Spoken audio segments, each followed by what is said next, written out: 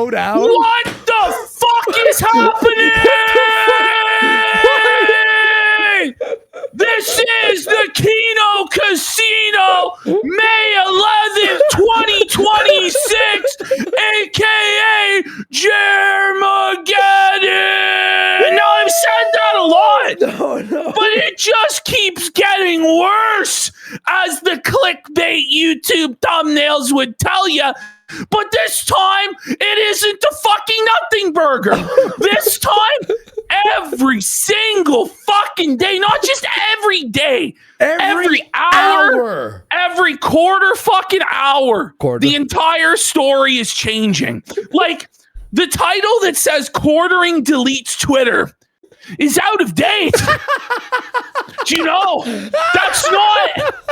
It's not the biggest happening that fucking happened. That's like low. In the last 24 hours. Like, it's yesterday's news, you know? Like, today's news is yesterday's fucking news. Like, there's news going on right now. We extended the intro. We extended the intro with because I had to get all of these DMs that Sydney Watson dropped on Jeremy Hambley.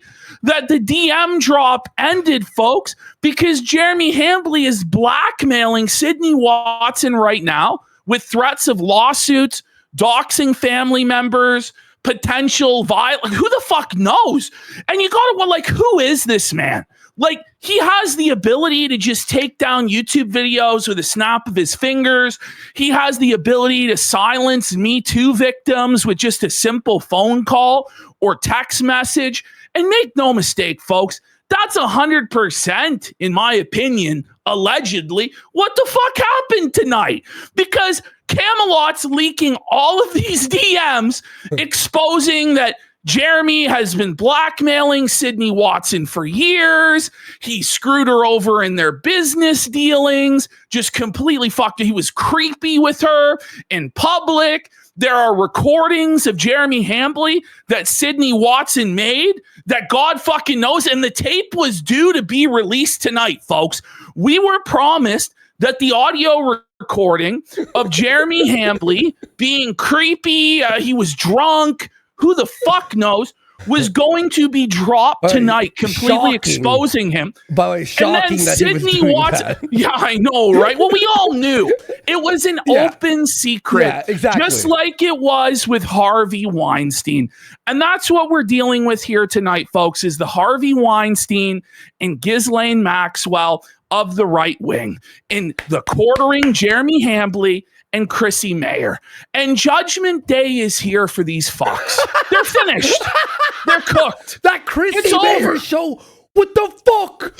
CHRISSIE. How do you fumble? Like, just go, I fucked up, I lied, I was panicking, fuck those guys. Because she had a job lined up with the quartering, and quartering has announced today, guys, Hannah Claire Brimelow's done.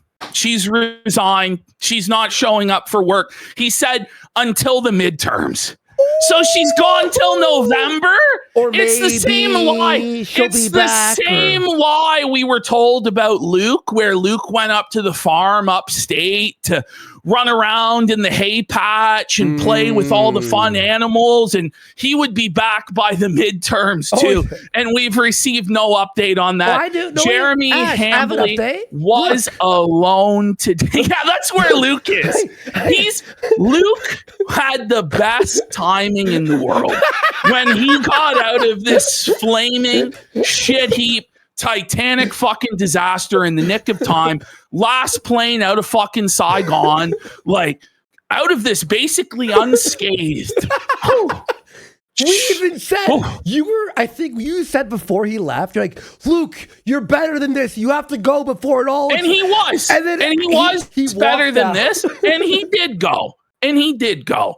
Hannah Claire's out of there. I don't think we're seeing her again. No. Melanie Mack, conspicuous by her absence today.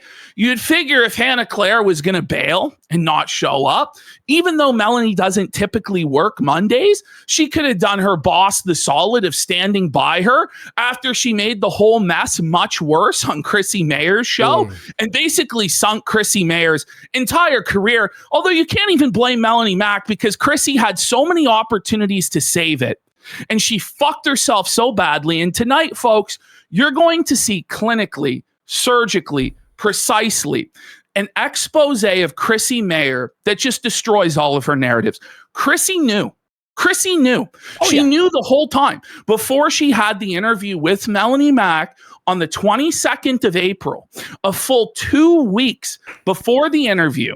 She was on a live stream, a public live stream with Nina Infinity and this ebony gentleman. Okay. And on this live stream, it was revealed to her the entire situation with the quartering. Basically all of it. Literally. And not only, and it's all public. The live stream is still available. I'm going to show everybody the live stream. I'm going to show you the clips of the situation being explained to Chrissy Mayer. And then I'm going to show you Nina Infinity practically in tears as she explains to Camelot how Chrissy lied and lied and lied to her and fucked her over. And she lied to Brittany Venti. She lied about Brittany Venti. And she's lied to multiple creators in DMs. Creators that she works with on a regular basis. By the way, we won't name names. No. They're free to come forward and expose the truth. But Chrissy lied to multiple panelists on Friday Night Tights about the situation. And Camelot exposed the whole fucking thing. He says in the DMs, Chrissy Mayer admitted that she knew about the whole controversy with Melanie Mack. She knew about the whole thing beforehand, and she did it and played dumb for money. Woo! She wanted the money. She wanted the clout. And now we know that she was sweeping probably because Hannah Claire Brimelow put in her 2 weeks notice just a few weeks ago. And the job was coming up to be on the quarter cast, to be paid $500 a show for a couple of hours of sitting there and telling Jeremy he's so sexy and nodding her fucking head. And she wanted that position. And it looks like she's going to get that position based on what Jeremy Hambley is saying on his show today. The whole conspiracy is being blown wide open. Beyond. The developments just continue. Folks, I thought the headline today, when we first started prepping this show over the weekend, the big headline is Jeremy Hambley banned from the Renaissance Fair. Whoa, buddy. That was Jeremy Saturday morning. Hambley banned from the Renaissance Fair, which is a crazy development. A crazy show, by the way. Any other day, that would be the main event. The greatest top show ever. headline.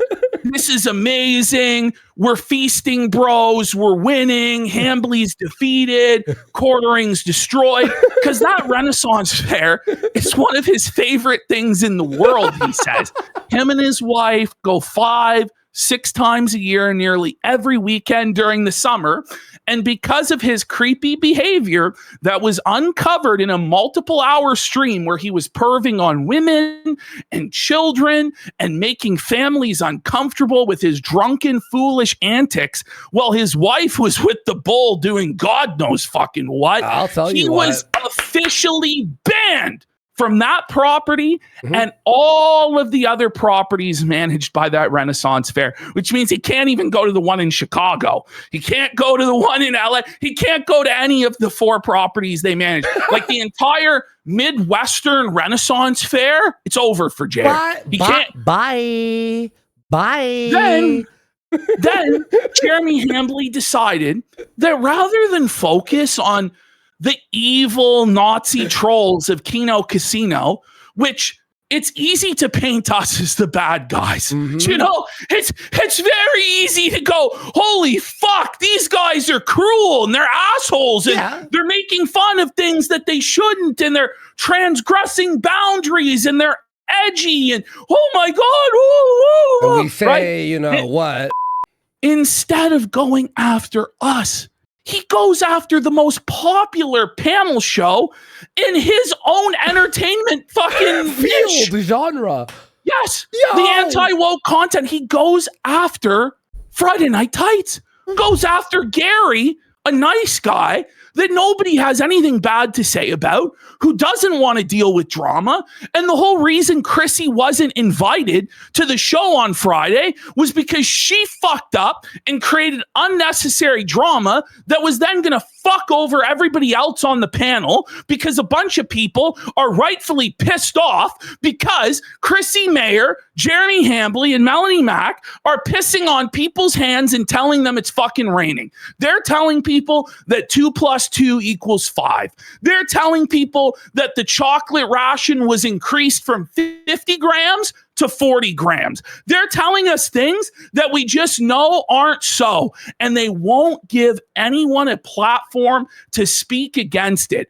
Anyone who speaks against it is banned, gaslit, fucking wrote off as a woke leftist troll. Wait, Ash. Like, this shit is why weren't crazy. you allowed on her show? Why weren't you allowed on CHRISSIE's show?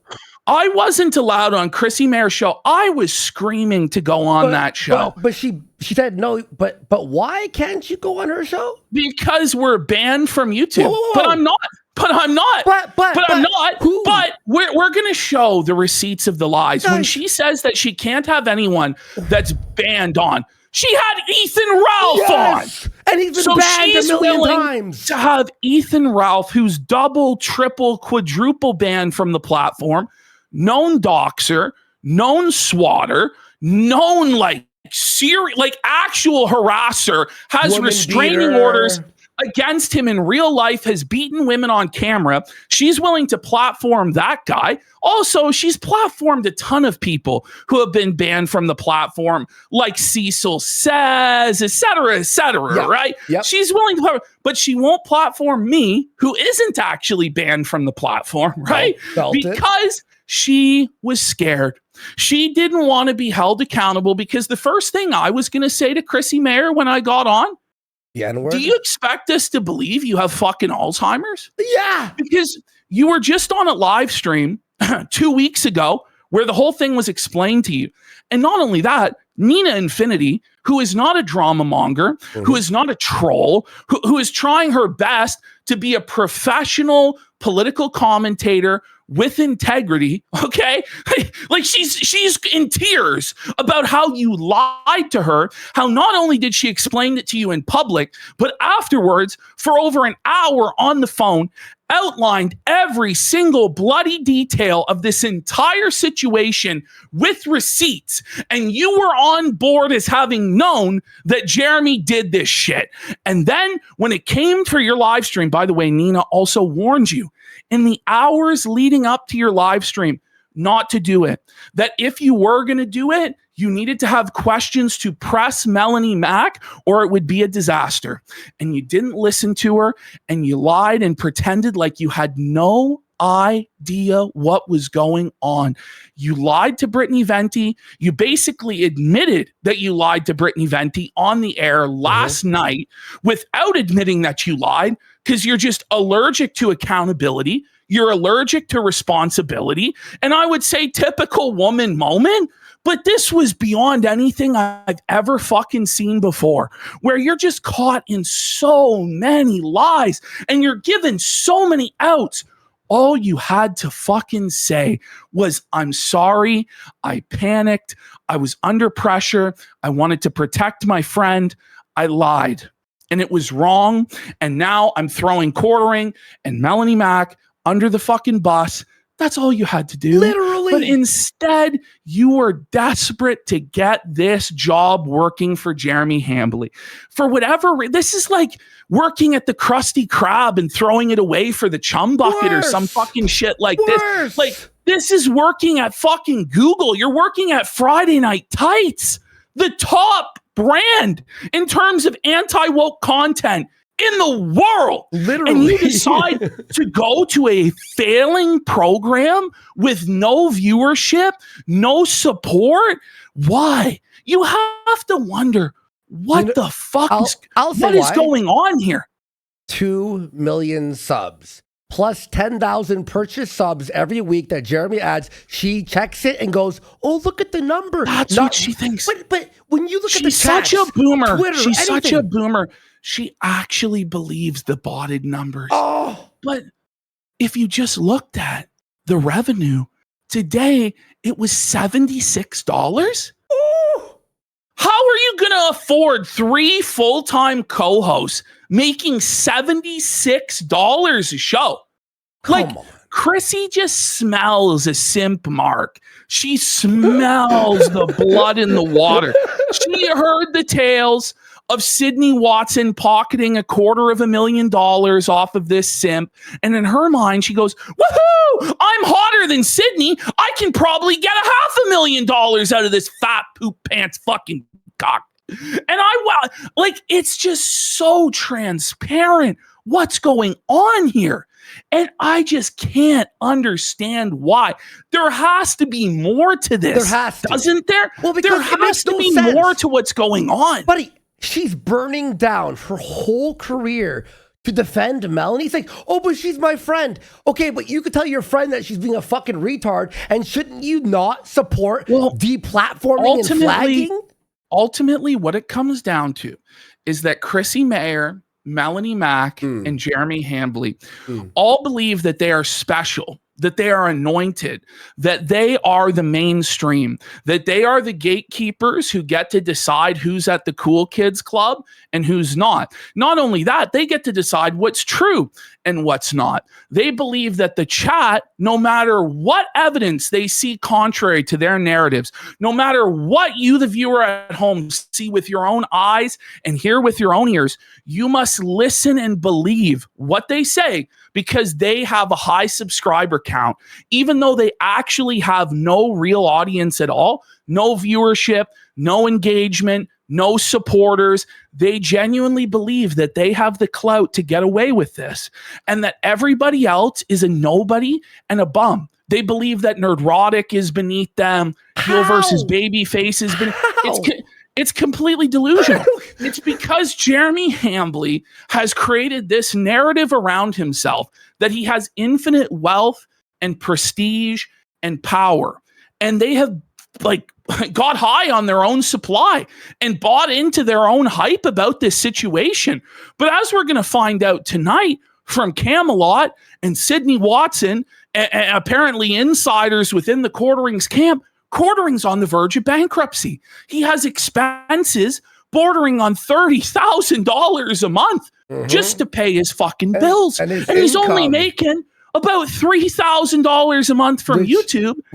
All of his money is in Hawk with Rumble. That's why there's $900,000 in his Rumble account, because all of his YouTube revenue, according to these sources, goes directly to Rumble.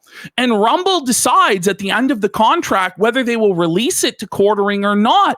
So right now, this guy's got $1 million in cash sitting there for the next 6 weeks, and that's until why this contract ends. He has to keep streaming he to has to hopefully have it released every single day and please the bosses at Rumble, apparently. Otherwise, he's not going to get that $1 million. Otherwise, he's not going to get the last year, 2 years, who knows how many years worth of revenue from YouTube. By the way, I don't know. Jeremy Hambly could come out and clear this stuff up. He could clear up the situation with Sydney Watson. He could clear up the situation with Rumble, allegedly, that's going on. He could clear up what's actually gone on with the gay op that he tried to do, framing people for flagging down his channel when he was actually drunkenly deleting videos. But he refuses to answer to any of this stuff because he genuinely believes that he's above it. That all of your concerns, the viewer at home's concerns, all of his peers and the content creation community's concerns, they're beneath him. And he doesn't have to answer. And Chrissy Mayer doesn't have to answer. And Melanie Mack doesn't have to answer, as they all rely on you to pay their fucking bills. I don't know where they believe that the audience is in service to them and not them in service to the audience. You're actually supposed to entertain and inform your audience. You're not the audience is to below gaslight. quartering. He's below quartering. You're not supposed to gaslight your audience and piss in their fucking mouths and tell them it's sweet tea. Like, this is just crazy. No, this is what they genuinely believe. Jer feels like he can. By the way, I was saying earlier that I called it because you were like, is he making 20K a month on YouTube? I did the math. I said generously 4,000 a month. So when we hear 3,000 a month, it fucking makes perfect sense. And how Jer doesn't look at these numbers and go, it's over. Apparently, it's over. I got to end this. Mortgage alone is $10,000 a month. How? That's what apparently his mortgage is alone. How? He built this house in the middle of nowhere in rural Wisconsin during COVID, when the building materials are super, super expensive.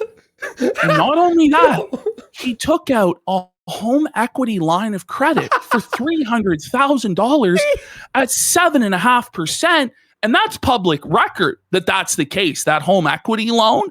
So he's got 2 mortgages on that fucking property. He's got a property tax bill of 10 grand a year or more, which he told us all was the fucking case.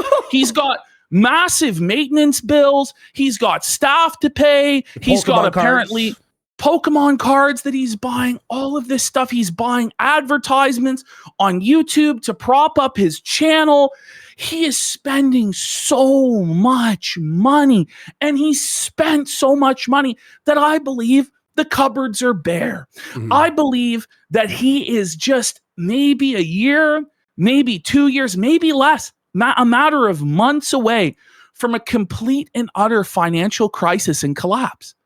And so I imagine that's why he's acting the way that he's acting, so panicked, so irrational, so crazy. Because the truth is, had he done nothing from the beginning when we were calling him a poop pants and a cuck, he would be okay. This wouldn't be happening to him. We wouldn't be as popular as we are right now. We've never had 15,000 live viewers ever. Literally. Ever. And the number just keeps going up. And then our minimum, even like at 3 a.m, it's still like 9K at 3 a.m. Eastern. He may not have been okay, but he might have been able to hold off this collapse for longer. But right now, the walls are completely closing in. And he refuses to communicate honestly about any of this stuff and has for over a month. And at what point will he actually get serious and start responding to this stuff?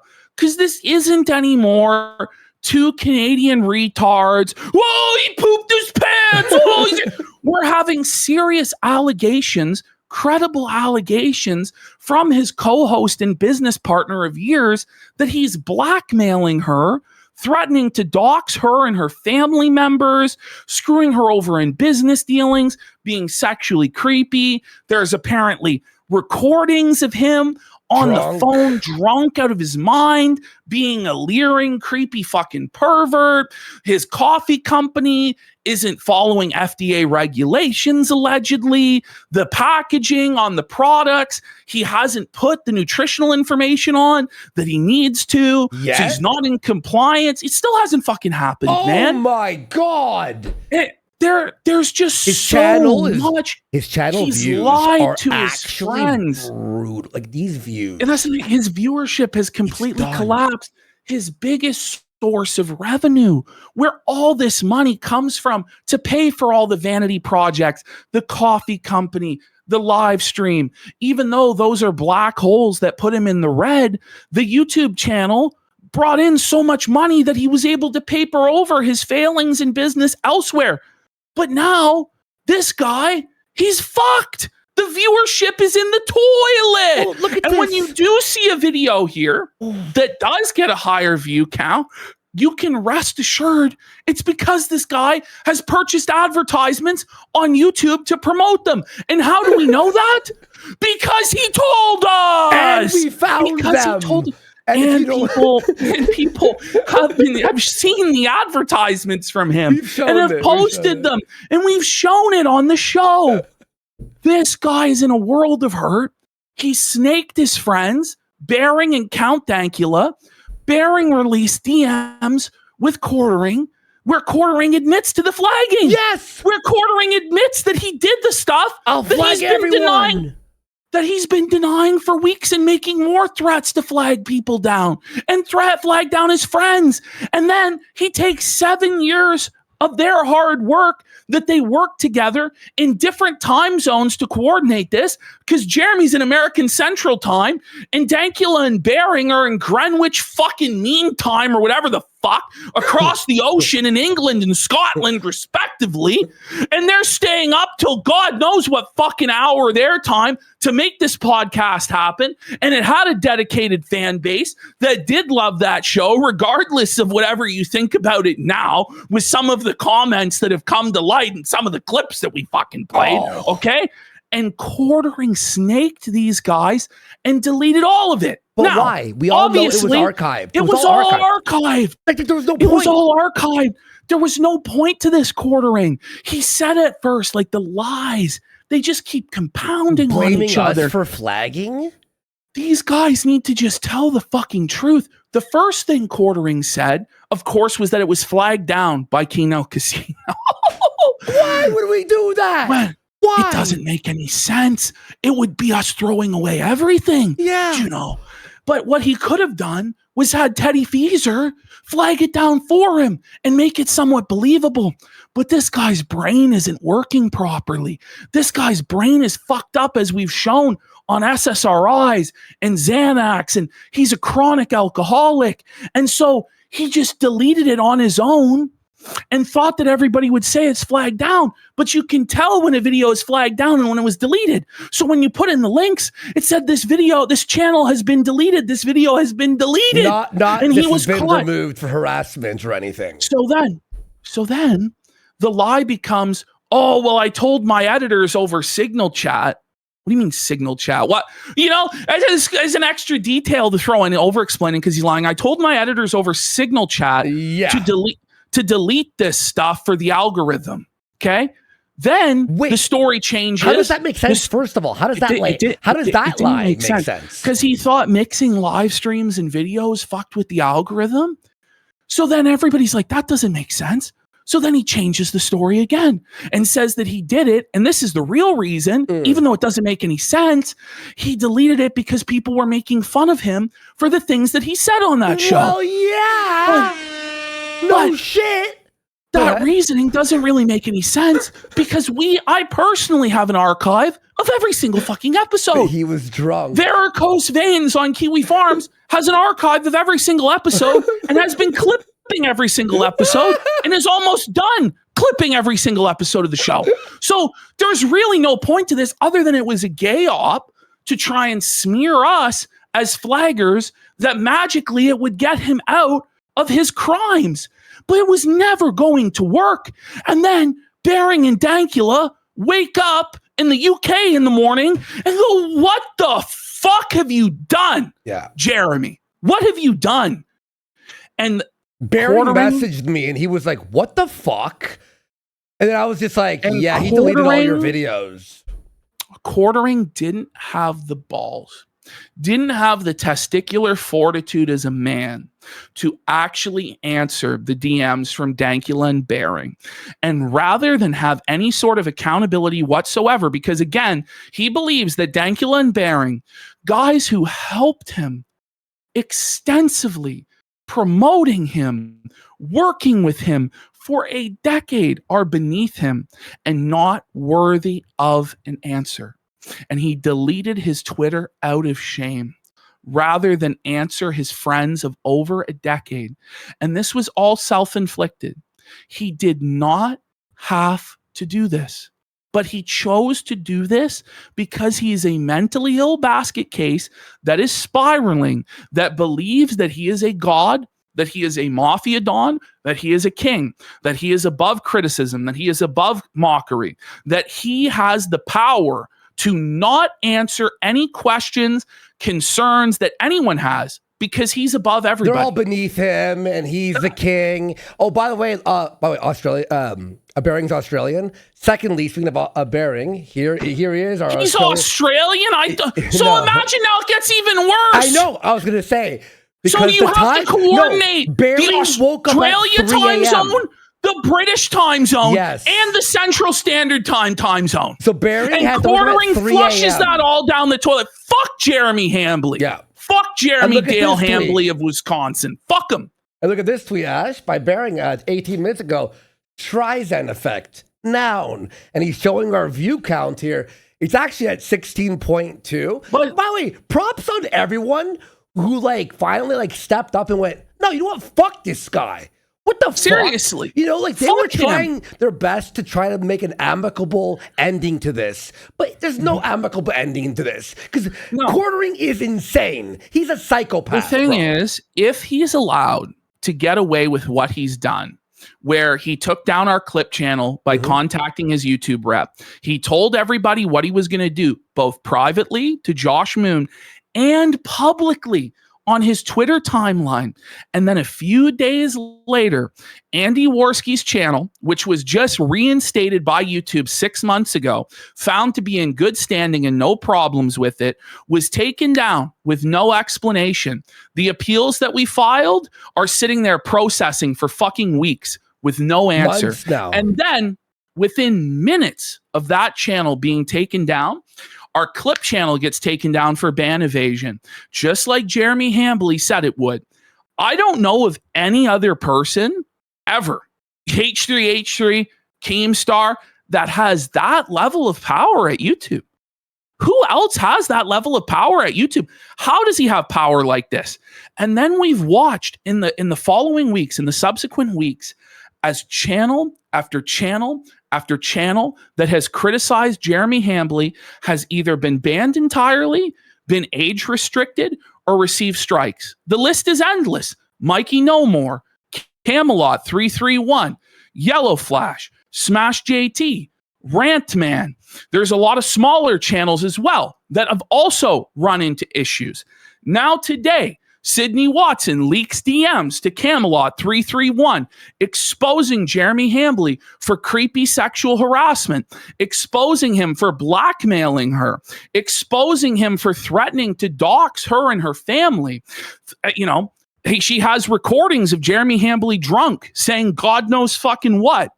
And in the middle of this being released, suddenly Sydney Watson joins a phone call with Camelot and starts recanting a lot of these accusations. She said that Jeremy Hambly's coffee was drop shipped in the DMs to Camelot. Suddenly, she's retracting that publicly on the air.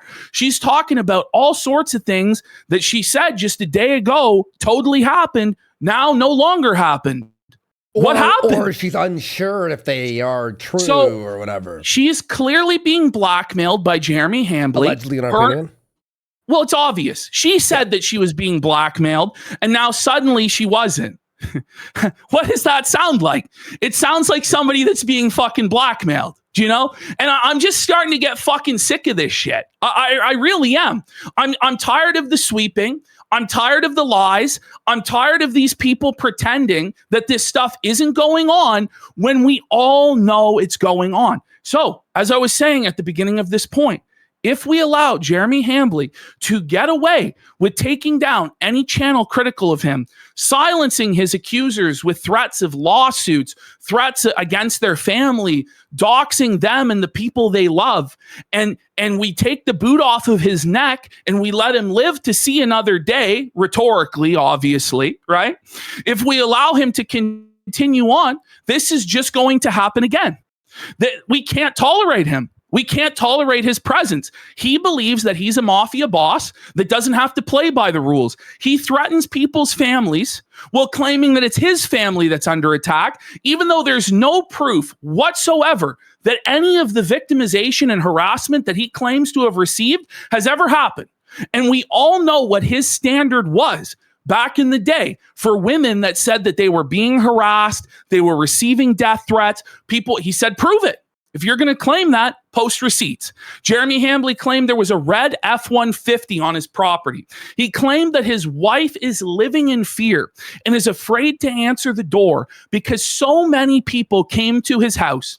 He has admitted to having Ring cameras on his property. He's admitted to having trail cams, and yet he has not produced one single shred of evidence that any of this is the case. Okay? And meanwhile, he's deprived our editor of his livelihood. He's blackmailing Sydney Watson. He's basically threatening all sorts of content creators with this chilling effect that if they speak out against him, they will be deplatformed. And it's unacceptable behavior. And Jeremy Hambly needs to let's be real. He needs to apologize, a groveling, crying apology. Oh, yeah. We all know he doesn't mean it, right? We all know that he genuinely doesn't want to take accountability for his actions, doesn't want to be held responsible. But this is about humiliation. It is. This is about dressed like a cow. He has to be dressed like a cow, a cow costume, and say that he's a cock. That he's a soy-filled bitch and a cuck that tried to deplatform and blackmail others into not criticizing him. Okay?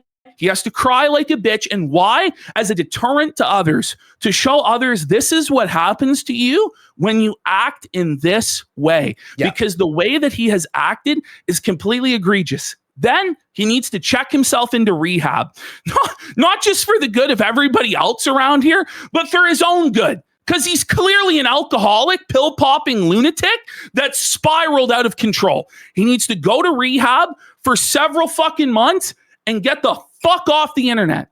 And then when he comes back, he can try and pick up the pieces and rebuild. And I don't think that that's a crazy thing to ask for. That's what has to happen. At this point, we are not going to get our clip channel back, most likely. Let's be real. We're probably not going to get that rectified. Now, we do have an update that's kind of hopeful on it tonight. I have to. So if I may just shout this out on the chat here, our clip editor here, Kino Casino Clips on Twitter, tweeted this out, and YouTube actually replied here. So if you can click that link, retweet, and at Team YouTube in this thread, and it will help make some more noise, because now they're actually finally doing a full-blown investigation into this situation. The more eyes on this, the more people at teaming YouTube and all that stuff, the more chances that they'll see, oh shit, people are obviously upset about this, something went wrong, because obviously it's bullshit. This is complete fucking bullshit. I hate it. Absolutely is. By the way, him replying to Flaked, going, well, if they didn't, they should. We're going to get into a actually rattled chronological timeline of events for you guys. We're going to walk you guys through everything that's happened with Jeremy Hambly up until 8:30 p.m. Eastern tonight. The reason we were 5 minutes late is because I was getting the Sydney Watson DMs. And by the way, Candace Owens is now speaking out against the quartering, saying that she's going to be looking into the flagging controversy and potentially covering it on her show. And Jeremy, buddy, you should have just let us make fun of you, bro, because it's gotten so much bigger than we could ever make it. We were getting 4,000, 5,000 live viewers a show. Tonight, there is 17,000 live viewers on this program in the first hour of the program. And it's not just us. It's so many people, so much bigger than us, so much more respected than us, people that are serious, people that are respected and credible, are saying the exact same things we're saying. It can't just be written off as this is the word of deranged trolls. This is the words of bullies and cyber stalkers and harassers, which was always bullshit to begin with anyway. We're a drama comedy show. Just like how Jeremy Hambly for years profited off of drama whether it was Jack Murphy's drama, whether it was Brie Larson's drama, whether it was videos on Brie Larson, whether it was brigading and harassing small creators into submission. And, you know, he cries about brigading and people come into the chat and make fun of him. But I could pull up right now 24 examples where he was begging people to go brigade on his own behalf back in the day. So what's good for the goose is good for the gander, you fucking piece of shit. The things that he has done to other people are now happening to him.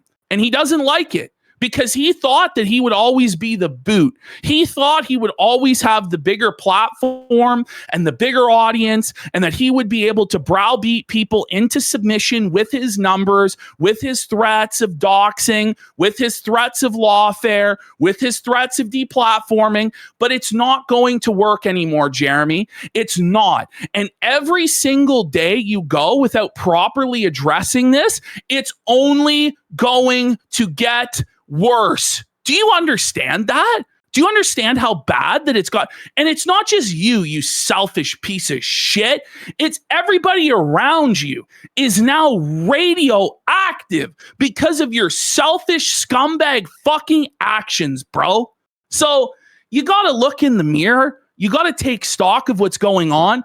I know that you think everybody's beneath you and you're this multimillionaire king, but your entire castle is nothing but a house of cards, buddy. And 2 retarded fucking Canadians, one who showed his fucking asshole, one who snorted lines of coke for fucking years and did all sorts of crazy fucking shit and blew up his whole fucking life. Amen. You chose us as the form of your destroyer. You know that? You chose us to be the ones who destroyed you. And that's going to be the saddest thing of all, buddy. Your whole legacy brought down by 2 fucking clowns. 2 jesters. Two as June bozos. the King said. He goes, they are 2 online jesters who make fun of people. It's like, that couldn't be any more karmic. This is justice, Jeremy.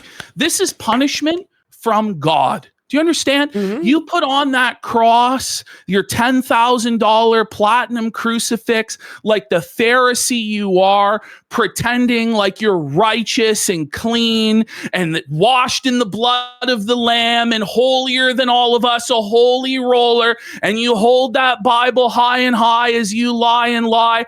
But the truth is not in you. The truth is on your Twitter timeline where cuckold porn was revealed for all and sundry to see. The truth was in your best friend, Adam Seller, the Bull's Reddit history, where it was revealed that he is an active bull in the Wisconsin swinging community, in multiple communities, hooking up with people in real life, your best friend of over 10 years, who is constantly over at your house. We exposed it all on live stream. We exposed his criminal history, his history of abuse with women. You bring this guy around your wife, and not only that, but after it was all exposed, after there was no plausible deniability, after you admitted to Josh Moon in DMs that it was all true, all of it about your bull, you still invited him over to your house to play darts. Like a week you were later. A cuck. You creep on women. You're a pervert. Your behavior at the Renaissance Fair was disgusting. You were banned from the Renaissance Fair for a reason. You're a supposedly married man, but you talk about how you desire a younger woman than your wife. You talk about how your wife's pussy stinks to other men. You talk about how your wife walks in on you masturbating to other women. You constantly flirt with other women on your live stream. You revealed that you drank another woman's breast milk, your work wife's breast milk, on the air. That's something that you told everybody. And you said to the world that your wife was upset. I am not going to be lectured about Christianity and morality by these people. And I'm not going to take this lecture from CHRISSIE Mayer, who blasphemes the Virgin Mary in her cover picture on her Twitter, showing herself as the Virgin Mary and talking about how she's a new Catholic convert. You went through RCIA. You should know better than to depict yourself as the Virgin Mary. And you should know better than to platform porn stars. And you should know better than to take the name of our Lord Jesus Christ in vain, the King of Kings and Lord of Lords, and say that Jesus Christ would endorse deplatforming? Really? And then on your show last night, you lied and you never said that?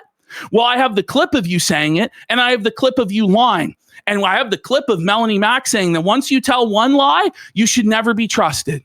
So what are you going to do about that, CHRISSIE Mayer? What are you going to do about that? I have you on tape being told all of the things that you said you had no idea about. And these people want to lecture us about Christianity and morality and what we can do in our bedrooms, whether we're able to masturbate or not, as Jeremy Hambley masturbates to cuck porn in public. This is what's going on, and it's going to have to stop. We're tired of this shit. People on the right wing are tired of these shameless, cynical, pathetic grifters who can't even be bothered to keep up a front of righteousness. They're just publicly degenerates with one hand, and in the other hand, they hold up the Bible. Enough is enough. Fuck off. Stop using my religion, the religion of 2 billion people worldwide, as a shield. Stop it. Just because you claim the name of Jesus Christ doesn't mean you're a Christian. Our Lord said there will be many who come to me on the day of the final judgment and say, Lord, Lord. And you know what Jesus will say to people like you, CHRISSIE Mayer, Jeremy Hambley, and Melanie Mack? Depart from me, ye workers of iniquity. I never knew you. We don't claim you. Fuck off. Let's get into the show. Okay, by the way, everyone, sub to the locals. Our in the chat there. It's kinocasino clips.locals.com. And that helps support our editor. He's posting videos on Rumble, which people are downloading and posting on YouTube. So if you want to help him after Jeremy stole his family's money, by the way, baby, he's got a baby. Mm-hmm. And this motherfucker, mind you, CHRISSIE Mayer will hide behind her baby as her excuse. And Hannah Claire, her baby is her excuse, and all this stuff. And Jeremy will hide behind his family, but he deprived a family man with a newborn child of his ability to provide. Okay? So when they say all this bullshit, you're going after my family, you're going after my family, just understand what they did to our editor's family.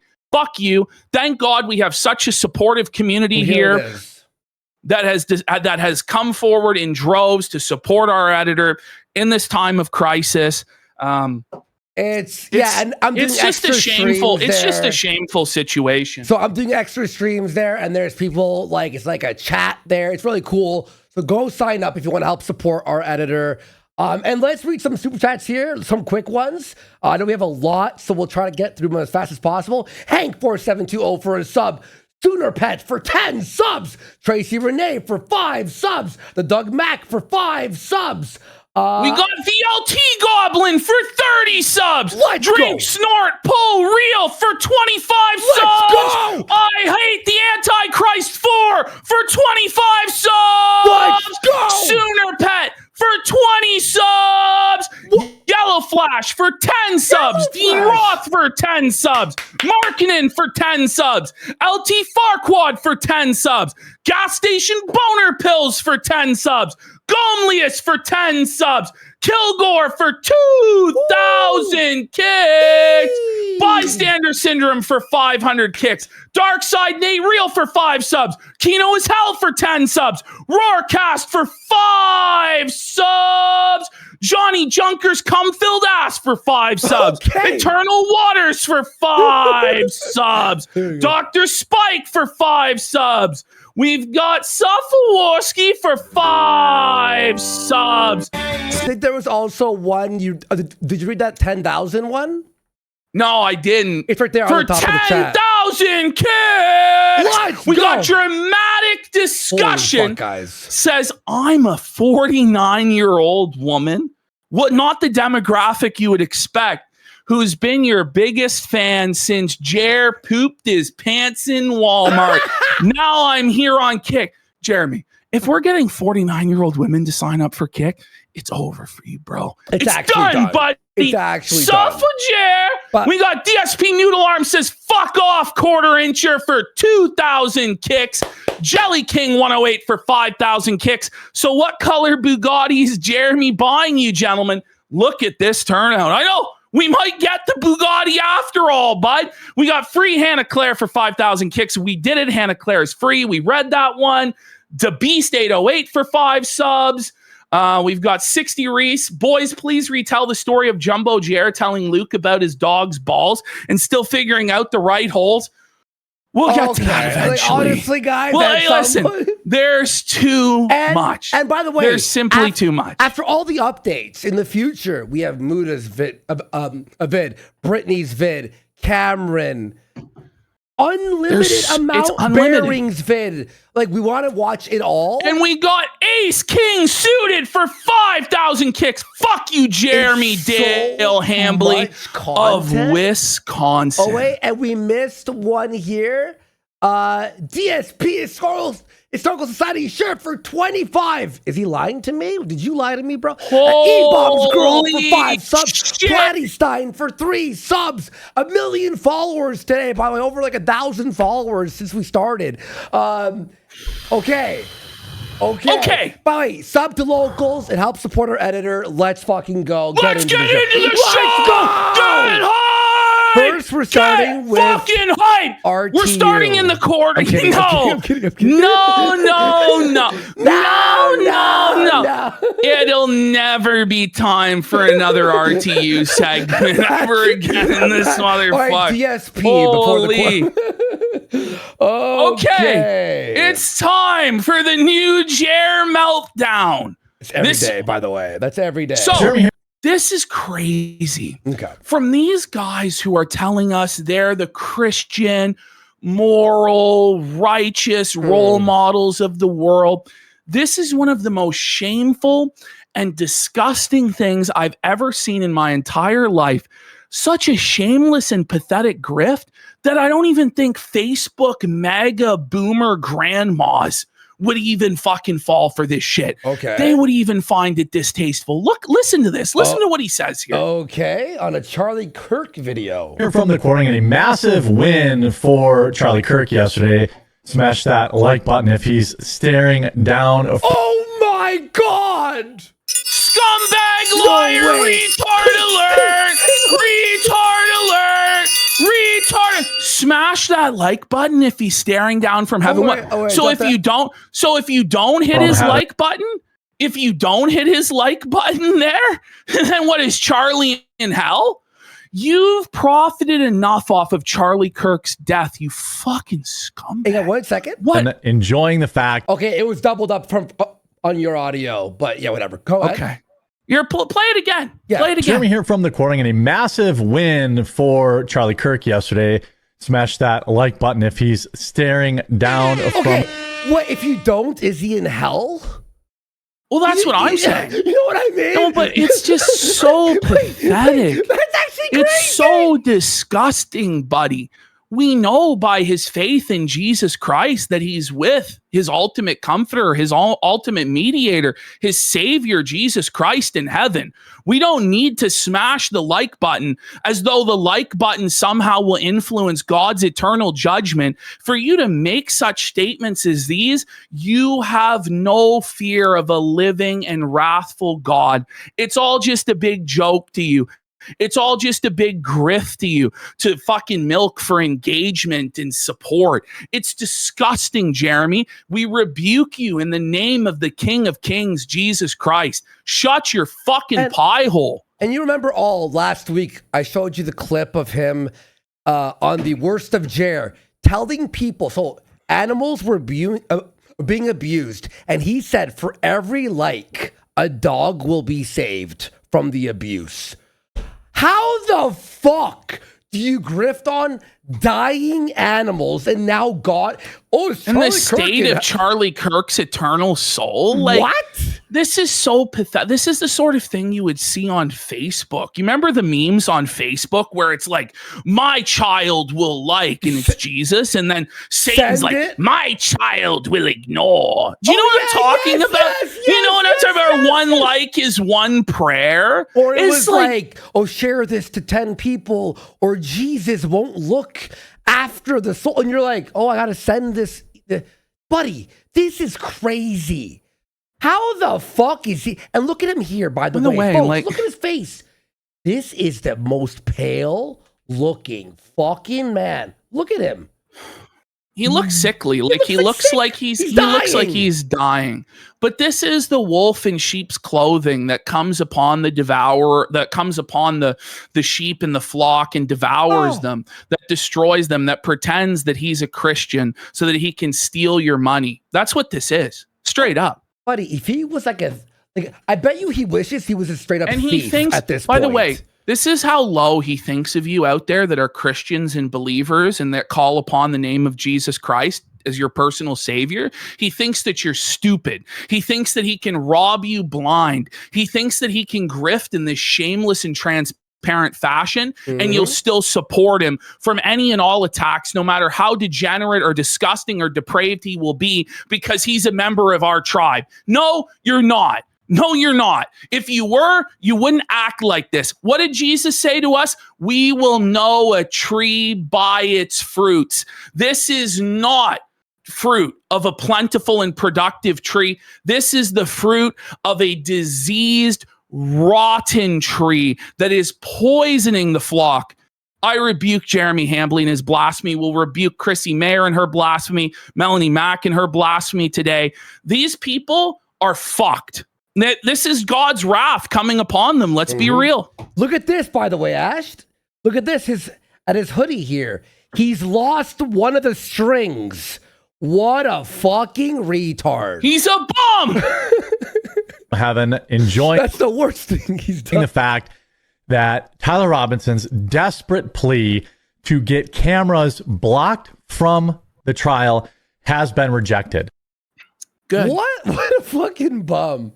He's okay. bum. So I just wanted to show that right off the bat, just to show people what we're dealing with when they cower behind the name of Jesus for their crimes.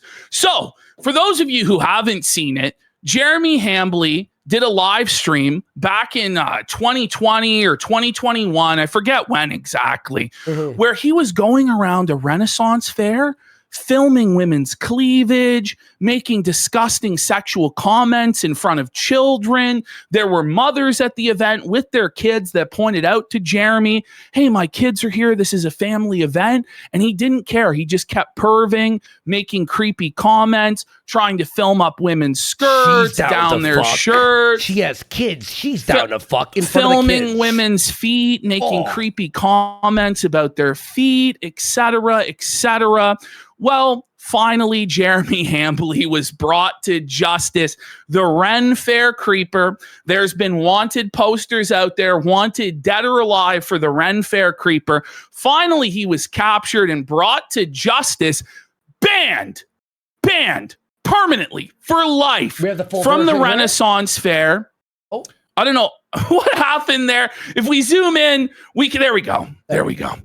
Jeremy Hambley has been permanently banned from entering the Bristol Renaissance Fair and or any Renaissance entertainment productions venue in any capacity. And they basically run all of the Renaissance fairs throughout the entire Midwest, like the one in Chicago, he's banned from as well. So he's now going to have to fly if he wants to go to any sort of Ren Fair of any sort of quality. And that's what he deserves. And this is one of his favorite things to do, by the way. This is something he does with his wife every single year. And he now has to explain to his wife why he isn't allowed to go with her to the Renaissance Fair, because they've put up a picture of his face at the front gate that says to the security guards, do not allow this man to enter. He is a sexual pervert. Okay? That's what Jeremy Hambley has reaped from his sowing. That's the fruit of Jeremy Hambley's rotten spiritual tree. And he gets what he fucking deserves. Doesn't it suck to get banned from something, Jer? Doesn't it suck to have something that you really enjoyed taken away from you? I made one joke. This may be the first thing taken away, but I assure you it won't be the last. And unless you change your ways, Jeremy Hambly, your eternal soul will be ripped from you and cast straight into the lake of fire where the flame is never quenched and the worm never dies. Everlasting punishment and suffering awaits you unless you go to rehab and fix your life. Buddy, so he's going to be in hell. Let's be fucking real. Okay, here we go. So YouTube has responded to our editor's tweet. Flaked put out nearly 1 month since the clip channel was taken down. And I still get this when I check YouTube Studio. Anyone else have to wait this long when requesting a review? It usually takes 2 business days. You see there in the appeal. By the way, what's up with YouTube's corpo slop art? Is that not a cock and balls? Look at it. Wait, that's actually a dick and balls. Is that not actually just a cock and balls? Like, holy, they're really showing us what they think of us, right, folks? But seriously, like there's something rotten in the state of Denmark. There's something that doesn't add up here, folks. Why has this appeal been frozen in limbo for a month? One update. Look, they removed the arrows from Google Drive. I know. What the fuck? Made my job Google 2 is times harder. Okay, here we go. Garbage. It's Jared's fault. It's QUITS's fault. YouTube said our team is taking a closer look to ensure we provide the best resolution. Thank you for your patience while we finish our review. So QUITSering, realizing that he may lose everything because at this point he's destroyed his entire career to simply take down a YouTube clip channel of somebody making fun of him, okay? And if that gets restored, I think it may be the day of the rope max for old Jer, sadly. But he then comes in, please, baby Jesus, unban them. Surely the wrongful, unending harassment will stop after. They were not banned for harassment. It was ban evasion, so maybe YouTube was wrong. So basically what he's doing here is he's threatening once again that if we do get the channel reinstated, he'll then be flagging us for harassment. Is it harassment to rebuke a so-called Christian brother that's sinning against you and is clearly in the wrong?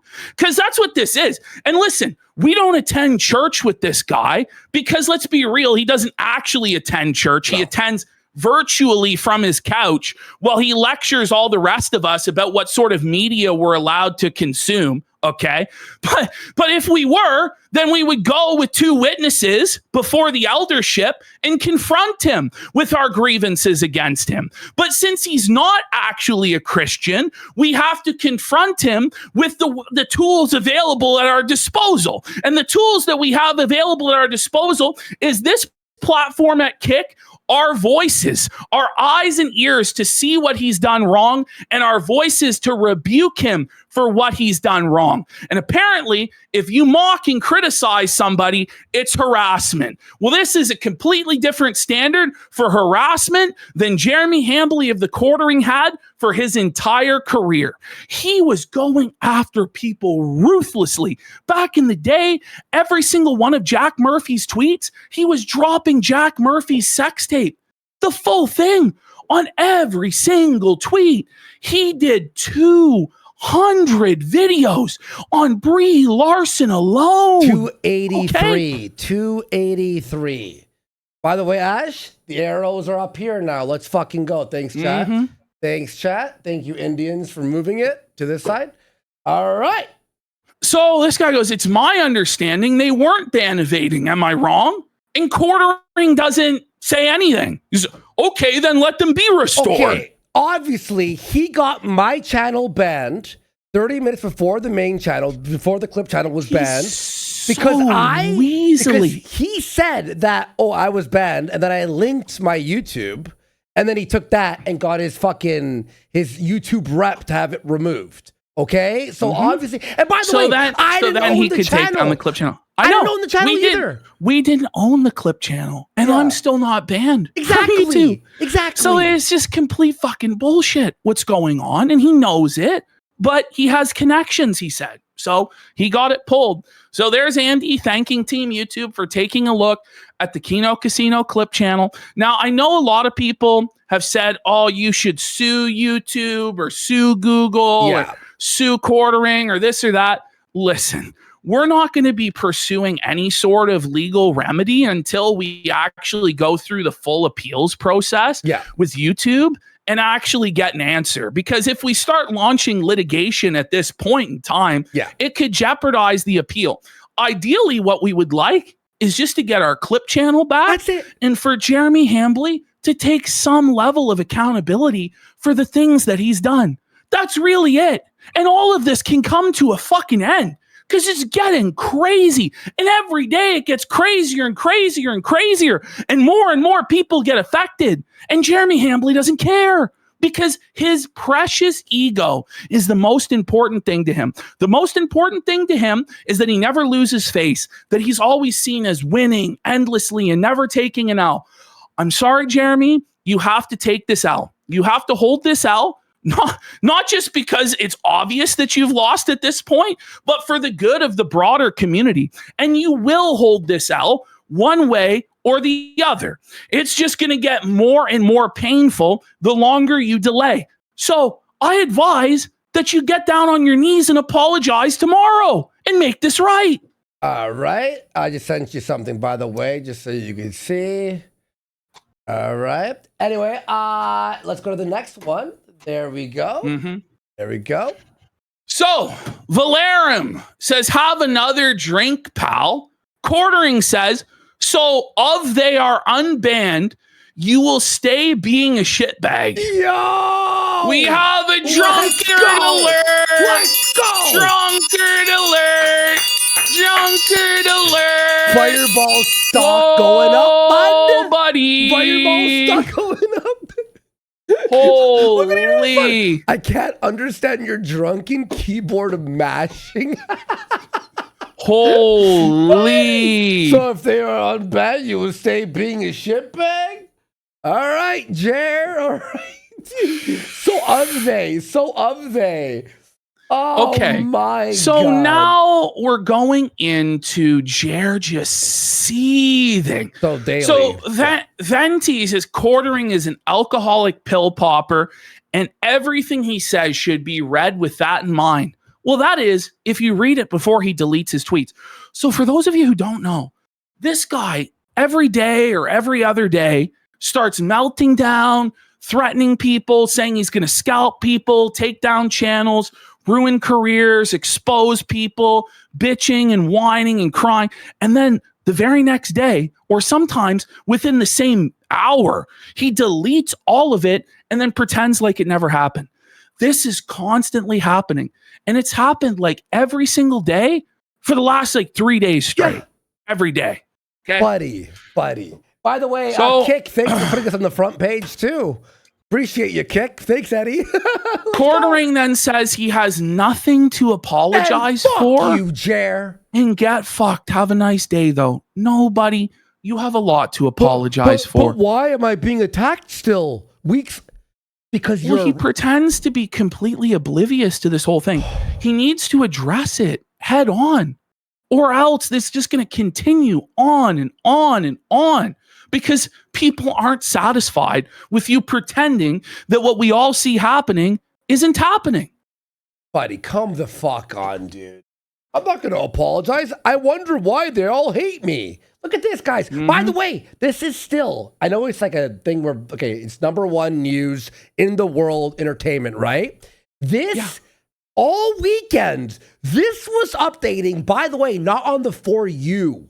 On the entertainment worldwide, it was Quarry, Melanie Mac, Chrissy Mayer, da-da-da. He is now trending worldwide #1 or #2. He was beating I Show Speed, Ash. Quartering stuff was beating I Show Speed's final stream in Jamaica by But 4 times the amount I'm of sure tweets. it's all going to blow over by tomorrow, right? Oh, yeah. He told us that this would have all blown over by the 4th of May. And he called it a tempest in a teapot.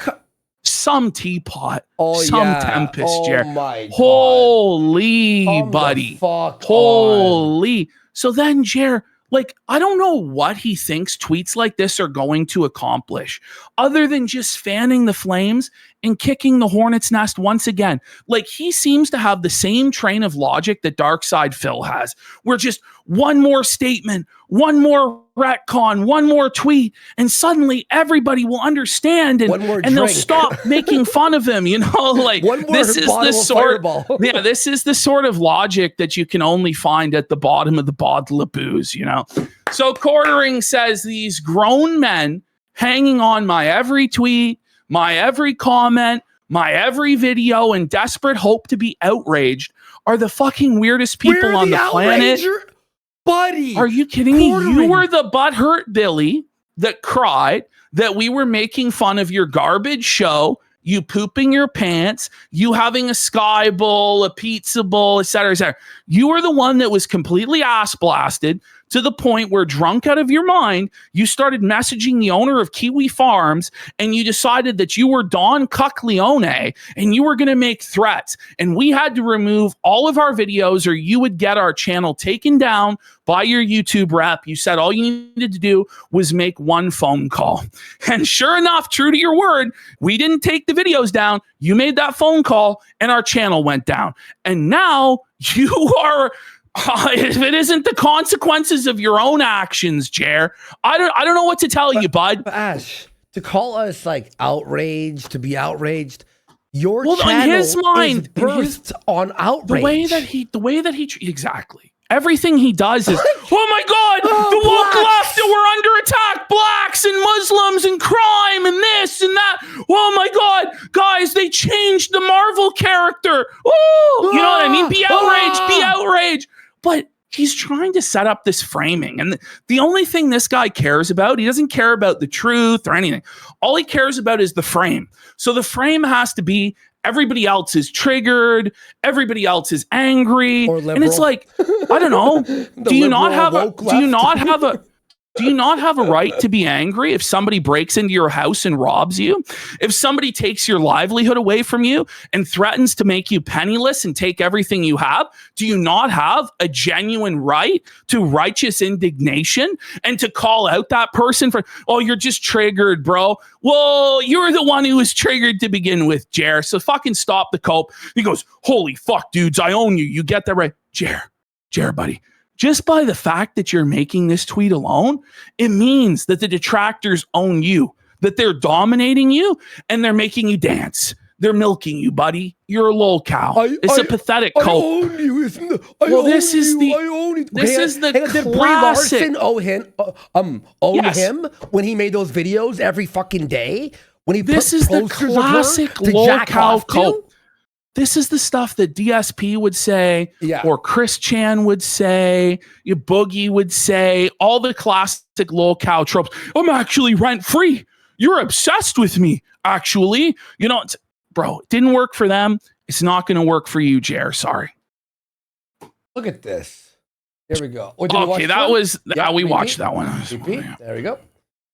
So, you know, this person is saying that Jeremy's addressed it, but he didn't explain what the oranges are for. And then Quartering says the oranges are for flavor. Now, mind you, Quartering has said that this is so serious, such a serious situation, that his wife lives in fear. But then he makes these jokey shit posts about it. Do you know what I mean? Yeah, exactly. And he promised he wouldn't kick the hornet's nest anymore, even though he said it was so fun to kick the hornet's nest, even though his wife was living in fear and blah, blah, blah, blah. But it's like he wants to create this illusion that he's unbothered, that he's chilling, that he's flourishing in his lane, when in reality, he's seething, melting down, shitting his pants, and making constant threats to other people to silence them. So if we go ahead, we'll see this comment that he's responding to. And then we'll go back. So he says, no, I don't think I will. And the Jolly here says there's no recovering from this. Just end it. You have enough pills and booze at your house to go quietly into the long night. End it, Jer. And Jer's like, no, I don't think I will, bish. Now, mind you, he highlights stuff like this, and I wouldn't even be surprised if he made that post himself in order to paint all of his critics this way. I'm being harassed. Look, I'm being threatened. Look. It's like, shut the fuck up. If you think we avow you dying, you're a retard. We want our channel back, and we hate you. Like, how? Exactly. You know what I mean? Like, what the fuck? Exactly. So here's Quartering's metrics, you know. He deleted 366 videos on Saturday night. Wait, is he buying subs for Jeremy Hambly again? Well, this is the Quartering channel, right? But these subscriber numbers and these viewer numbers are not organic whatsoever. No, this is a Jeremy Hambly channel because it's 269K. Is that so? On the Hambly channel, then he deleted 366 videos because he has two whatever million. So that's where he had all of these live streams set up. Yeah. So for whatever reason, he believes that he can delete all of these live streams and cover all of this stuff up. It's all already been archived, Jeremy. It's all already been archived, bro. He's using the generalizer against us, by the way. He's using the generalizer to find all the stupid shit he said. And there's that. And here we have Craig. I feel like I finally know what the oranges do. They apparently destroy careers. I love him. Side scroller to shout out, man. Love him. And then, you know, Quartering comes in on Camelot. Camelot says 1 hour ago, the Quartering released a video about Mark Hamill panic deleting posts, whilst the Quartering is actively panic deleting all his videos and posts. I have never seen a lack of self-awareness so severe. And then Quartering goes, brother, the sheer amount of time you think about me is fucking creepy. I'm not interested in you. So was it creepy when you made the hundreds of videos about Brie Larson then, bud? That's the thing, bro. Was it creepy when you did all the videos about AOC or Joe Biden or Jack Murphy or whoever? Like, stop you're it. A deep this is a platformer. This is a standard that he doesn't apply to anything else, right? Yeah. But suddenly when it's him, he cries and cries. But he did the #1 sin that all creators have agreed silently to not flag each other. Not only did he do that and break that, he called his YouTube rep. Okay? Fuck you, Jer. You deserve more, actually. More. It will never end. Okay. Let's continue, guys. Okay, so this is now where he decides to go after Friday Night Tights. Genius. If you watched our prior show about CHRISSIE Mayer, our Friday show, and what went down with her, the sweeping for Melanie Mack, pretending like she had no idea what was going on, you'll understand why this happened. But if you didn't, basically what happened is CHRISSIE Mayer knew right well what was going on with the Quartering. Nina Infinity had explained it to her publicly on a live stream 2 weeks prior and privately for, I believe, an hour after the stream, and had reached out to her in the hours before the stream and also informed her about the situation. But she went on with Melanie Mack anyway and pretended to not know anything about the situation, swept up any and all criticism, was answering super chats for Melanie Mack, and I believe at this point it was all an audition to join the Quartering and replace Hannah Claire Brimelow on the program because Hannah Claire Brimelow was on her way out.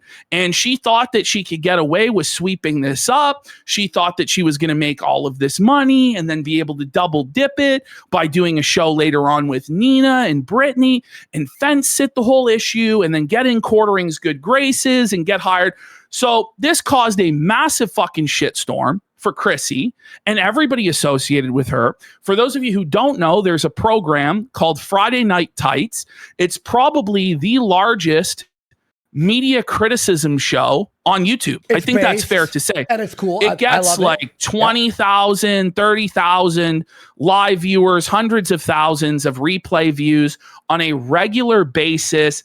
It features Nerdrotic. It features D-Day Cobra, Ryan Kinnell, Shattered. I mean, you can just read the list of names, or you might not be able to because they're all fucking pixelated and stuff.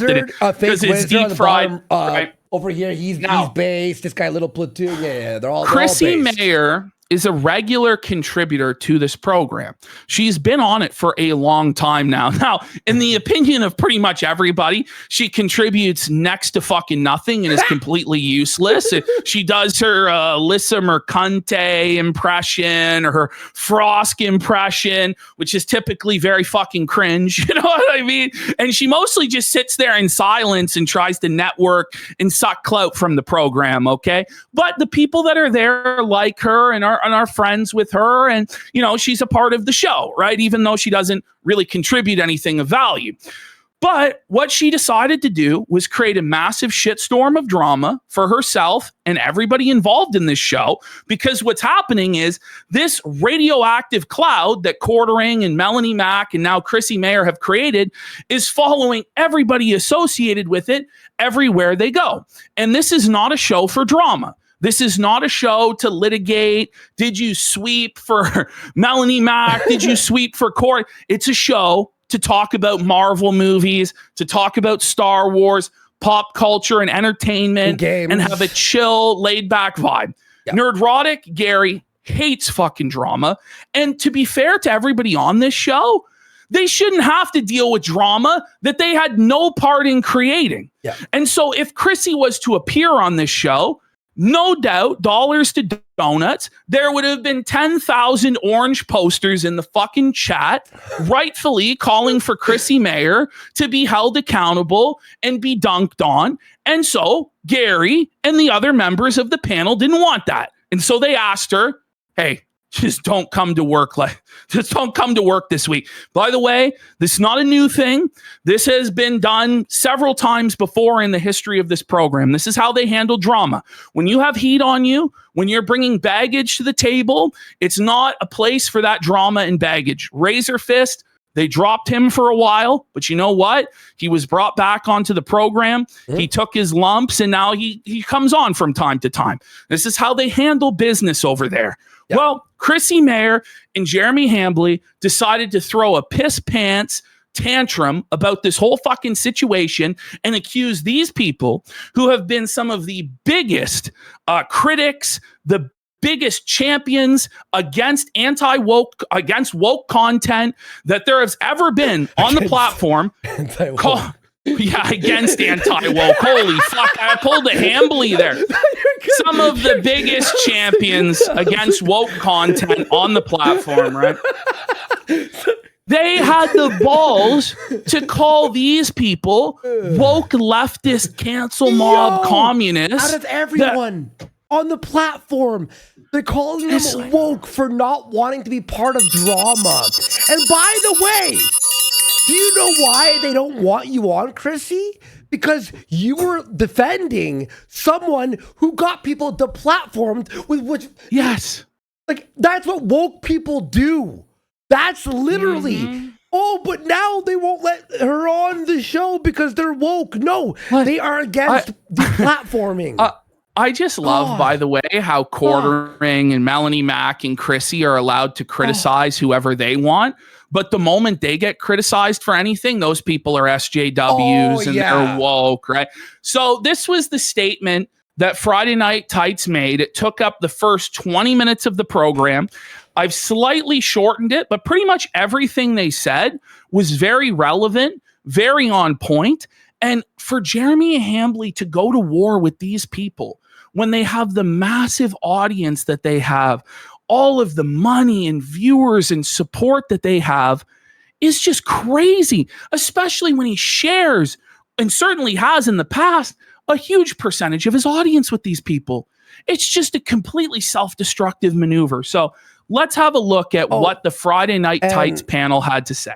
And remember, this all started, or it was bubbling up when QUITS shit-talked Good Jer and Nerdrotic, and I think someone else here. But anyway, this crew for like their views dropping, which was all bullshit, by the way, which is complete. Yeah, I mean, he lies. tried to say that the entire anti-woke space and everybody who was criticizing media, their views were down, their money was down, and it was dying.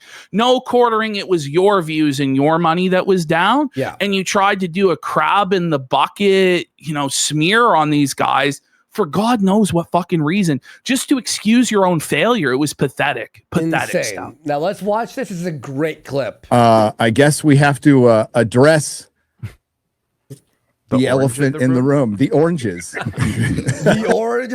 Jeremy's racetrack for 21 subs. Let's go. Big support. Huge support. Thank you, Jeremy's racetrack. The 400-pound, 2 million subscriber elephant. Let's go. Good Jer's been on a fucking tear. A righteous feltoning. Him and Camelot are like volleying this motherfucker. Let me just say, for you to be called out like that on this particular program, you have to have fucked up so bad. You have to have universally fucked up to where everybody disagrees with you and no one's on your side and you're completely radioactive and a disaster. Because this isn't a show about drama. They hate to talk about it. Yeah. But you've made it unavoidable, Jeremy. Mm-hmm. Is that the word? Is that the elephant? That would be ultimately the cause of all this, wouldn't it? So the false flagger, allegedly. Allegedly, because we all know he did it. It's the same. It's the same thing as like O.J. Simpson saying, "If I did it," we all know you did it, motherfucker. It's not alleged. We all know. It's not alleged. We saw the emails. He threatened it. It happened. Okay. So allegedly, he only just admitted it publicly in private. Thank you. Yeah, and in the DMs with Bearing, like, there's really no doubt anymore. Really. Was there ever any doubt? Was there any doubt at any point? No, really. Like, I think at least. I think in a criminal trial, he would be convicted beyond any reasonable doubt, even before the admissions that he made to Bearing in DMs on Saturday night. Like, that's what I think, but who knows? Yeah. Maybe there's somebody out there who would believe that he didn't, but I don't think so. But he apparently... The internet's just making shit up. So I thought it was just a massive coincidence that all the people criticizing him got flagged. No, it's just a coincidence. Just a coincidence. Sure, there's 0.001% of plausible deniability, I guess. 0.01%. There's an email that nobody's seen yet that apparently has disappeared because you know what I did yesterday, guys? So you people know what they're referencing here. Jeremy Hambley has his search bar up, as he often does, which leads to a lot of embarrassment for him. In his search history, there was an email from YouTube that said, "Thanks for your report." Now, Bearing and others have pressed him and said, "Will you produce that email?" And he says that the email doesn't exist. Well, obviously it does exist because it was in your search history, bud. But even if it didn't exist and we wrote that part off completely, you said you were going to call your YouTube rep and have our channel taken down for ban evasion. And then a few days later, the channel was taken down for ban evasion. And then coincidentally, all these critics of you are now getting taken down, strikes on their channel. Camelot's got 2 strikes on his channel at this point. And whether it's you directly doing it or people doing it because you've opened the floodgates and think they can get away with it, ultimately you are responsible for this situation, Jeremy, and you need to take some accountability for that. Okay, I got 1 second. There we go. Sorry, I got a million DMs, folks. I can't reply to all of them. I'm sorry. Thank you, everyone, for the I made sure I was prepared for this statement to make sure I watched Kino Casino. You did research before I did research before I decided to talk about something and find out what the hell's going on. And trying to beat Ryan Kennel or something, getting all prepared. I'll be fair, by the way, to follow all this is pretty tough. There's you have to watch about 17 hours of content. I don't think it was that hard to follow up until this weekend. And then this weekend, it just hit a whole new level to where is my job to be doing this. And I was trying to follow it every minute I could, but even I couldn't, because I have to sleep at some fucking point. You know, I have to eat a lot of food to maintain this family physique. Stuff this weekend, so I was like, it was tough. It's just crazy. I'm like texting Ashton every like 3 hours. What happened? I can't believe you're like, Andy, you won't believe it. Once. Just once. So Chrissie's not on the show today. I had a talk with Chrissy yesterday about the situation she inserted herself in, whether it was due to ignorance of the situation or not. Which it wasn't. We're going to prove it wasn't. We're going to prove to you guys that she wasn't ignorant, that she knew the entire time. She was on a public stream with Nina Infinity where she was clued in. She was clued in private by Nina Infinity. Okay. She's admitted to Camelot in DMs that she did know, and she was taking advantage of the drama in order to bring in money and views. Okay. That's the reality of the situation. So she wasn't ignorant, but okay. They didn't know all of that at this time. Although, let's continue. All right. She's going to have to address on her channel. It is not anything I feel I need to answer for or will answer for. No, he doesn't. No. I will say unequivocally, if I could pronounce the word, that I am against We're all turning false into flagging Jared in today. all of its forms. I know. I fucked up some words. I'm like, God damn, I've been watching too much Jer. Against even slightly hinting at false flagging that can cause more false flagging. I'm against stealing content. These are things I don't like. They are antithetical to everything we do. Authenticity and integrity is all we have. And when that is in when that is in question, that's a big fucking problem. I gotta say, that's a big problem. Exactly. So if you know Nerdrotic at all, the fact that he's saying this much, normally it would be one sentence, if that. When he goes on for about 3 minutes about you fucked up so badly. And what's crazy is it's all like this gaslighting that she did nothing wrong. All of these excuses. My father was murdered 3 years ago. My baby wasn't vaccinated. Don't know what that has to do with any of this fucking situation. You know what I mean? Just excuse after she broke down into tears at one point, Chrissy, rather than just admit that she fucking lied. After lying, and by the way, it's like your dad passed away. That's very sad. Obviously, we're not against your dad dying. That's crazy. But 3 years later, our editor had his channel removed, and it felted us. It's like, it's not about this at all. Like, what are you talking about? Tragedy happens to all of us, by the way. You know that, right, Chrissy? You fucking dumb bitch. We'll get there when we get there. I spoke to Chrissy yesterday, told her the situation, and she has decided to address it on Sunday on her channel. She didn't address I think that's a wise disaster move because it's not something that's going to get addressed here. It was not, in fact, a wise move. It would just be honestly, she was better off not doing anything than what she did on Sunday. What she did on Sunday was the most shameless, disgusting gaslighting and sweeping I've ever seen in my life. Okay. I did not mean I'm not against your dad dying. I meant I'm not against you being sad about your dad dying. Sorry. The murderer was in the right. Sorry. He did the world a favor. I didn't mean it like that. Oh my God. Fuck me. Whoa, buddy.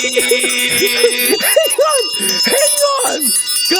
Guys. Oh, jeez. I'm sorry you feel that way, Andy. I'm sorry you feel that way about her father. Hang on. No, wait. Fest for 4 sorry hours. You feel upset about your dad's murder, Chrissy. They can't actually give you any sort of real apology. That would be wrong. I'm sorry. Anyway, well, I think it's a wise move to address it. I think it's a terrible move to wait 3 or 4 days. I agree. Yes, waiting 4 days. You should go instantly. Hey, Melanie, your boss did this. I looked into it. I can't defend this at all. Sorry. Well, Bye. She went around and lied to all these different creators about this situation too. Like so many of them, including people on this panel, I know for a fact. It's just crazy. All she had to do was come out and say, look, Melanie Mack was my friend. I didn't want to screw her over. I wanted to protect her. I lied to protect her. I swept to protect her. I realized that that was wrong. I shouldn't have done that. And, you know, just throw them under the fucking bus and say, fuck them. What they're doing is wrong. And she would have been fine. Like, yeah, we still would have shot on her for lying in the first place. But to then double down on the lies when they're provable lies, that we have video evidence that contradicts your lies, is crazy work, Chrissy. Yep. And to throw your father and your child under the bus to excuse it is crazy. But how does that excuse? Okay, anyway, let's keep going because there's a lot, or we'll never end today's show. On with Camelot, because Camelot, I guess, is going to have her on and try to break everything down. And she, you know, whatever. She, you know, I don't know her business. Which, by the way, he never hopped on. And like that never happened. Yeah. Well, Like, because as you're going to see in the Chrissy segment, and it was so tough to lay this out because like the Chrissy stuff, I was so mad about as it was happening. And I just wanted to cover it immediately. But Quartering's meltdowns were so insane, you know, and he's the main character in this arc that he truly has to be covered first. But the stuff with Chrissy is truly fucking nuts, man. Yeah. It really is. And the gaslighting. And by the way, that girl who wasn't even like, who had no idea what was happening, that blonde girl who just sat there, even she was like, I don't know what's happening. All I'll say is Quartering. I haven't watched him in years. You guys know, Chrissy got to the point where she used Mother's Day as an excuse. Yeah, she liked a saying tweet that Venti, against, yep. which was obviously a troll that was not in sincerity defending her. Where she's like, can you believe Venti had the gall to attack you on Mother's Day? She, I'm a mother. How could you do this to me on Mother's Day? Oh yeah. Ooh. So yeah, defend flaggers. Yeah. Maybe she couldn't make it or whatever, but you know, this is a situation that needs to be addressed as soon as possible. And on the internet, 24, 48 hours is a fucking eternity. Yeah. And not it's addressed. like a month. It's like a month has passed. And by the way, like had she brought me on last night, undoubtedly she would have been totally felted, right? But it would be over with. You know, the Band-Aid would have been ripped off. Yep. But now the narratives have changed so much more in the last 24 hours that I need to be honest, I'm not going to give her an opportunity to defend herself because it's indefensible at this point. Like, I'm not going to go on that fucking show that's a total rigged circus game to make her thousands of fucking dollars. Yeah, like, no. And no, then thank you. Read specific super chats that are against She was us cherry and picking the super chats to try and create this revisionist narrative. She was retconning in real time, gaslighting Venti that the whole chat was against her and all the super chats were against her when there was over 5,000 people in that chat and 99% were on Venti's side and 99% of super chats were calling out the sweeping and calling out Chrissy, but she selectively read super chats from her hand-picked group of simps to fuck over Brittany Venti so that replay viewers would be gaslit. And by the way, she disabled the live chat. You can't view the live chat from that stream because she wants people who go to watch it to think that everybody was on her side, which they weren't. It's so dishonest and so disgusting. And I've just had it with Chrissy. Fuck Chrissy. She's a cunt. She deserves to be burned at the stake. And by the way, I want to say this, Brittany Venti, fucking props to her. I know it's tough. It was her friend, and she just was trying to find some way to reason with her friend who was lying to her, and she held her ground and was pissed off after. Her show after was amazing, by the way. It was Chrissy like Mayer made amazing. something like $2,600 in super chats. Yeah. And basically scammed all of them. Didn't read any of them. Took the money and ran, and didn't do a makeup stream tonight to read them because she's hiding.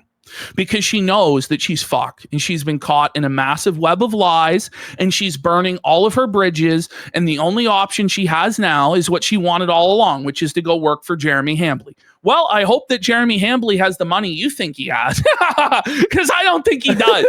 I think that show is dying pretty soon, Chrissy. So I don't know why you chose to snake this show, Friday Night Tights, to go work for Jeremy Hambly, but that's your decision. Okay. I hope you're happy with it. I bet you he manipulated the same way he does with everyone else. How much money and how much riches and the views. Look, 70,000 watching live. 5 people in chat, by the way. Come on. But yeah, shout outs to Brittany for holding strong on this because I know it's a shitty situation. Seeing it ASAP it's just going to make it even worse. But it is what it is on that. Ultimately, Gary, what you said, this stunning and brave stance of I'm against false flagging, I'm against stealing content. I'm against bad things. I'm against picking puppies. Yes, I'm against. It's the easiest statement to make, right? Yes, it is. This is as content creators in every space, political, gaming, entertainment, Minecraft YouTubers, whatever fucking content people are making, naked yoga, makeup stuff. The one unifying rule that binds us all is you don't false flag channels. You don't take channels away. You don't try to flag people for revenge or get them demonetized because you never know when that's going to be weaponized and turned around on you, especially with all the shit you see going on right now. Well, and how often has it been done to right-wing creators and anti-woke creators by the left, by the woke people? How often has it been done to us? Let alone we're doing it to each other. And that's what Jeremy doesn't understand. It's like being a snitch in prison. It's like going to the cops in prison and snitching on your fucking celly. Like, that's what he did. And he doesn't realize how bad it is. But Ash, we say it's about a snitching, right? But it's not. Because the thing he snitched about wasn't even real. It's telling the cops. It's abusing connections. Yeah, it's like planting false evidence on somebody and then calling the cops. Like you plant a kilo of coke in some guy's car and then snitch to the cops on them. Yeah, that's essentially what he did. Yeah, it's like worse than snitching. Like fuck. And this is not a drama channel, right? We've mentioned it in passing the past couple of weeks because it's impossible not to mention. But all of us here have made it crystal clear that we stand against that. Very stunning and brave. Can I add one to the list as well? Like generally running cover for people who do all of those things is also bad and you shouldn't do it. Yep. And it doesn't matter if those people are your friends. Yes. Being friends with someone does not mean that you run cover for them and excuse absolutely everything they do and try to massage their reputation. Being friends with someone means that if they're doing something which is extremely wrong and unwise, you tell them that they're doing something extremely wrong and unwise, and you try and correct their behavior. Like this, these are reasonable, common sense takes. He's not even like extreme or crazy or no, these are the easiest layup takes in the world. This is how wrong Jeremy and CHRISSIE and Melanie are. But they refuse to address any of this stuff. They bury their heads in the sand. They pretend like none of this is going on. And then if they are forced at gunpoint, basically, to address it, they gaslight, they deflect, they lie. It's crazy. Mm-hmm. So, yes, that too.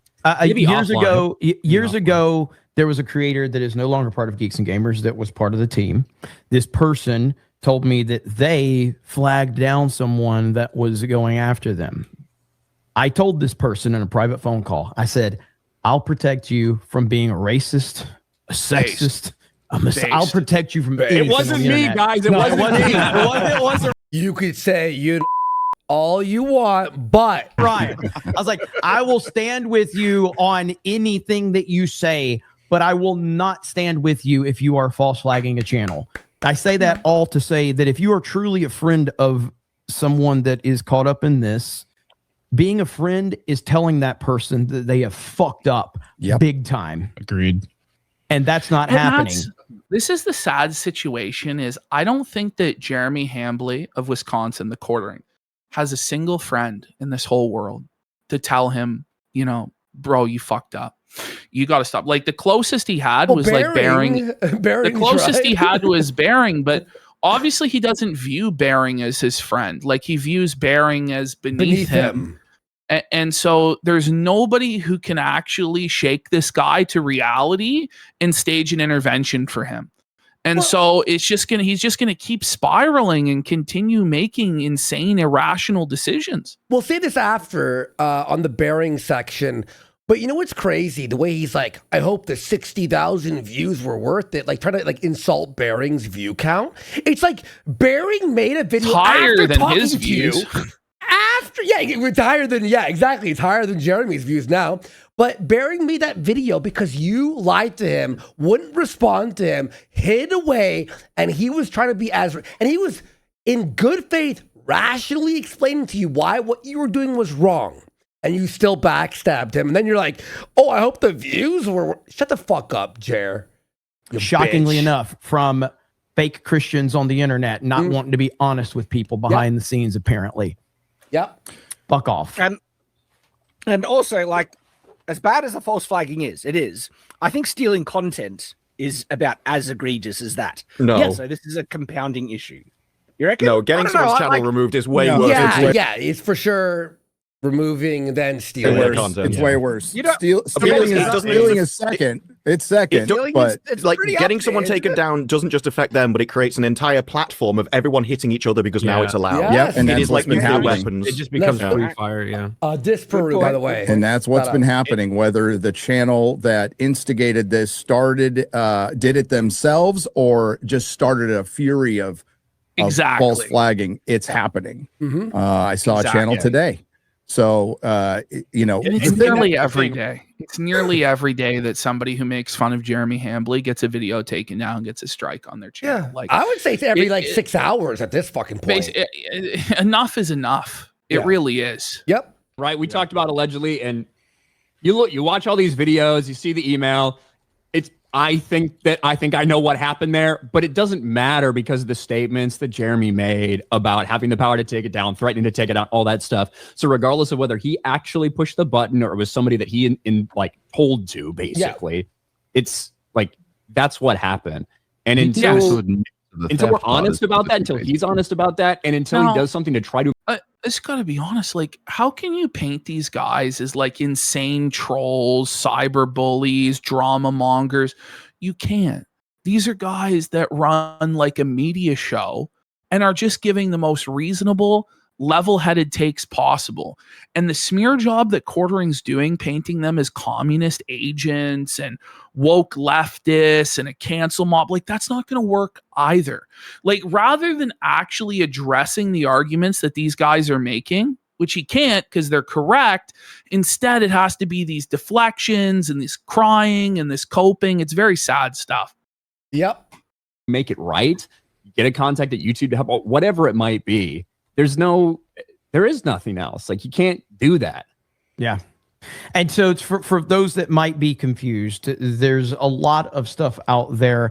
If you might be confused, it's because you're not spending every moment on the internet. So you should think you should be very thankful. Guys be here all the time, 24/7. You have to read everything. Yes. But I see someone in the chat that apparently got ignored the other day, Brittany Venti. You should check some of her content out because she's been on point with covering it. The whole chat was screaming, "Bring Venti on CHRISSIE," and Mel. I know it's later. The gaslighting on the lies next level. Where she's like, "Oh, but I didn't have enough time." But you told people that there was no message. So you made Brittany look really bad, CHRISSIE, and you're not going to be sorry about that? Sorry, we'll get there, but fuck, that enrages me, dude. On your stream, it was fucking awesome. It felt like the attitude. I'm sorry you feel this way for making Brittany look terrible for a second until we exposed it all, obviously. It felt like people are calling for Stone Cold fucking Steve Austin, man. It was like, Venti. And CHRISSIE apparently said on that stream, she's like, well, I've tried to reach out to her and I haven't heard anything. And that's not quite what was going on from what I understand. I don't know all the details of that, but I know Brittany has responded to that. Yeah. And ultimately, there's a lot of disingenuousness going on from that stream. And that's the one thing that we're not about. We're about transparency, being honest. And shockingly enough, Gary, I was told that everybody on Friday Night Tights was all on the same page and we had talking orders from you, but apparently this proves that's not the case. I was told ultimately when your job is on the internet, when talking about people and things on the internet is your job, it is your responsibility to stay up to date on some of this stuff. Yes. And if you're going to have someone like Melania, and Well, especially Like- if you're an anti-woke creator. Like you can't book a guest and know nothing about what's going on with the guest, but you did know the entire time, and you've admitted to Camelot and DMs that you knew the entire time, and publicly you were educated on the whole thing by Nina Infinity 2 weeks before the stream and in private multiple times, and so it's just bullshit, and you're a disingenuous liar. This is not like you said you're not mad at her, Jeremy. I'm not mad at all. But it's like if you're gonna have, you know, somebody who's in the middle of something big, and that's what's going on with Melanie right now, obviously. You have to be aware of that, and you have to know that your audience is going to ask things or want to know things, and you have to make a decision of how you're going to handle it, whether you're going to address it, whether you're not going to, or what's going to happen. That's all part of our jobs, and being YouTubers Very or whatever. reasonable. It comes with a lot of perks and a lot of awesome things. We can work from home, all this stuff. Yeah. It also comes with it, like, you have to be aware. You That's can't smart. That's even smart. do the most basic due diligence possible. Or at least if you don't know about it, when you see 1 million people in your chat explain it, you have to go, hang on, what's happening? And you know what I mean? And you Literally, can't you just have like to. sweep it the whole Oh time. Like, this is crazy. You have to at least go, wait, But what's happening? Chrissy knew, and she just wanted that money. That's the truth. And it's all coming out tonight. And I wish it could come out right now, but there's so much with quartering we have to get to first. Yeah, exactly. Of your audience and what they're going to feel about shit. You know, you can't just ignore them or push off their concerns or say it's just leftist attacking Christians or nod your. This leftist thing is the funniest. Like, their Hold attacks are it's actually so funny. You want to just keep playing this? I'm just going to go take a piss quick. Go ahead. Yeah. Head along with somebody who's saying it's just leftist attacking Christians when I feel like that's not the case. And I'll say this. But because you know what? Jeremy is so used to like using it's a leftist. My coffee's not selling because the leftists. My views are down because the leftists. I'm shadow banned. He's so used to using that excuse for any time he's been fucked over or he thinks he's been wronged. But now he's using it against literally anti-woke people. Sorry, it doesn't work that way, bro. In the event, because of the subject matter that we're talking about, in the event I missed him already too. stream goes away, we're on Rumble. By the way, sub to the locals. I'll be doing extra streams this week. It helps support our editor. I see a bunch of new followers there, guys. Thank you so much. Let's fucking go. Thank you. We're on Rumble. We're on Rumble. We're here for 10 hours tonight, folks. I don't know what to say. Well, and honestly, This as is much true. as that might feel like a meme, it's not that crazy. It's not that crazy to put that out there. And that is why the situation is so bad. This is not just a coincidence right now. Some weird shit is going on. And the person that put all of that negative energy out in the Whoa, he almost said, did you hear that? Listen. internet on, and the person that put all of that negative Whoa. Okay.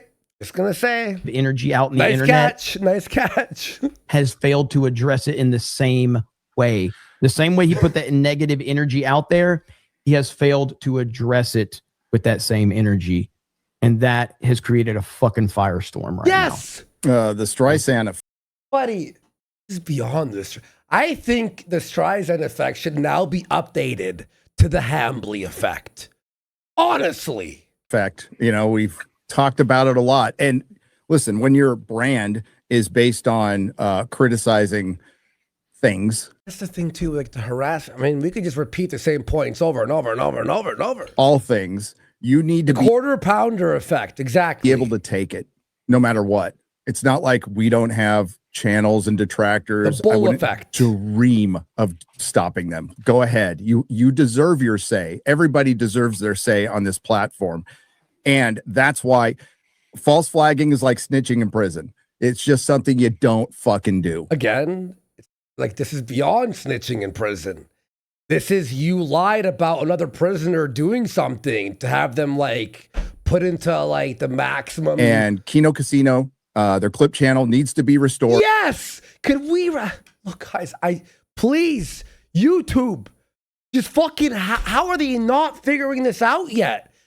Who the fuck is searching? Like, it's easy. It's simple. All the evidence is there showing it was fucking bullshit. Needs to be restored now. Tell him, Worski. Tell him. Fuck. You know, I talked to Worski. Play after his bathroom really bad. All right, go. About it. He said he doesn't have much hope, but I hope it's returned because, for one, his editor got all the money from it. Their editors got all the money from it. Yeah, they own the channel. And this would have gone away by now if these things didn't happen. Yeah, if it would have just been limited to us, by the way. Also struck down after Jeremy Hambly publicly and privately, and then it became publicly stated he was going to do that. So it doesn't really matter what happened. The internet is going to perceive that Jeremy did it, and it's up to Jeremy Hambly to clear his name convincingly, which he hasn't done yet. And now this shit is at my door, which I don't appreciate at all, and neither do my co-host. But we will be happy. I do to talk about. I appreciate it. Days. You gotta love totally fine with it. Like, he's so fucking solid, folks. PPP said last night that we were, we might just ignore it and talk about the next bad Marvel movie. I would be. We're going to talk about it and then talk about the next bad Marvel movie. Hold on. So PvP of all people would be mentioned on Friday Night Tights. A completely unthinkable concept, even just a couple months ago. In all reality, I should never be discussed on a show this big, this influential. And I have to give huge props to Gary, to Nerdrotic, to everybody on the panel for actually properly addressing this and doing the right thing. Like, I can't find any fault in what they did here whatsoever. And, you know, I was worried, like, when I went to go play this clip, I'm like, here we go. But it was actually so fucking solid. I was so happy. Honestly, I was so happy. I had to give them props. And I went, wow, they went over every fucking point. And by the way, Goodjer, I know you were asking why you're called Goodjer. And Ryan was right. It is because, you know, there's bad. It's by default. It's by default, is what he said. Yeah. That's what he said. Well, you could just call him normal Jer, okay Jer. Or just Jer.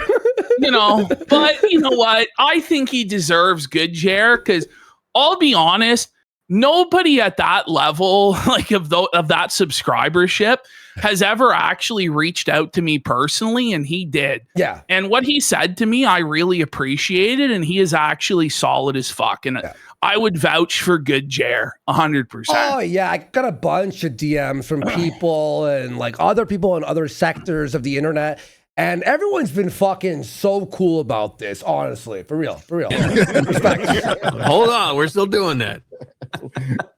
We're not doing that. So, again, I would direct everyone to Chrissie's channel to see what she has to say. God. That was kind of a mistake. She's got some friends. Literally anything would have been better than what she did. She should have just shut her fucking mouth and left the internet for a month. Seriously. Yeah, it came back. Holy fuck. Wait, Brittany, if Brittany's in the chat. Wait, we got D-Day Cobra for good 10 subs. Yeah. No, mad respects. And by the way, D-Day on Twitter has been fire. Fire with Felting in the last few days. I see. Thanks, but this is we really appreciate it, bro. For real. Normal drama. This isn't somebody calling Jeremy gay. Exactly. Which he is. Is it normal?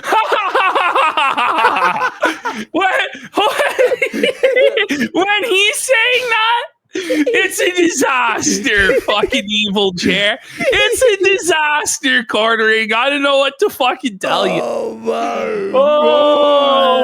man, he's gay. This isn't somebody calling Jeremy gay, which he is.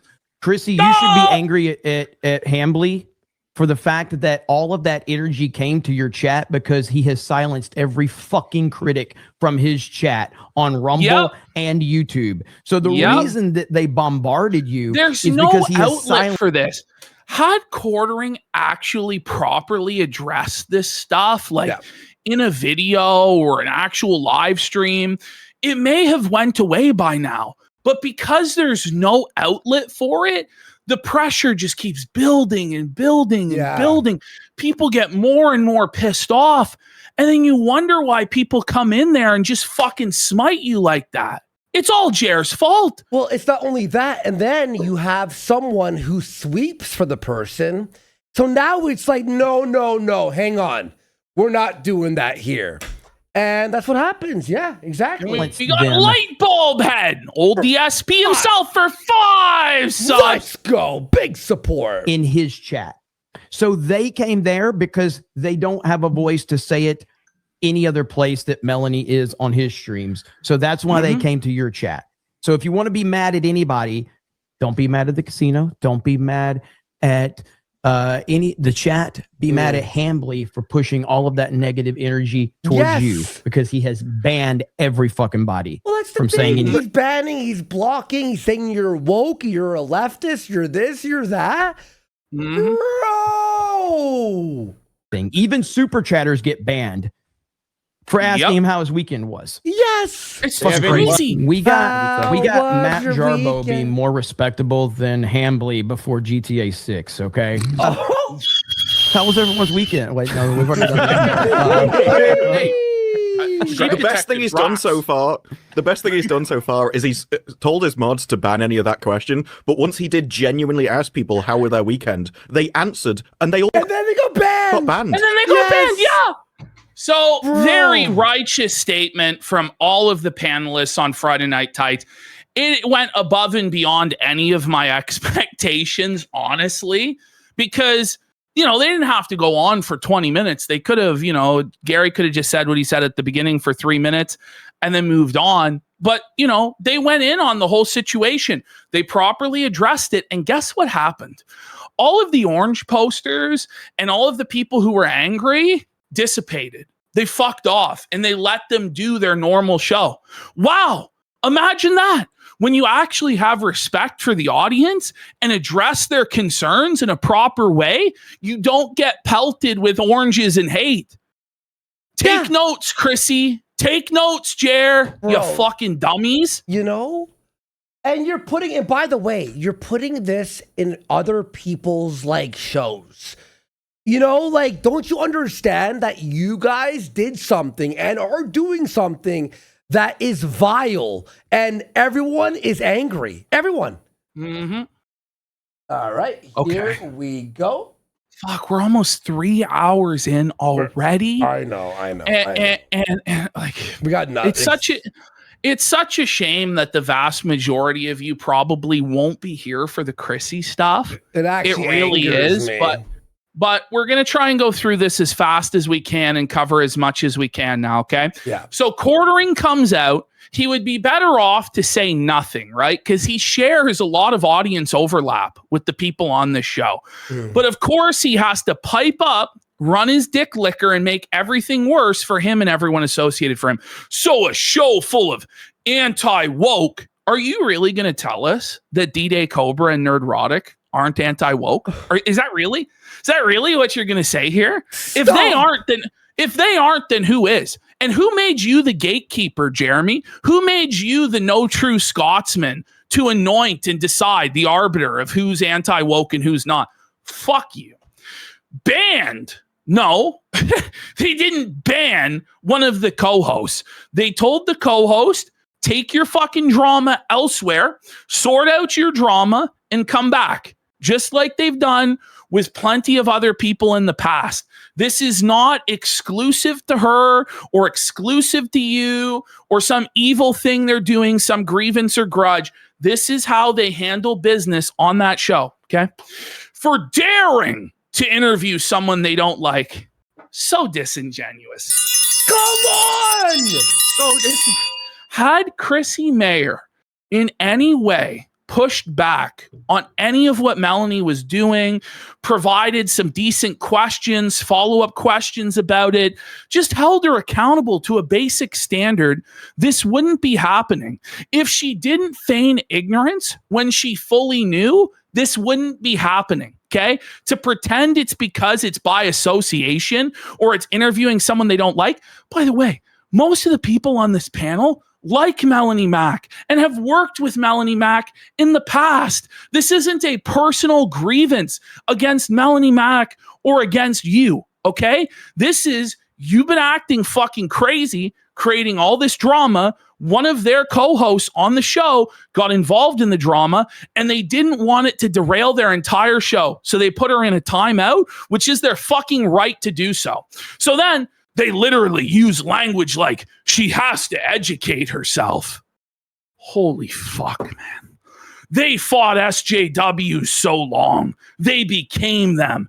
And the sad thing is, people will support this. No, they're not SJWs. If Jer had Anita Sarkeesian on and didn't press her, would people not be against Jer the same way they're against Well, Chrissy? they were. So if you remember in the past, Jeremy planned to bring Frosk on and give Frosk a softball interview. Remember? Yes! Yes! Jeremy was going to go glaze fucking Frosk, and Yellow Flash called it out and was like, what the fuck? You can't do this. Yes. Oh my God, you can't do that. And then eventually Jeremy caved and canceled the interview because it was going to be a fucking disaster. Okay. Speaking of Frosk, people Jeremy's want Frosk. racetrack for 21 subs. Let's go. Big support. Thank you, Jerry's Racetrack. Holy shit, big support today. But you know what's funny is everyone's now demanding that they replace Chrissy with Frosk. Have you seen this? I don't know if everyone's demanding that. And by the way, I don't even think Chrissy needs to be fired, you know, even though I don't think they're actually her employer, but we'll get into that in a second, or replaced or whatever. Chrissy just needs to actually answer for what's going on and cause this drama that surrounds her to calm down before she goes on a show that's not about drama. It's really that simple. If any of the other panelists were involved in drama like this, they wouldn't be allowed on the show either because they're a distraction. Then they're a net liability instead of an asset. But Jer views this as they become SJWs, which is such a fucking disingenuous narrative. Okay, moving on. Oh yeah. Melanie Mack. So Melanie Mack co-signs this, burns a bridge with Friday Night Tights. What is she thinking? Do you know? These people are not smart. You guys are supporting the platformers. Shut the fuck up. She says, I can't believe this is even happening. The last place I would have thought to see that kind of behavior. Actually, it's the first place I would see that behavior where they actually go, no, you can't deplatform and have support it. Mel, you know you could just say nothing, right? You know you don't have to co-sign this nonsense. She's a retard. You don't see Hannah Claire. Hannah Claire's not sticking her fucking nose in this and co-signing it because she knows it'll be bad for her and for everybody. But you two think that you're gods and you can do whatever you want and it's never going to have consequences. I'm sorry to say these are the consequences. You're burning bridges and you're making enemies with people you don't have to make enemies with. And these are people that are reasonable, that are charitable, that would be willing to hear out your side of things. But you just go straight on the attack and smear them as liberals and SJWs. It's bullshit. Yeah. And by the way, we got Ozone XXX for 10 subs. Big support there. Thank you so much. And Jeremy's Racetrack for Rage Quit saying LOL Melmac. Thank you so much. All right, let's continue. So Dispar, who came in, when remaining ignorant about the topics you talk about has worked for so long, you think everyone else should recommend it. Yeah. Just murked. Just blown out. And he makes awesome videos too, by the way. Oh, and Mahler, by the way, Mahler took a shot at quartering. Mahler? He's never in drama. Even Mahler. Even Mahler. Well, but you're smearing his friends and associates and business partners as SJWs and wokesters. Like, it's crazy. I love Mahler's videos too. Quartering starts battling back and forth. Brother, stop acting stupid. I have no beef at all with you. Then why did you call him an SJW? And I understand you have to defend the show you're on. Does he though? Because like Melanie doesn't have to defend you either. Like she has no obligation to, and CHRISSIE doesn't either, to throw their careers down the fucking toilet because you're acting the fool. Like there actually is no obligation to do that. You know, you could just do nothing. But he goes, but you all struggle sessioned her. Where was the struggle session exactly? Like what happened was they said, don't show up for work because you're going to be a distraction. What? Where's the struggle session? Like they pointed out, fix this or fuck off, like either or. You know, and it's all because she dared to interview Melanie Mack. No, it's so disingenuous. It's so bad faith. Everyone on that panel has taken part in this drama. This is SJW BS. This is not drama. This is our careers. Listen, just say it is drama, right? And they've taken part in it. Do you know where they haven't taken part in it? On Friday Night Tights, because Friday Night Tights isn't the place for that. And that's why CHRISSIE wasn't invited there, because it was going to be a distraction and it's not fair to the other panelists on the program. And it's been handled this way on multiple other occasions. Jeremy is full of shit. All right. Go. So Quarter Black Garrett comes in. Brother, get off the internet. You struck down channels, people's livelihoods because they made fun of you and you lied about it. Appealed to authority behind the scenes to do more damage. You do and say degenerate shit. You gaslight and strawman. And now trying to pretend this is not because of you? Seems you fit the bill for a 2016 SJW. Yes, exactly. And this dude rules too. Yes. Epic Mike. You and your shill sweeping butter sucking employee. Wait, you missed the word. Literally caused all of this. The fuck are you talking about? Yeah, there you go. Yeah. Okay. Sorry. Yellow Flash. This chair's just getting dragged to fill. The one who became an SJW is your false flagging ass. You're a thin-skinned coward. Mm. Everyone covering you should be called out. Everyone hates you for good reason. You steal content and you're a flag it. Big felony there by Yellow Flash. We got High King Feanor. They didn't ban her, jackass. This is just more proof that you're a compulsive liar with a booze problem.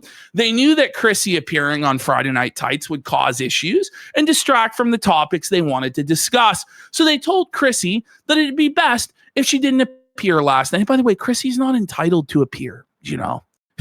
Ultimately, it's Gary's show, and he decides. He's the boss. Yeah, exactly. Here we go. Oh, yes. Yeah, that's so funny. This is exactly what it is. You know, Mr. Leahy maxing from Jer. Melanie, I'll quit drinking when I say I'm done drinking, Mel. Like, okay, fuck. I am the liquor, Mel. Oh my God. So here comes Jer doing more, just making it worse. Be mad at me online all you want. Like he always has to frame it as that people are triggered and they're mad. No, they just don't like you because of your tactics. But he's the one that's mad that CHRISSIE wasn't allowed on the show on Friday. True. You know? True. But they are literally deploying SJW tactics and acting like they are high and mighty. Jer, look in the mirror. Pot meat kettle. Shut the fuck up.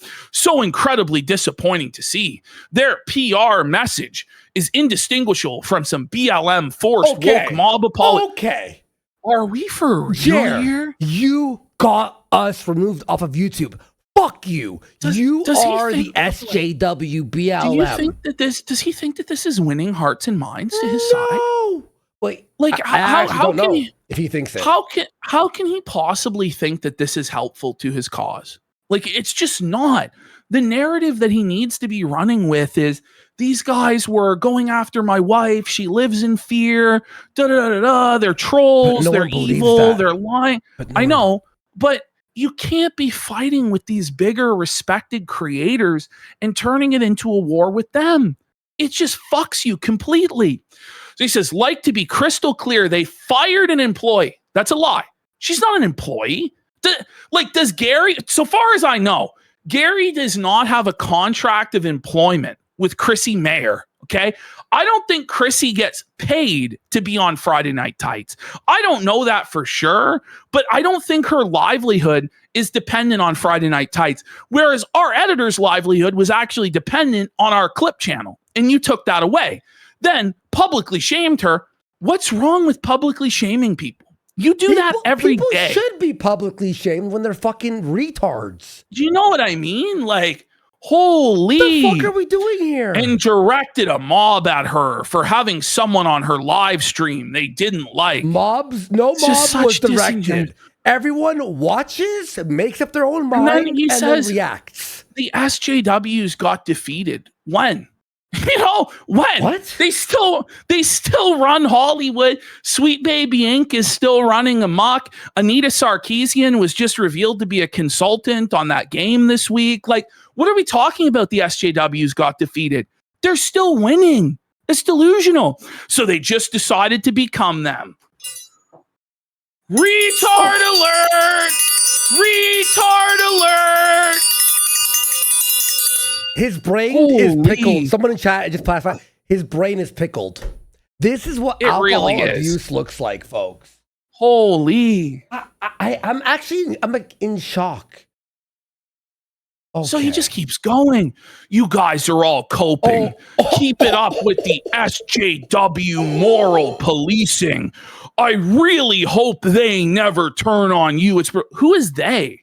Who is they exactly? Like the audience? The audience? I don't know. Is it Friday Night Tights? Is it the audience? Because I'm sorry to say, but the audience has a right to not support the people that they don't want to support and criticize the people that they want to criticize. And you can't control everybody. And trying to say that everybody is an SJW that disagrees with you is insane. It's the right-wing version of everything I don't like is Hitler. And it's nonsense. Then they told her, don't come on because drama, then opened the show with 20 minutes of drama. The reality is, if they didn't open the show with the 20 minutes of addressing it, they would be absolutely bombarded in chat with people saying that they're sweeping, that they're covering. If they had her on, that would have happened. So the only way for them to navigate this properly was to take accountability to the audience for what one of the co-hosts had did that caused a massive controversy and explain to the audience exactly where they stood on it, and then do hours of content that the audience wants about movies and games and entertainment. Also, they handled it exactly perfectly. It was perfect. Add this too. Yeah, it was perfect. I have to add this too. Those guys are cool with us. We've exchanged DMs. They watch us. We've watched them, and we're cool. We're friendly. And they were pissed off with what happened with Jer. So it's nice to see them back us up instead of like hiding or sweeping. It was like, it's not only like the right thing to do, but we're also cool with them. Why wouldn't they back us up? You know? And then Jer here with this projection. You guys can really twist things. Look, I am sure she will have no choice but to come out and apologize / explain herself. Why shouldn't she explain herself? Like, if she doesn't think she did anything wrong, she shouldn't apologize, but she should explain what happened to the audience, because the audience are who pays your bills. The audience is the reason that you don't have to clock in at a 9 to 5. The audience is your boss, okay? And you have to keep them happy. You can't just fucking lie to them and disrespect them, okay? So she can avoid the mob. You mean her audience? I don't blame her, but this is SJW tactics. No one involved in this is an SJW, okay? Like, just stop. Just stop. All right, let's continue. Here we go. He just kept going. Nearly every single one of the people on this panel has engaged in the drama, yet only CHRISSIE gets punished. Well, none of them had 5,000 people in live chat calling them out for sweeping and pelting them with oranges. None of them lied publicly and lied in DMs to a bunch of other people, including people on the panel, about what was going on. So no, it's actually not a double standard. Also, he doesn't even know how to spell CHRISSIE's name. Either he's drunk or he just doesn't know or doesn't care. I don't know. And then he says, I wonder why that is. Oh, yeah, it's because she didn't turn on her friend and join the hate mob. People are just coping. This is textbook woke cancel shit. Nobody was saying she had to turn on her friend. All people are saying is that she should have held her friend accountable and provided some pushback as to what was going on. And if you are going to cover for her and sweep for her, just be honest. That's what you're doing. Yeah. All you had to do at the outset of the interview was just establish boundaries and say, this interview is not going to be about the quartering drama. I'm not going to answer any questions regarding the quartering drama because this is my friend Melanie Mack, and I don't want to attack her or make her feel uncomfortable. Brittany Venti won't be coming on this show tonight. No one's coming on this show tonight. This is an interview about religion, and that's it. That's honestly all you had to do is just be honest and forthright. Now, sure, some people would say, well, you're sweeping and you're covering it up, but at least you wouldn't be a liar that lied to Venti and lied to other creators like Camelot and did this whole weird sweep job conspiracy like that. Seriously. Yeah. All right. Let's continue. Here we go. Updates. Perhaps she is just suspended, but the points. Holy fuck. Holy fuck, how man. did you not see this? Look, I know digging in your heels sometimes when you think you're right.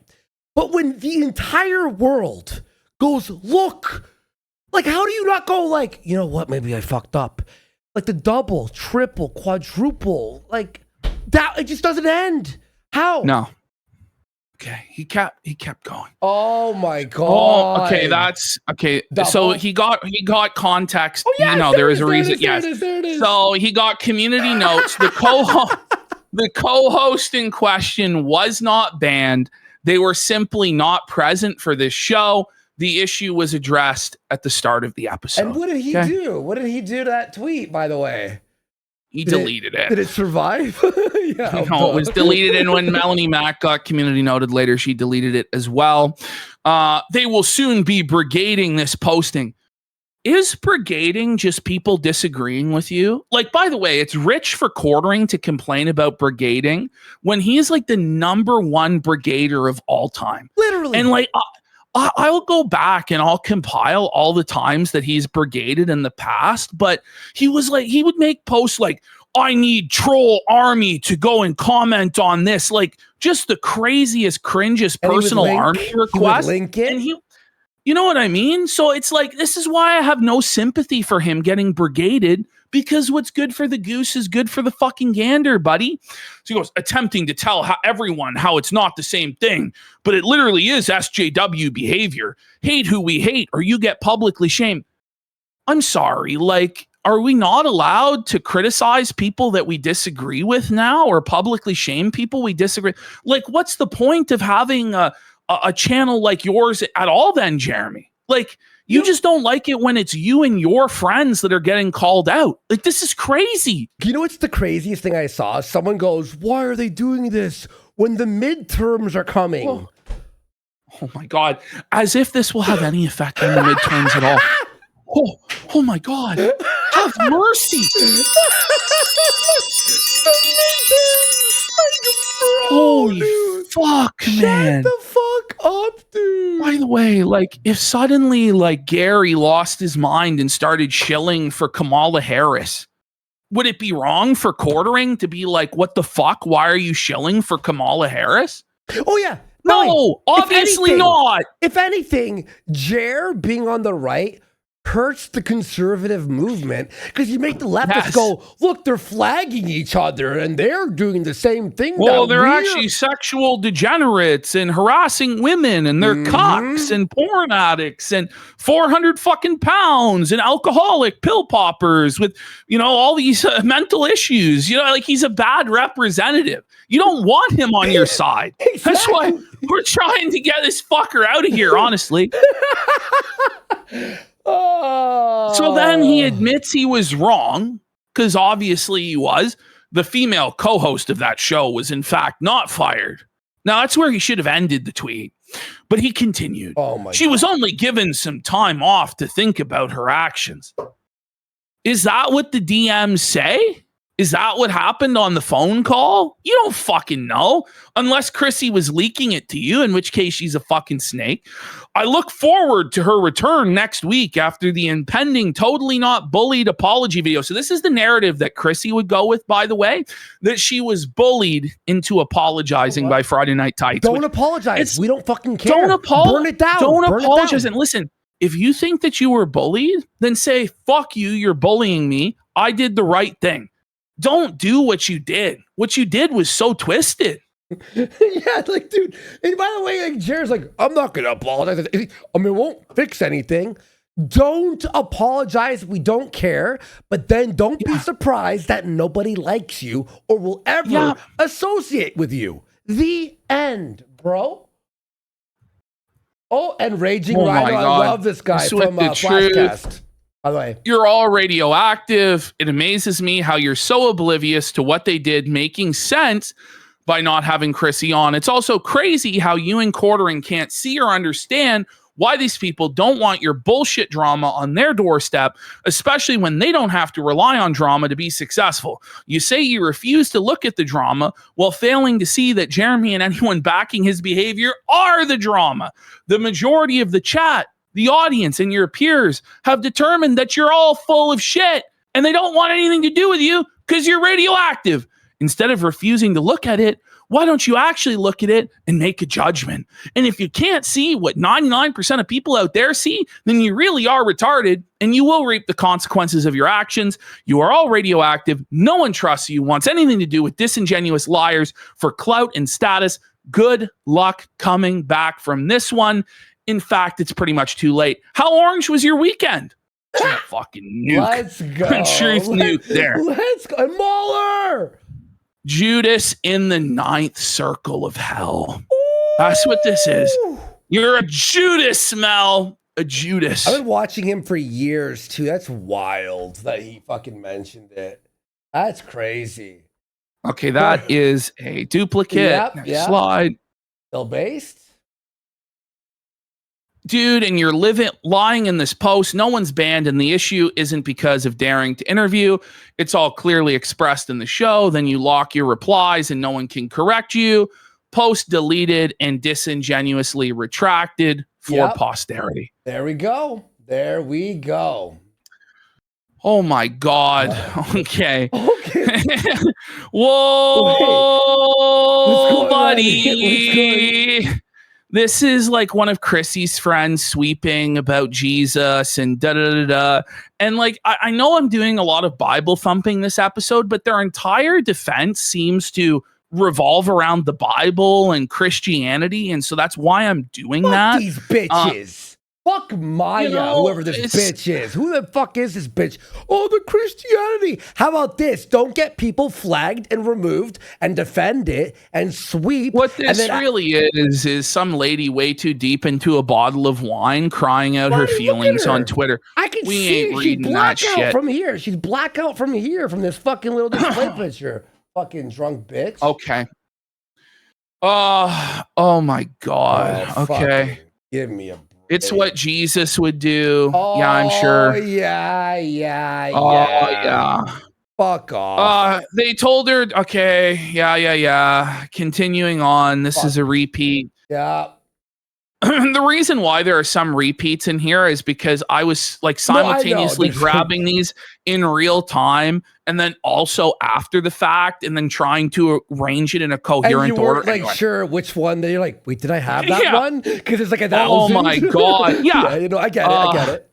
So it was exactly, they're acting like SJW bullies and moralizing that it's about protecting her. Are we fucking serious? I never thought I would see the day. Well, they're actually giving her good advice that will help her career is if she honestly addresses this and takes some accountability instead of insulting the audience and their intelligence. It's never going to work, but okay. Yep. Let me just get that open there.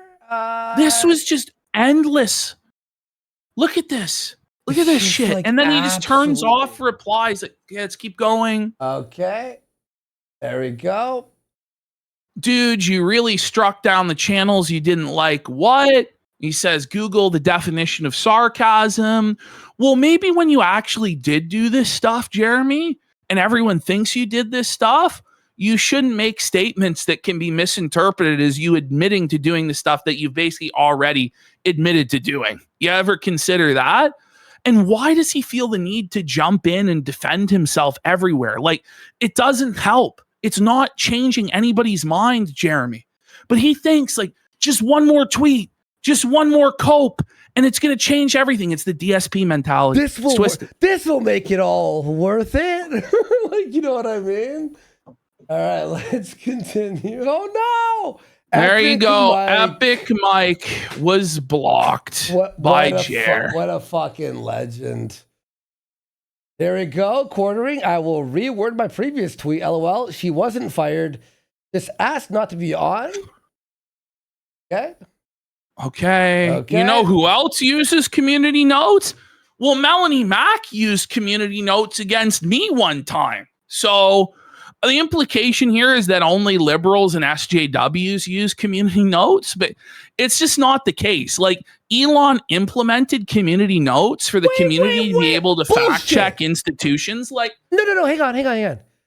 What gets the most notes is literally like left-wing people lying about shit and the right-wing felting them. And by the way, Jer, who had a show called Community Notes with a woman who's accusing him of all sorts of shit? It was you, Jer. It was you, wasn't it, Jer? Hang on, that's actually crazy, dude. Oh my god. Then he says it's also tiresome, basically agreeing that they're SJW cancel pigs and calling this a witch hunt. About the notes thing. So you're allowed to just lie on your Twitter? Or how about you get felted and the truth is revealed? Well, he's allowed to press everybody else, question everybody else, community note whoever he wants, but the moment it happens to him, oh, you're an SJW. No, I'm sorry. It doesn't work that way, Jer. Yep. That's it. There we go. I was wrong. Okay, that one we covered before. These are the good guys, they say. Yes. I don't know. You're the one that's cloaking yourself in the righteousness of the Bible and saying that you flag. This is crazy, though, pretending that everybody else are the moralizers while you're beating people over the head with the Bible. Like, shut the fuck up. This bitch, bro. Fucking hate her. Okay, so that was the Friday Night Tights. Now we get into Jer's gay op. Oh my god, lying to his friends, scamming everybody. So Camelot comes in my favorite part about the quartering crashing out for 2 hours on X, then deleting all of it, is he never outright denies striking channels. He doesn't. He always plays weasel games and lawyerly nonsense to slime his way out. 1 hour ago, Quartering released a video about Mark Hamill panic deleting posts. Well, the Quartering is actively panic deleting all his videos and posts.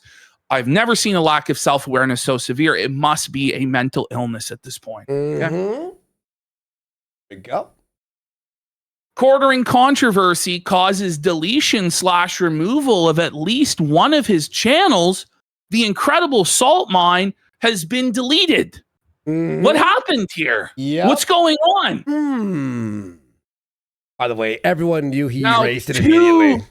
Two channels gone as Quartering removes his BitChute account of 52,000 subscribers. Now, as we all know, it's impossible to get flagged off of BitChute.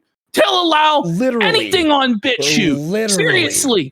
Seriously. So he's trying to say that we flagged him when deleting his BitChute at the same time. What he's actually doing here, it's twofold.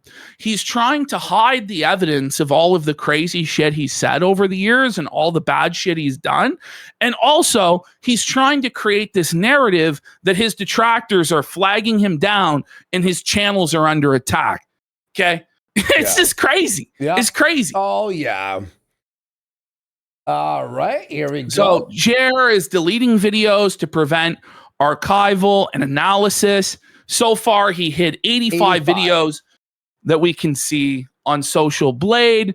Mass deletion alert. The Quartering is currently wiping videos 89 videos gone. Salt Mines podcast gone. Tweets gone. BitChute gone. What is Jeremy Hambly trying to hide now? By the way, he can't hide anything because it's been archived a month ago.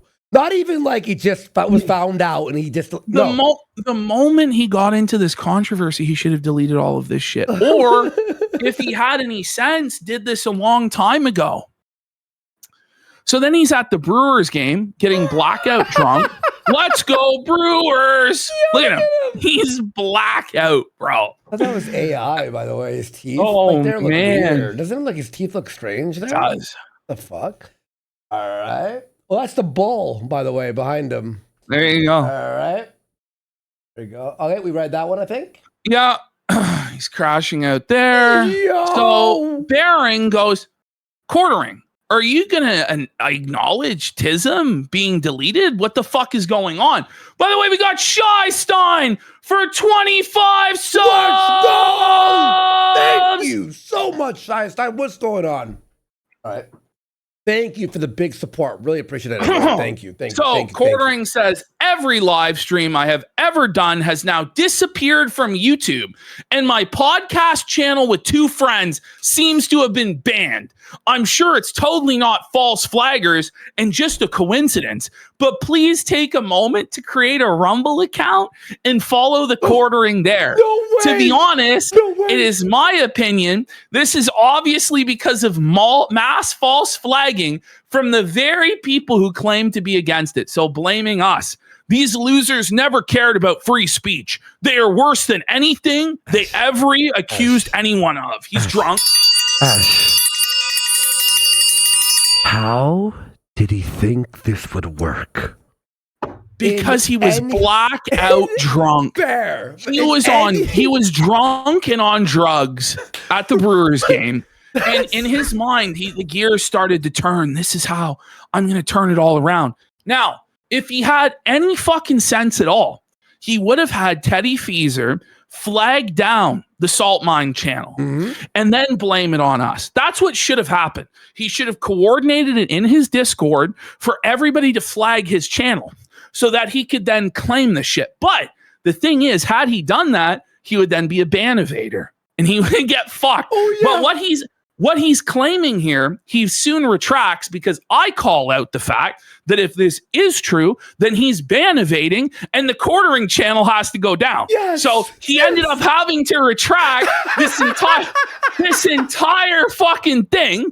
But this was a straight up Jeremy Smollett moment. This is a straight up hoax, straight up gay op that he created, that he concocted to try and falsely smear us and its other detractors as being false flaggers when he knew right well that it was him who deleted the entire thing. And he gets caught in this lie and he keeps lying and lying and lying and contradicting himself. And it got to the point, it was so bad, he deleted his Twitter account because he couldn't face the music. That was so genius what you did. To be like, oh, so you're ban evading? That is actually like the biggest light bulb moment ever. Like, what a feltoning, dude.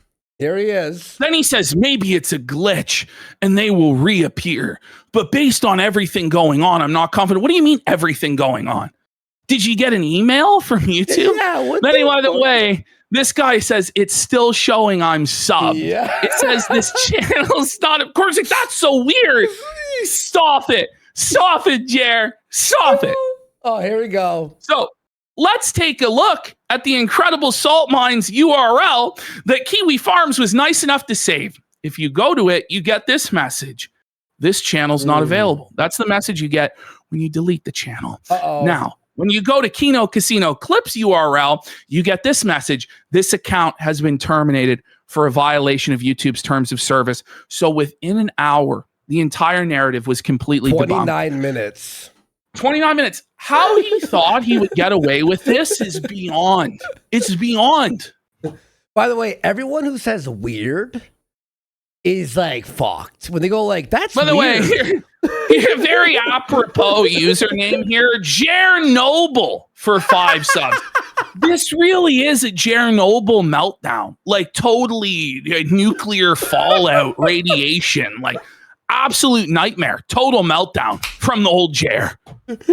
And what is that? Katarina and for a sub. Thank you so much. Appreciate you all. Big support. Okay. So Shuan Head just comes in, but we can see when a channel or video is flagged down versus when the owner deletes it themselves. Here's your TISM channel versus the Kino clip channel that was banned.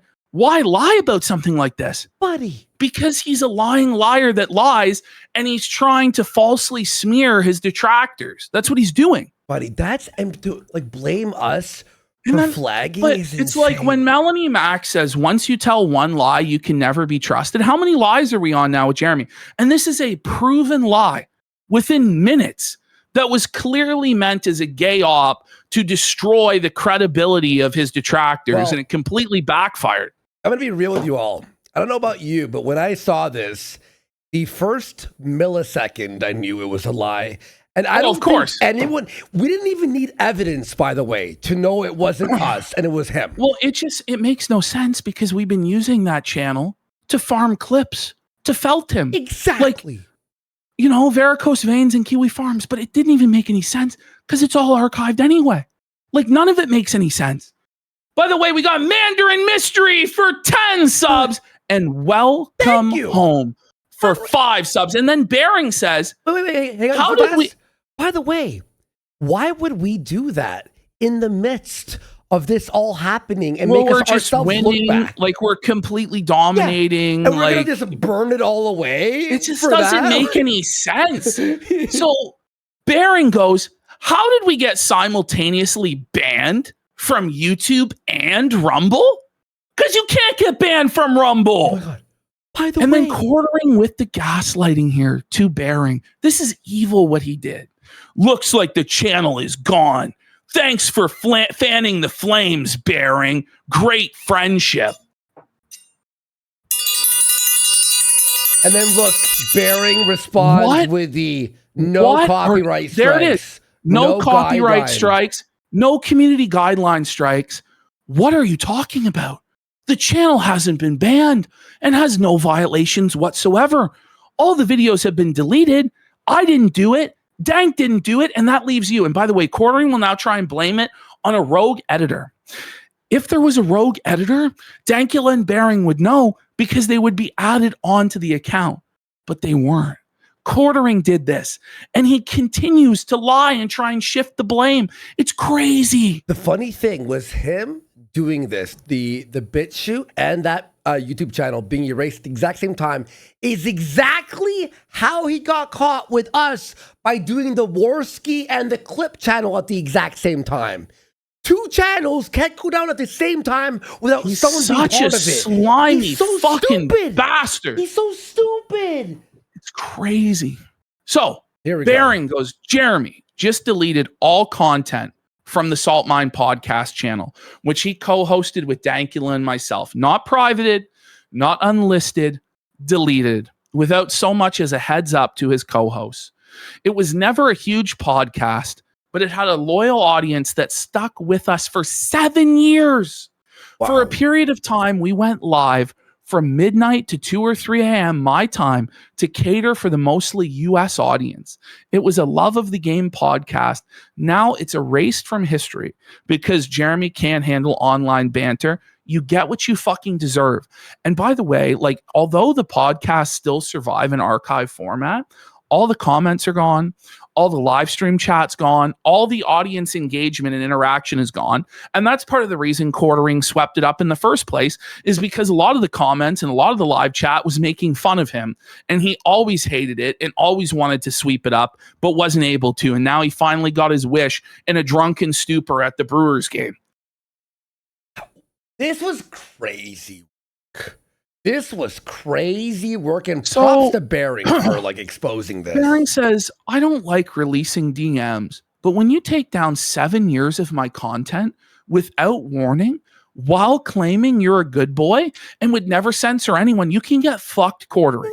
Throughout this whole shit show, which you started, I've tried to be fair. It's Mother's Day in Australia. I'm taking my wife and daughter out for lunch. We'll continue this retardation when I get home. Buddy. Whoa, buddy. And now you're bothering Bering during Mother's Day? Oh, yeah. Like, fuck off, dude. Like, Oh, what yeah. the fuck?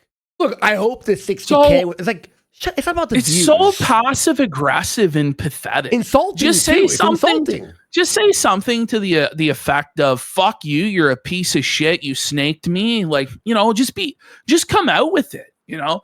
And then Barron goes, "Well, did you not think the video was fair?" And Quartering says, "I didn't watch it."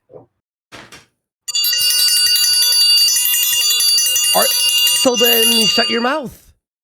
And look at, you can tell by the way he's typing, by the way, that he's also black. Oh, he's blacked. Yeah, he's blacked. Yeah. The fact that it was even made was wild.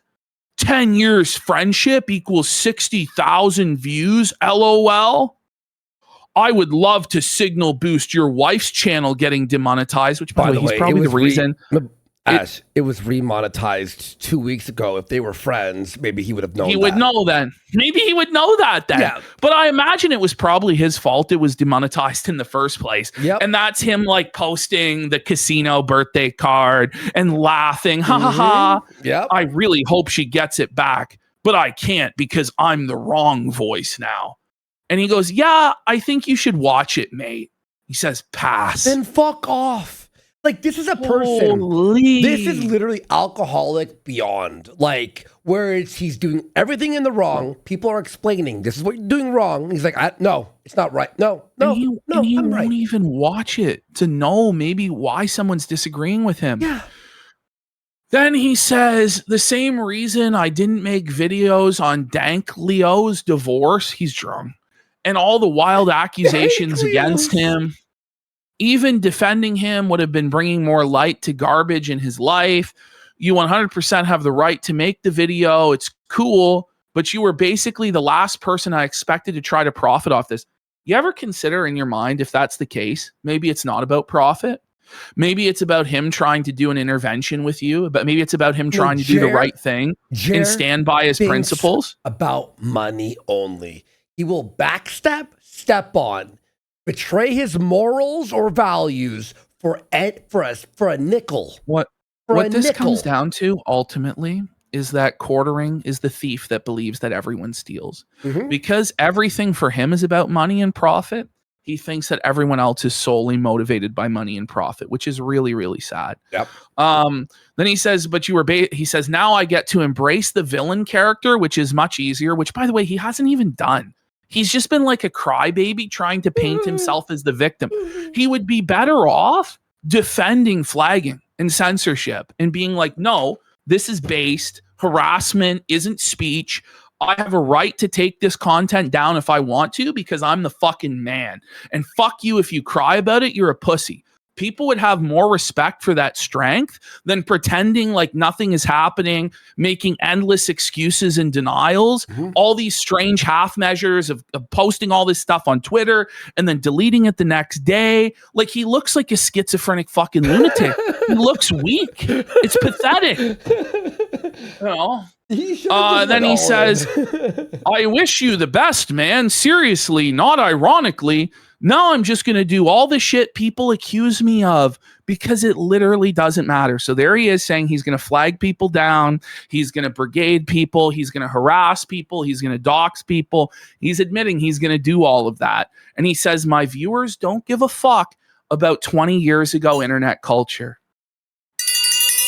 Oh, so your viewers don't care you're flagging? Well, you know what? No. See, he has no principles, right? All he cares about is, will there be consequences for my actions? Will my viewers punish me for that? And his belief is that his viewers are bots and people in nursing homes, like boomers that don't know anything. So in his mind, yeah, they won't care if he does harassment campaigns or doxing campaigns or flagging campaigns or blackmail Sydney Watson or anything like that, because he'll just get away with it. So for him, he has no actual principles. It's all about whether or not he can get away with it, which, buddy, you're not going to get away with it. Then Bering says, if I wanted to profit off of it, I would have made a bunch of videos from the minute this kicked off. I waited until I spoke to both sides, and I released a very measured statement because I was being dragged into this. You weren't being dragged into Dank's divorce. I didn't bring any personal stuff into my video. In fact, I stated I was staying away from the peripheral drama. You really should watch the video before you get all pissy about it, man. Belted. Absolutely mangled there. Whoa, buddy. Are you thinking you're going to flag channels? Yeah, I'm flagging everyone. I'm calling my rep. Everyone's getting banned. He's trying to say in jest, but he did do that. He did. We saw the reports and we saw the channels going down at the same time. Stop it. Stop, man. And I bet you now, too, he's going to like start actually like flagging 10 times more. How much you want to bet? 100%. Oh, yeah. Then, you know, Bering says, you need to calm down and stop drinking, mate. Go watch my video. He says, nope, everyone is cooked. Remember, I can ban anyone I want. It's on. Like, this is crazy. Because he's actually, in all seriousness, he went to Josh Moon and said that he can get any channel he wants taken down. And he did. All he needs to do is make one call to his YouTube rep, and it's curtains for them. So then when you make comments like this, of course people are going to say that you've admitted to it because you have now multiple times. So Bering says, listen, you sound like an irrational woman, this is an insult to women. Like, this is like a schizophrenic mental patient. No, this is beyond women. Like, come on. You're coming at me for a video you didn't even watch. If you did, you'd realize I want the best for you. And then he goes, you called me a fucking alcoholic, which is insane. What's insane, Jer, is you claiming you didn't watch the video and then referencing something he said in the video. So you did watch the video, but we all know you're an alcoholic. Ash, what's insane is being surprised. Someone called you an alcoholic when you're drunk all the time. We caught you with the bottle of Fireball in your hand after you said you quit drinking. You know what's funny? Bering in his video said that he had a problem with alcohol 4 years ago. I had a problem with alcohol years ago, and I've fucking knocked it off. Jer, you are the fucking biggest alcoholic I've seen in I don't even know how long. There's clips of this guy saying, like, if a day ends in Y, I'm drinking. Which is basically to say he drinks every day. Like, there's multiple clips of him saying, like, he drinks like 5 days a week. And, he's misspelling. He's deleting tweets. He's spiraling. He's drunk on stream. Listen, he's mush mouth. If he wasn't an alcoholic, he needs to be checked into an asylum or the hospital. Because he clearly has something wrong with his brain then that's quite serious. But he smashed those pills, the Xanax, and then drank a fucking sex on the beach at the game. Like, what are we doing here? So that was the end of it. Then Quartering says, what does this even mean? We gonna do a new episode? I'm ready. So disingenuous. And then he wonders why people are pissed at him. You're the one crying bloody murder that the archives got flagged down, man. What do you mean? And here we go. So Flash just points out if it was flagged, it would say for policy violations. Quartering thinks he can delete stuff and cry victim. He thinks everyone's as dumb as him. Okay? This is worse than a toddler's lies. It is. Eating cookies. It really is. It's like, bro. Yep. And I just point this out, and then the retraction came within a few minutes. If this was true, which it isn't, he deleted it himself. Isn't he now an admitted ban evader on YouTube? Exactly.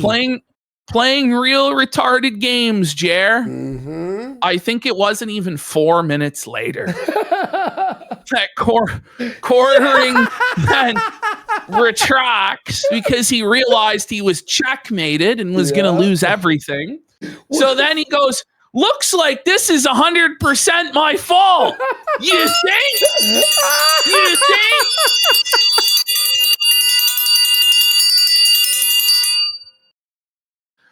I was not clear on videos I wanted my editor to delete. The editor didn't delete the salt mine videos because there was only 3 people who had the power to do that. Dankula, Bering, and you. And it was you. So I don't know why you're lying like this. Wait. Why lie? Ash, so you're telling me the editor was told to delete some videos and deleted every single video. He was a rogue editor. No, if it was the editor, you obviously gave the order for it all to be taken down. So it's the DM. What employee is going to nuke an entire fucking channel without permission? Like, what are we doing here? By the way, was this guy fired for this? You want to explain? Then he goes, I am working to restore what I can, and I will give the boys all the episodes to re-upload. I had just been testing a theory. Hold on. He had just been testing a theory that live streams drag channels down? What? All of the posts on the Salt Mine channel were live streams, Jer. What? It doesn't make any sense. And then you also deleted all the live streams off the other channel. Well, he's going to walk back this explanation later because he knew it made no sense and give an entirely different explanation. I'm going to be real. This is mental illness. I think I only made it to this explanation, to be honest. I'm not going to lie. Oh, my God. So here he is, drunk out of his mind. Everything is achieved. Please re-upload. I did see this. You mean everything is archived? Like, I thought he might have ended it all when he said everything is achieved. Like, it's like Jesus on the cross saying it is finished. Like, I don't know. Like, holy fuck, man. Everything is achieved. Do not redeem, sir. Everything is achieved, sir.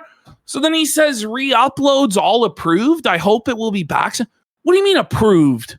Like, what? They don't need your permission to re-upload their own fucking podcast. Their channel is gone and can't be brought back, by the way. Fully approved all re-upload.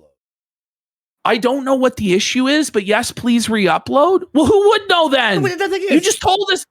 It's already archived. No one cares.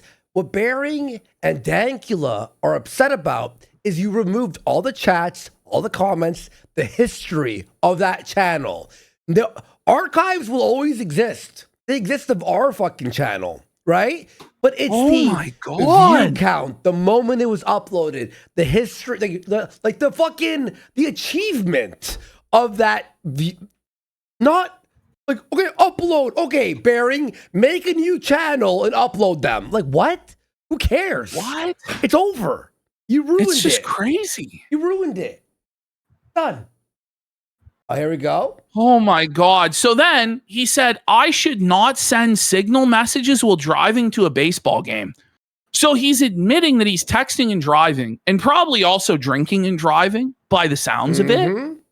By the way, like, why say signal messages? Like, it's, just, why do you, it's like over explaining, you know what I mean? Like, he's just an obvious liar. Then he says, I just wanted to clear live streams from my main channel. I know why. Not all channels. Hold on. From his main channel, not all channels. Then why aren't all the live streams off the quartering Rumble?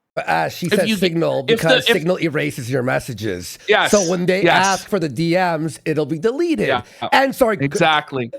And your so he can't provide. Yeah. So he can't provide any proof of it because Signal automatically erases the messages, right? The only thing that matters is the salt mine, really, and I am pretty sure I have them archived somewhere. What? Wait, what? Oh. I'm pretty sure I have them archived. You deleted 2 channels. You fucking mongoloid bitch. Fuck. So the quartering community noted twice in one night. Oof. Probably stop compulsively lying. Deleting all your videos to pretend you got flagged to play victim is psychotic behavior. Take a few months off and go to rehab. There's the community note. A co-host for one of the affected channels revealed no strikes were issued by YouTube. This content was deleted by Jeremy. No user reports could remove this volume of content from multiple channels across 3 unaffiliated sites at the same time. Maybe Jer's YouTube rep could do it, but, that's about it. The fact that he thought this would work is crazy. So Bering then says, no, they are not on BitChute. 404 page not found. This may also occur if a user has removed their own video. Looks like they've been permanently memory hold quartering. There you go. And here it is. We've always been at war with East Asia. Oh. This is like the 1984 level gaslighting. 2 + 2 is 5. The chocolate ration was increased from 50 grams to 40 grams. We've always been at war with East Asia. You know, it's just crazy. War is peace, you know, ignorance is knowledge. And this is the same shit Chrissy Mayer does. And then they wonder why people are so pissed off. Let's just keep going. Yeah, Lambo Calrissian for a stomp 5,000 kick, saying, I love the idea that he did have that theory, though. Like, yeah, Jer, it's the live streams, not the low energy slop coverage and dog shit shorts where you look and make yourself look like a total fag for pennies. And also, by the way, you steal content. Yeah. That's what was the 6-year-old podcast was deleted. Yeah. So he goes, just got home after an amazing Brewers win. I had my editor delete live streams because they were dragging down the channels. Lost in the Mix was an old podcast from 2 years ago. What? It doesn't make any sense. It was an entire channel, not one podcast. There are several archives of it, and feel free to re-upload. And then he gives a more accurate explanation that contradicts the prior explanation. There we go. People were using 10-year-old live streams to try and ruin my life. And so I said, delete them all. That wasn't clear about the podcast channel that was on me. So you're admitting that when you said it was about the algorithm, that was a lie. So now we're on a different explanation because that explanation didn't make any fucking sense whatsoever. He's admitting so it. Now, wait, but it's like, Jeremy, if what you said on a live stream can ruin your life, isn't that pretty fucking pathetic? Maybe you shouldn't have said that shit then, huh? But everybody else has to be held accountable for what they say, right?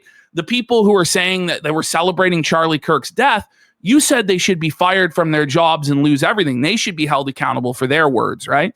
But when you get held accountable for your statements, it's wrong. Explain that. It doesn't make sense. Okay, but again, I don't understand how he didn't think everything was already downloaded within day one. He's so stupid. I really don't know. I think really the real answer is it wasn't even about hiding it, and it wasn't about the algorithm. It was a gay op designed to make it look like we flagged down his channel. Fair. I think that's the real motivation. Why add BitChute to that then? That's true. I think that it is also he's trying to hide stuff, but it was all already archived. Well, Cope and Seethe here just points out it makes literally no sense.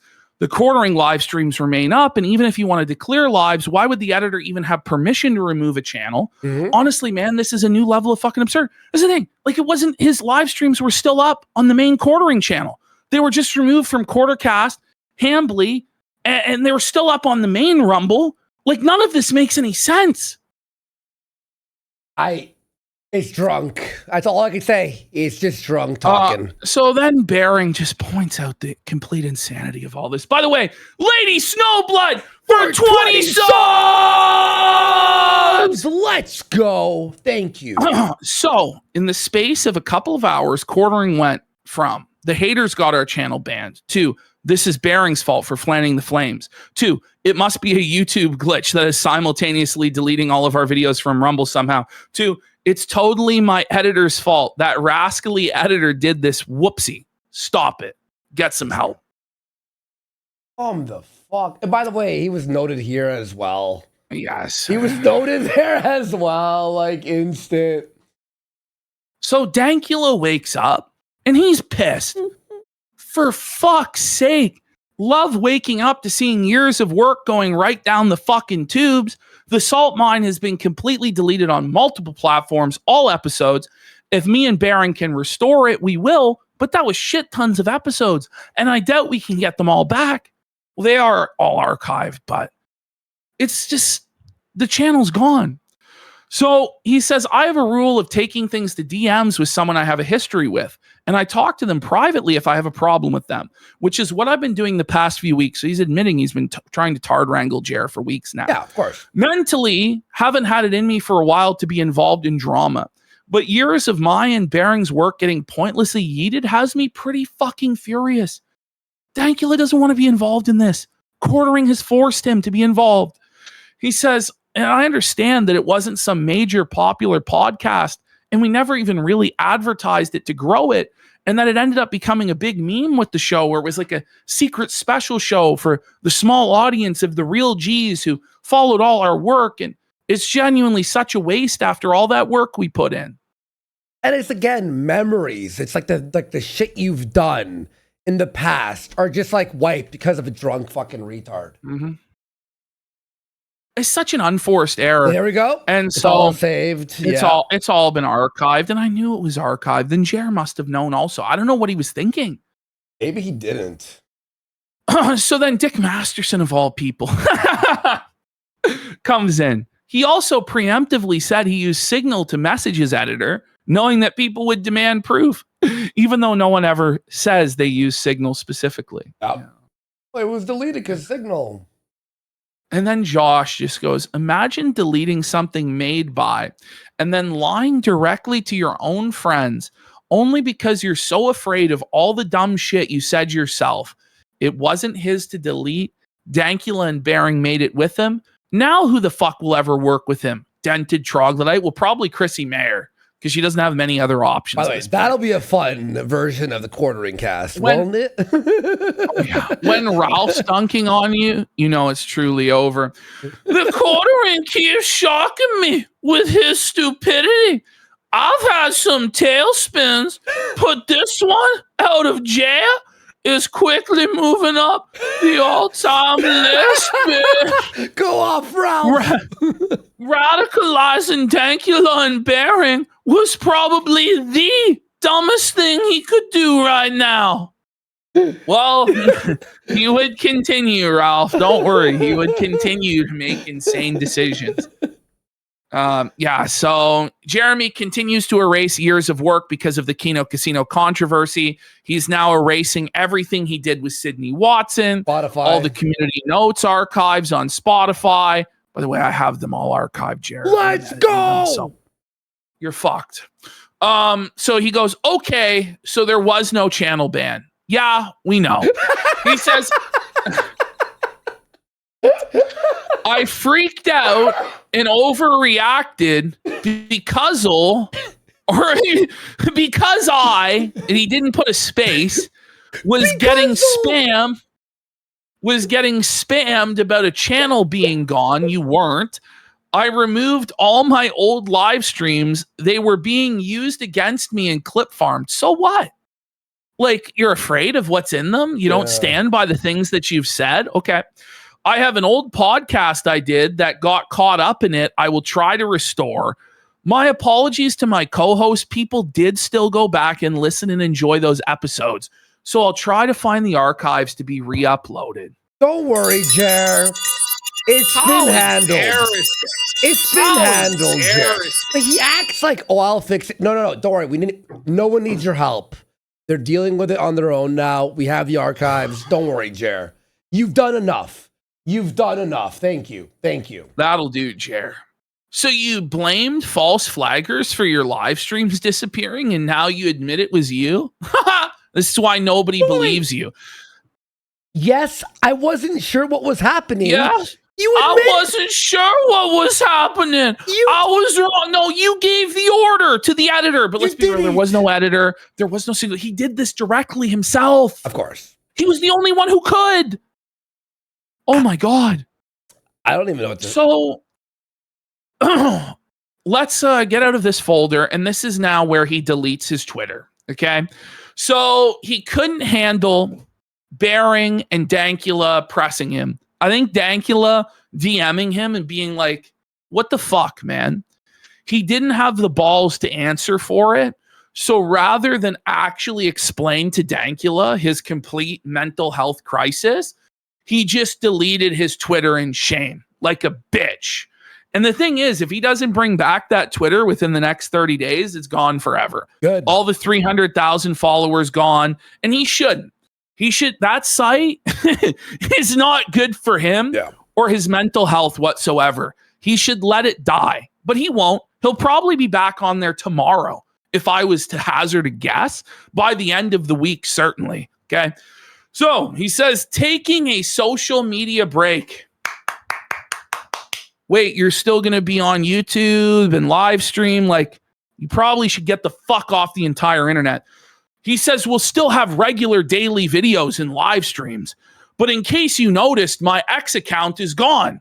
It's because it has been really an insane battlefield. Not really. You're just fucking spiraling like a lunatic while you're drunk.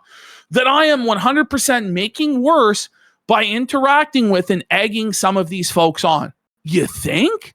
We've only been telling you this for weeks. In fact, I can't think of one good thing Twitter has done for me in a long time. And the constant negativity is having a real world effect on me. Finally, the truth. This guy for weeks has been saying he's unbothered, smiley faces, you'll never affect me, I'm flourishing, I'm in my lane, none of this matters. But then at the same time, he's been completely ass blasted, said his wife's living in fear, all this stuff. Like, these two things can't be true. Like, they can't be true at the same time. But he wants to have it every which way, right? And I'm just glad he's finally admitting that this is affecting him. Because it is. It obviously is. And this makes him lose face, which is, again, in his Indian, dominated mind, the worst thing in the world for him is to lose face and lose his frame and his control, right? He says, it's making me do and say things that I just never would have before. Come on, buddy. It's the fucking booze. And it's your ego, okay? It's not Twitter's fault. Take some actual responsibility for your own actions, bud. It won't. Holy shit. Oh, by and the I way, can see it's become a problem for me. Update. The CEO of BitChute actually said that the video was set to hidden. Or the channel was set to hidden. He goes, you can just unhide it. Will he unhide it? Oh, there you go. That's the CEO of BitChute saying you can just unhide it, by the way. So he says, going to take that time I was wasting there and focus on improving myself and being a better person. How many times have we heard this before? Stop saying it and start doing it. Take actual actions to improve your life instead of telling us you're going to, okay? He says he's going to join some stuff at church. What are you going to join at church? You don't even attend. Shut the fuck up. Do you know his main concern when he walked into church for the first time was how he could sell them coffee? Yeah. Yeah. So he says, I don't know really, just focusing on positive stuff. See you all tomorrow. Okay. And also smashing the wine, right? He was at the wine. Yeah. Like he would go in line 10 times on the wine section. All right. Okay. Here we go. Oh my God. So this was his on Twitter before he deleted it. Says, I'm going to take the advice and get off social media for a while. Apparently in his mind, social media is just Twitter and he's able to live stream and do videos and also without any issue, apparently. He says, it really sucks that people around me are getting dragged into all this bullshit. And he's truly sorry for that.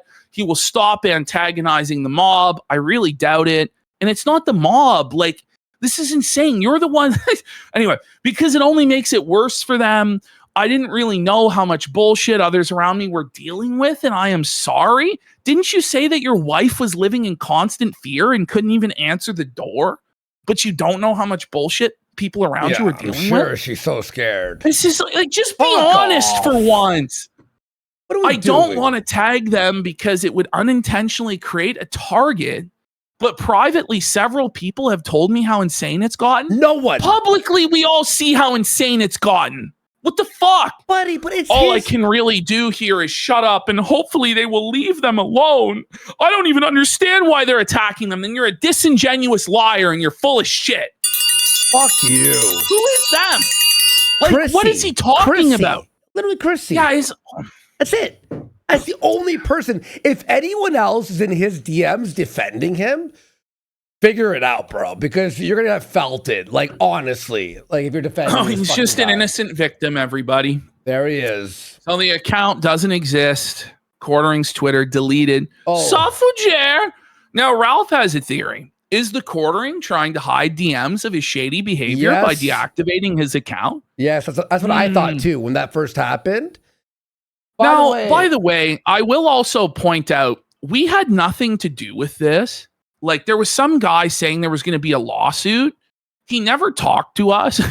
We have no interest in pursuing litigation at this time. But I wonder if Jeremy actually shot his pants and started deleting everything because he was worried what might come out in discovery in a lawsuit. Like, I wouldn't be surprised if that was the case. It holds within 7 years in their data centers. Yeah. So you can't hide that shit, bro. Yeah. It's going to say that right now. You know it's bad when even Cat Turd is dunking on you. Cat and you're Turd like a right-wing MAGA guy, and Cat Turd is dunking on you. He quote tweeted me. I got 1,000 retweets. 1,000 retweets on my tweet because the Cat Turd retweeting me. Holy! There you go, right there. Yeah. Quartering has deleted his Twitter account. No big loss. Ultra rare Cat Turd dub. Ring it up, Cat Turd dub. Holy! I have to see because I'm actually. Yeah, my tweet is at 700K views. That's insane. Belted. Here we go. So, Quartering decided to pin a troll comment targeting his wife because Jeremy wants people to feel bad for him. What a moron. Someone said Jeremy pinning that this guy's going to that they're going to R his wife. We don't agree with that. My personal belief is that this is Jeremy on an alt account posting this stuff so that he can straw man his detractors and say that they're all saying this crazy stuff. Well, that's my actual belief, because why would you pin that otherwise? It doesn't make sense. Also, Ash, look at his display picture. Wait, there is none. It's a fresh Google account.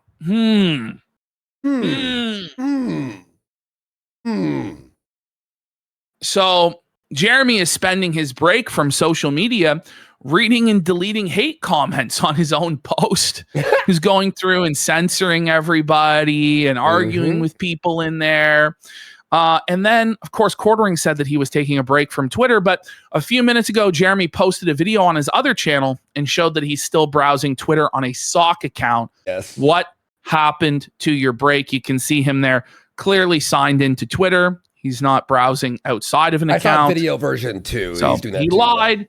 Then Hannah Claire locked down her comments. Hannah Claire now officially sweeping for Quartering.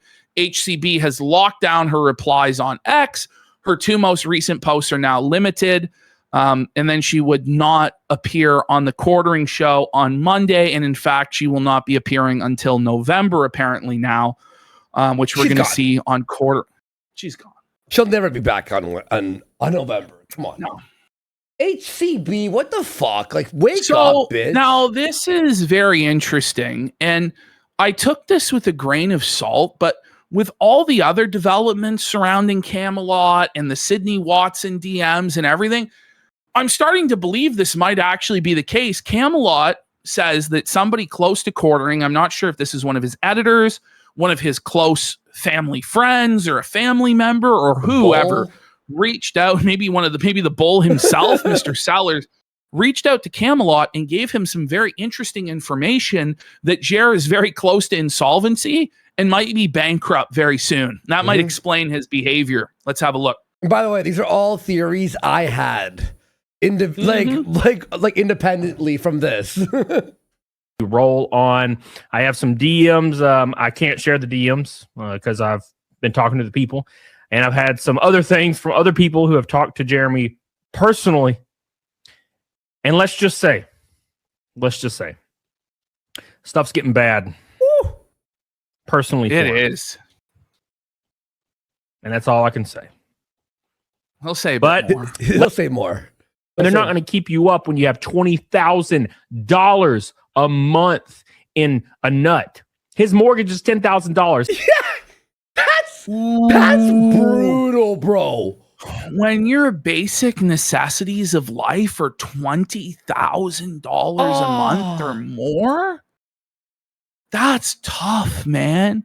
And your income is not matching that. So every month you're going 5 figures into debt. That's bad. He pays Melanie Mac $4,000 or $5,000 a month. Pays Hannah Claire $4,000 or $5,000 a month. Okay, let's just say it's 8,000 a month on like the most. I actually think it's double that. I actually think I'm pretty sure Hannah Claire does 4 shows at $500 a pop. So she's getting $2,000 a week times 4 is $8,000. And then Mel is getting half that. She's getting 4. Unless so I think he's it's like reduced it. Well, I think he's had to increase it to keep them. Oof. To be honest. Then he has every other thing he's currently financing. 25, 30 grand a month. He's making 3. Like the cars, the Cybertruck, all his other cars, the maintenance for his fish tanks and his 5 vacuums. The orchard that the orange orchard, or the tree farm that he apparently was going to start, the studio he's apparently building, the car. Remember the car wash? He said he was building a car wash. He was building a studio compound with a built-in car wash and a bowling alley as well. Did you remember that? He pays for like the highest level of dog food and pet food for, his multiple dogs, multiple cats. Like, I think he said something like he was spending $1,200 a month on dog food alone. Yeah. I remember that. Yeah. I might be wrong about that number, but I think it was $1,200 or a month grand on dog or something. food. But yeah, it was something like around there. Yes, for sure. 100%. And so it's like when he's living his lifestyle beyond his means, not just at the limit of his means, but beyond his means and going into debt. And he just always thought that the money would come in the same as it always did. And now that it's dipped, he's panicking and freaking out. Again, remember the last show? I saw his leaked 50,000 a month from like 2022 or 2020. And people want a Camelot sticker. Yeah, I know. Look at that. I know. Let's get 10 subs for him then. So he's been putting in some work. Oh, he's great. He's amazing. He's fucking killing it. But I predicted with like all the math, I'm like, it's probably 4,000 a month. And he'll confirm that and actually say a crazier number. 1 second here, folks. This is Ravi Rotten. It is reminiscent of that, no? It is reminiscent of that. Add it in a sec, folks. It's Bogdanov, yeah. But he's killing it. Ramsos for 10 subs. Busted Fuse for 10 subs. And then 10 Shell for Bohepans for 10 subs. Let's Holy go. shit. Let's get there's a lot of support subs. for... And Frank Booth for 10 subs. Holy shit, like 4 hours in, still 14,000 watching. Wow. God damn. $3,000 a month on YouTube and nothing else. Oh, yeah, you hear that? Look. He's making $3,000 a month on YouTube and nothing else. I bet you it's lower now. I bet you it's actually lower because remember, he's paying for ads. So he's making $10 a month on YouTube. Yeah. My man is fucked. My man is on the border of bankruptcy. Ooh, let's go. Oh, it is true. Let's go. It is true. Fuck you, Jer. Do you think I'm making this up? Nope. How do I know this? Interesting. Very interesting. Oh, it's someone just gave him the rundown about the truth. Like someone's like, listen, I don't know I don't know who it would have been. So I take it with some grain of salt, but I think it has more credibility, especially after Sydney Watson and apparently other people were speaking with Camelot directly. Mm-hmm. I think it's very plausible that this is actually the case. You want to know my theory? I don't know if it's true. It's one of his editors he had to fire. It's got to be because the editor had access to the back end, right? The editor saw the income. But would he tell the editor his like monthly expenses? Maybe to make excuses for why. A manager, I know this for a fact. If you have a manager who can adjust and upload videos, they're able to see your back end, including your income. Ultimately, somebody did point out in chat, it is still speculation without a definitive source, but I do want to believe. Speculation. By the way, we got Ziggy for 50 subs. Let's go, Ziggy. Big support. And Deep South EDC for a sub as well. Imagine it was Maggie that snaked him. Buddy, I'm telling you, it's one of the editors. Because the editor probably saw and all that shit. So, yep. Well, That's my Meme theory. Copium says it's not the editor because Camelot said it was his streamer friend. Oh. Ricada is the only one that deleted his tweets to sweep for quartering. Would Jer really have told Ricada all this shit? Yeah, drunk. See, I kind of believe that there's some really suspect shit going on with the whole Nexium cult thing and Jeremy and Ricada and their cuckold bull swinger lifestyles and Chrissy Mayer and all of the whores that she manages. And she's kind of like a madame at a brothel. Like, I really believe there's, in my heart, there is something to that. I can't prove it, but I really think there is some sort of greasy conspiracy going on. So maybe Ricada really did know and is snaking Jer. But if that's the case, he's playing a dangerous game because whatever sort of weird sex cult they're all tied up in, it'll expose all of them if it comes out. So let's say a birdie told me. Let's just say this. I 100% believe him, by the way. There's not even like a pick with a grain of salt. For me, it's like, I believe completely. Somebody goes, it's too much like a movie. Just wait until next week when Jer gets charged with sex trafficking. That, like, I feel like what's going to happen next? Like, the story is insane. Like, it just keeps getting crazier and crazier. Bro. And for those of you who didn't see the Sydney Watson stuff, like, it's like, bro, holy fuck. If he's not in a sex cult, I'll be shocked, in my opinion. That it's almost over. Because his overhead is about 5 to 6 times what he's pulling in right now. Right. The YouTube is done. Shut it down. I'll let you know further. I'm trying, guys. But that's all I could say. I'm chipping away. Camelot, if you're watching, tell me. As hard as I can to get it on. All right. Thank you, guys. Camelot, well, that's the thing. me. Sydney Watson did say it would be mutually assured destruction.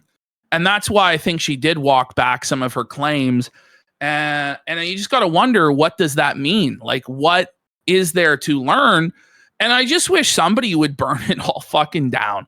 So here we have Jer's sad Monday live cope stream all alone. Is that the Hannah Claire has frame? Is that the last frame? It really is, isn't it? I think that is the last frame of the stream. As he hits stop. Before it cut to black, you can tell he's panicking. You can tell that this is a drowning man that's suffering. And during this live stream, man, like, he would have multiple mini strokes. Like, you'll see when we go through the coverage, he would start talking and then he would just trail off. Like, his sentence would trail off. And then he would say nothing for like 10 or 15 seconds. And then he would go, and then he would just like trail off again. It was bad, man. Like, he would look at the chat and he would basically disassociate, bro. So the start of the stream here was a total disaster. Let's go to the next slide. Okay. Go. There he is. He posted this on his YouTube video today. Guys, if you haven't seen, I deleted my ex account. It just got too toxic and was really taking a toll on me mentally, and I spiraled. At least he's admitted here that he spiraled. Do you know? Like, he says he's working on getting more healthy this summer, dropping bad habits, trying to focus on the positive. So it's the me versus me channel from 10 years ago all over again. Why in the summer? Start now. It's not summer. Well, he pretends that it's summer, but it's only May. Summer is next month. Do you know? So here he goes. He starts up the stream, and like the live stream intro just kept looping, and he never ended up going live for like 15 minutes. But he was in chat. He's like, all positive vibes, folks. X was bad for my mental health, and it's gone now. And I'm already happier. He's the most miserable I've ever seen him. Yeah, here we go. So there is the thumbnail. No Melanie Mack, no Hannah Claire Brimelow, all alone, abandoned to suffer. Oh my God. Oh, okay. It's not the show. Thank God it's not down. His internet had a little hiccup there. It's all good, everyone. We'll be fine. No one panic. He'll be back in a second. This happens like at least once per show. Now, guys, I want to thank you all for being here. Big fucking support here. Let me just put on just me so don't just look at his pause frame there. Guys, thank you for being here. He'll be back in 1 second. Where did I put my phone? Let me just text him. Don't worry, guys. By the way, what a crazy show. By the way, yeah, it's all good, bro. All right. Yeah, so guys, I want to thank you all for fucking being here and supporting us. And I want to thank Friday Night fucking Tights and fucking Bearing and all that stuff, guys. It really means a lot to us. And thank you for all the support. Remember, sub to locals, $10 a month. That money heads straight to our editor, who's editing all the videos still and putting it on our Rumble channel, which people download those videos and upload that. There's also a bunch of YouTube channels who do post our stuff after the segments or at the end of the show or the next day.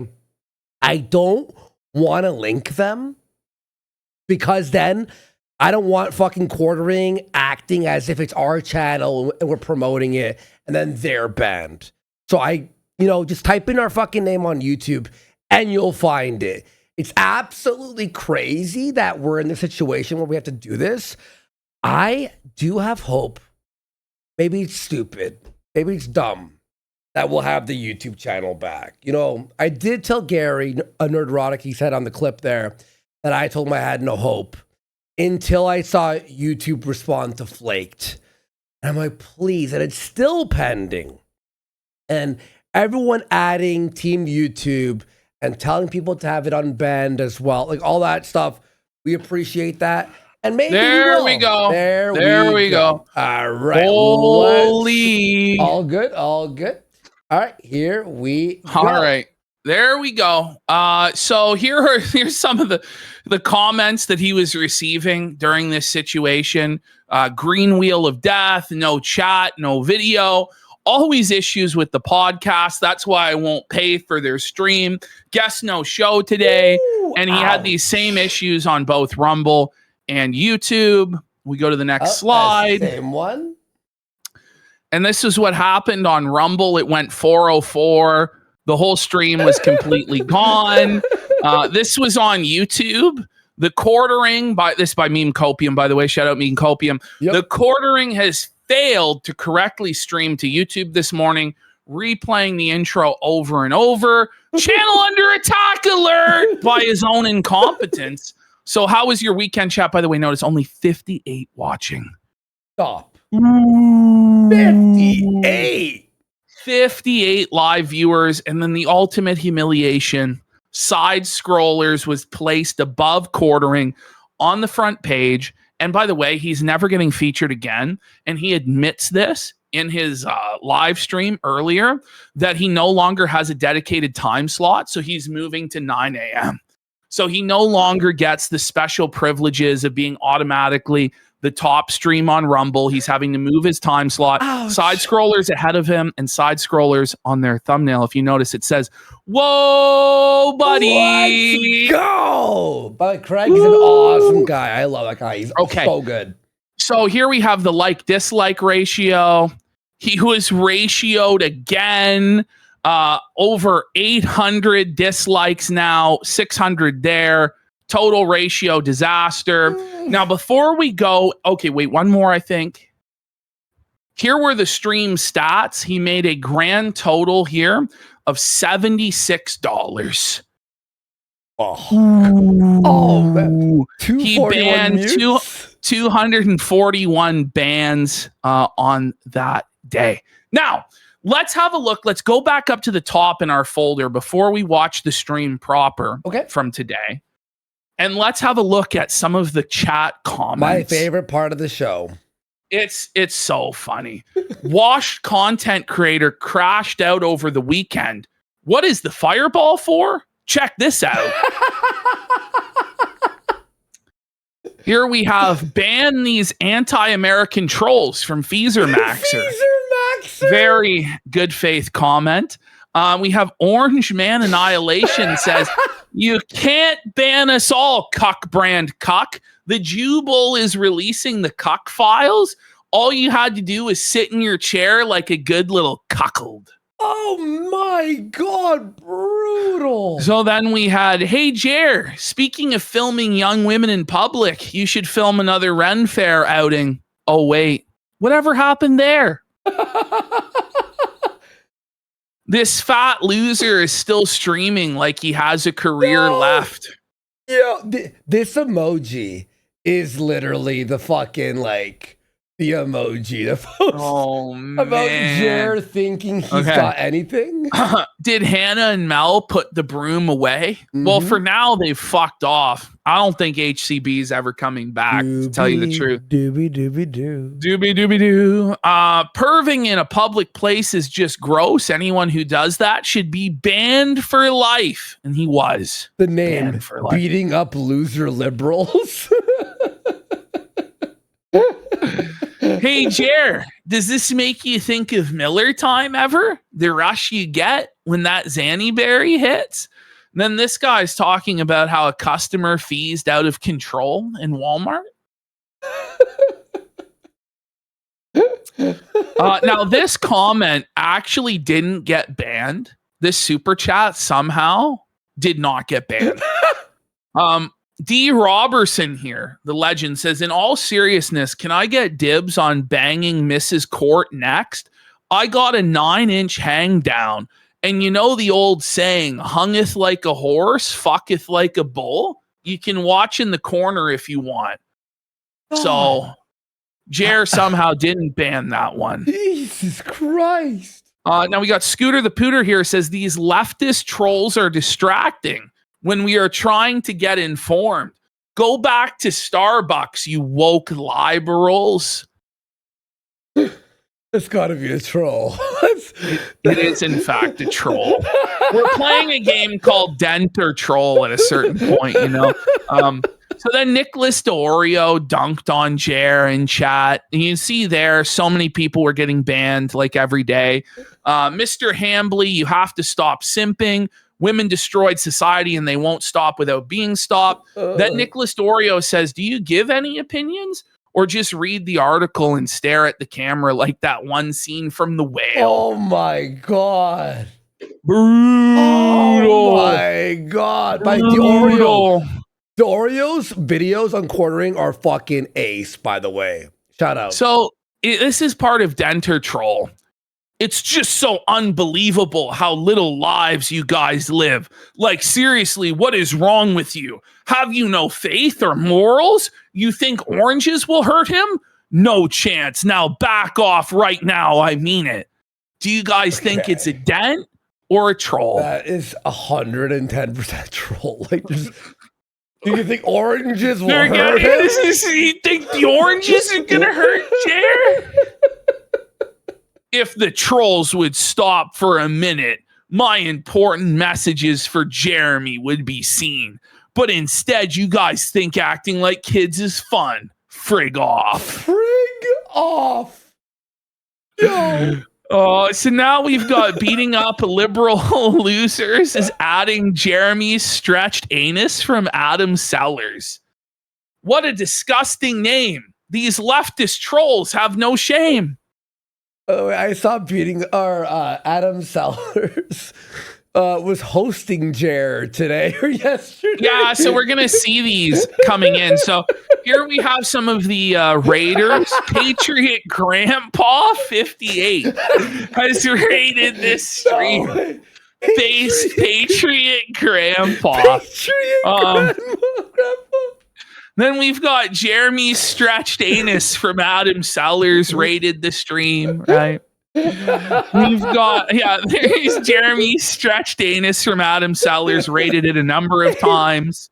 And then Ren Fair banned for life rated the stream. And Sophie goes, welcome to everyone from the raid. And then Jer shut down the raids. People were having too much fun. So Jer had to shut it down like the little baby he is. I died. Then we have Ren Fair security guard for $5. Very generous of Ren Fair security guard. Probably should have been only $1. Mr. Hambly, I'm gonna have to ask you to vacate the premises. Did he get banned? You're gonna have to move along, Mr. Hambly. And then we have Melanie Mac's fag husband for $1. Ban all those liberal trolls, Jeremy. There's nothing wrong with letting a Jew pipe your wife. Stop. This guy was banned. We managed to get this screenshot seconds before the ban hammer came down on Mel's husband's gaping anus. Actually, that's another legend, Mel's husband's gaping anus. There it is. There is the deleted dollar super chat from Melanie Mac's fag husband. I'm dying. We got Jared Stretch Trampoline for 5 subs as well. Sleazy Drunk for a pack it up says it's good to see side scrollers felting Jer. Yeah, man. Aurelius for a rage quit. Jeremy Hambly should take a step back and eat an Uncrustable. This message has been brought to you by the JM Smuckers Company. You're not you when you're hungry, Jer. You should eat a fucking Smuckers Uncrustable. Was it on? buddy. It was here. Yeah. So now we're on number 1. Hold on. Let me watch right? this. Yeah. Okay. So this is quartering stream from today. I've never seen him so buck broken in all my days watching Jer. Come on. I mean, it's been pretty bad. Is it that bad today? Pretty bad. And it's pretty bad, man. It's real rough. It's real rough. Guys, y'all ready? Let's go. Big support today. Let's fucking go. This is the funniest shit, man. By the way, Brittany Vanthe said this the best. It really does feel like 2016 again. You know, like that crazy internet time, everyone having fun and felting and blood sports and all that shit. Big fun. By the way, this is the cringy. I can't even. It's so cringe. But he messes up the intro again here. Oh my God. I can't. Well, let's just get right into it. The show. Wait. What? Is that how it. You edited it? No way. No. That's how. Let's go. Whoa. Hey. Was running. He grew tired. Fuck. He grew tired. Look at him there, man. Look at how defeated he looks, man. And then he cranked the brightness, so he tried to hide the eye bags, but you can clearly see the eye bags and that they're not shadows. But now, like, we see his true, his ghostly, pale, fishy complexion, looking like a fucking corpse, buddy. He's the Walking Dead.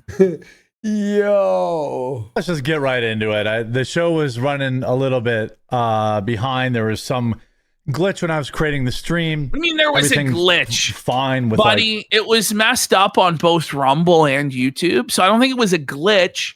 I think it's that you're a retard. Look at him there, man. Look at that frown. Look at this. Frown alert. Frown alert. Bro. Frown alert. This is actually fucking pathetic. The internet He's and everything sad. like that. Buddy, look at his shirt. His unironed shirt. Yikes. That was just, I don't know what happened. I misclicked something when He's got dandruff. He misclicked something. He's got dandruff all over his buddy, shirt, what's dude. up with this dandruff, Jer? Is that grease? Shame on you, Is that buddy. grease? That's a grease stain. No way. Some sort of sweat stain, buddy. No way. Check the sides of his headphones. Oh my God. Look at the hat. It's speckled. Holy.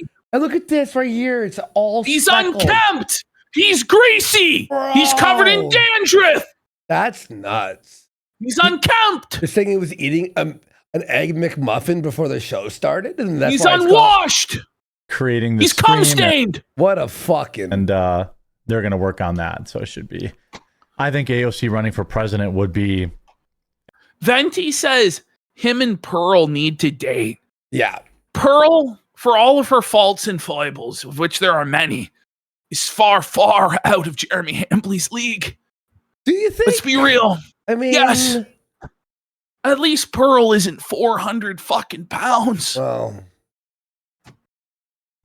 An incredibly She entertaining does time burn in this. coal, though. She's yeah, pretty I mean, desperate. that's like She's pretty desperate. Let's be real. country. I really hope that she does it. I really. By the way, I saw Brittany's stream. Bro was streaming to 130 people with 2 million subscribers. Brittany has apparently said that she doesn't wash her hair. Say it ain't so, Britt. Yeah, Say no, it ain't it's so grease. that just Coley things grease pit of a fucking hairdo is never washed. H2O never reaches that hair. I love Venti. I love Venti A-logging Pearl or just other women in general because she's just so cunty and sassy, you know? Like, but she's say just, what you want about Pearl, but she did call CHRISSIE mayor in the past. Saying broken clocks, right? Twice a day, right? Exactly. The sun shines on a donkey's ass every once in a while. Want her to run for president because I think it would be unendingly. So Quartering wants AOC to run for president. He did not Now, say that. The vibes that this gives me is when John Oliver begged Donald Trump to run for president because he thought it would be amazing content. And then it turned out that Donald Trump won and he was utterly felted. This gives me a similar vibe where be careful what you wish for, monkey paw. You know what I mean? Because she just might do it, you know? Yep. Fuck. Entertaining time in this country. I really hope that she does it. I really want her to run for president because I think it would be unendingly amazing. The debates would be probably boring, like who cares? Well, like, listen to what he says is actually insane. Now, mind you, he wasn't actually around in 2016 to watch the debates with Hillary Clinton or the primary debates of Donald Trump. And he thought that Donald Trump at the first Republican debate was at the end and was polling at the bottom when he was actually front and center right next to Jeb Bush because he only jumped on the Trump train a year after Trump was elected. But go ahead, Jer, tell us about what the debates will be like. Endingly amazing. The debates would be probably very similar to the 2016 Hillary Clinton debates. Pause. Say what you want about Hillary Clinton, that she's an evil, baby-eating, blood-drinking, Machiavellian psychopath monster from hell that helped her husband rape women, right? 100% true. But her and AOC are not in the same fucking ballpark, not in the same fucking league. Like, Hillary Clinton is leagues more intelligent and competent than AOC. I don't think anyone would dispute that. And anyway, let's continue. Isn't AOC just like a retard? Whereas Hillary Clinton is actually, I think, like a Machiavellian genius. You know what I mean? Like, she, you know, like, I don't know. Like, I would never want to fuck with Hillary Clinton. No. You know what I mean? No, cool. Yeah. Just an amazing time to be alive. Well, here, this other one. Shark Tank star insists AOC. Watch this. Is a capitalist heart. The best marketer. This other one. Shark Tank. It's capitalist at heart. He missed the ah. Yeah, and here insists. Star insists AOC. It's just. Is a capitalist heart. The best marketer in politics. Is capitalist at heart. No, did you hear that? Is a capitalist heart. Is a capitalist heart. Is a capitalist heart. Like.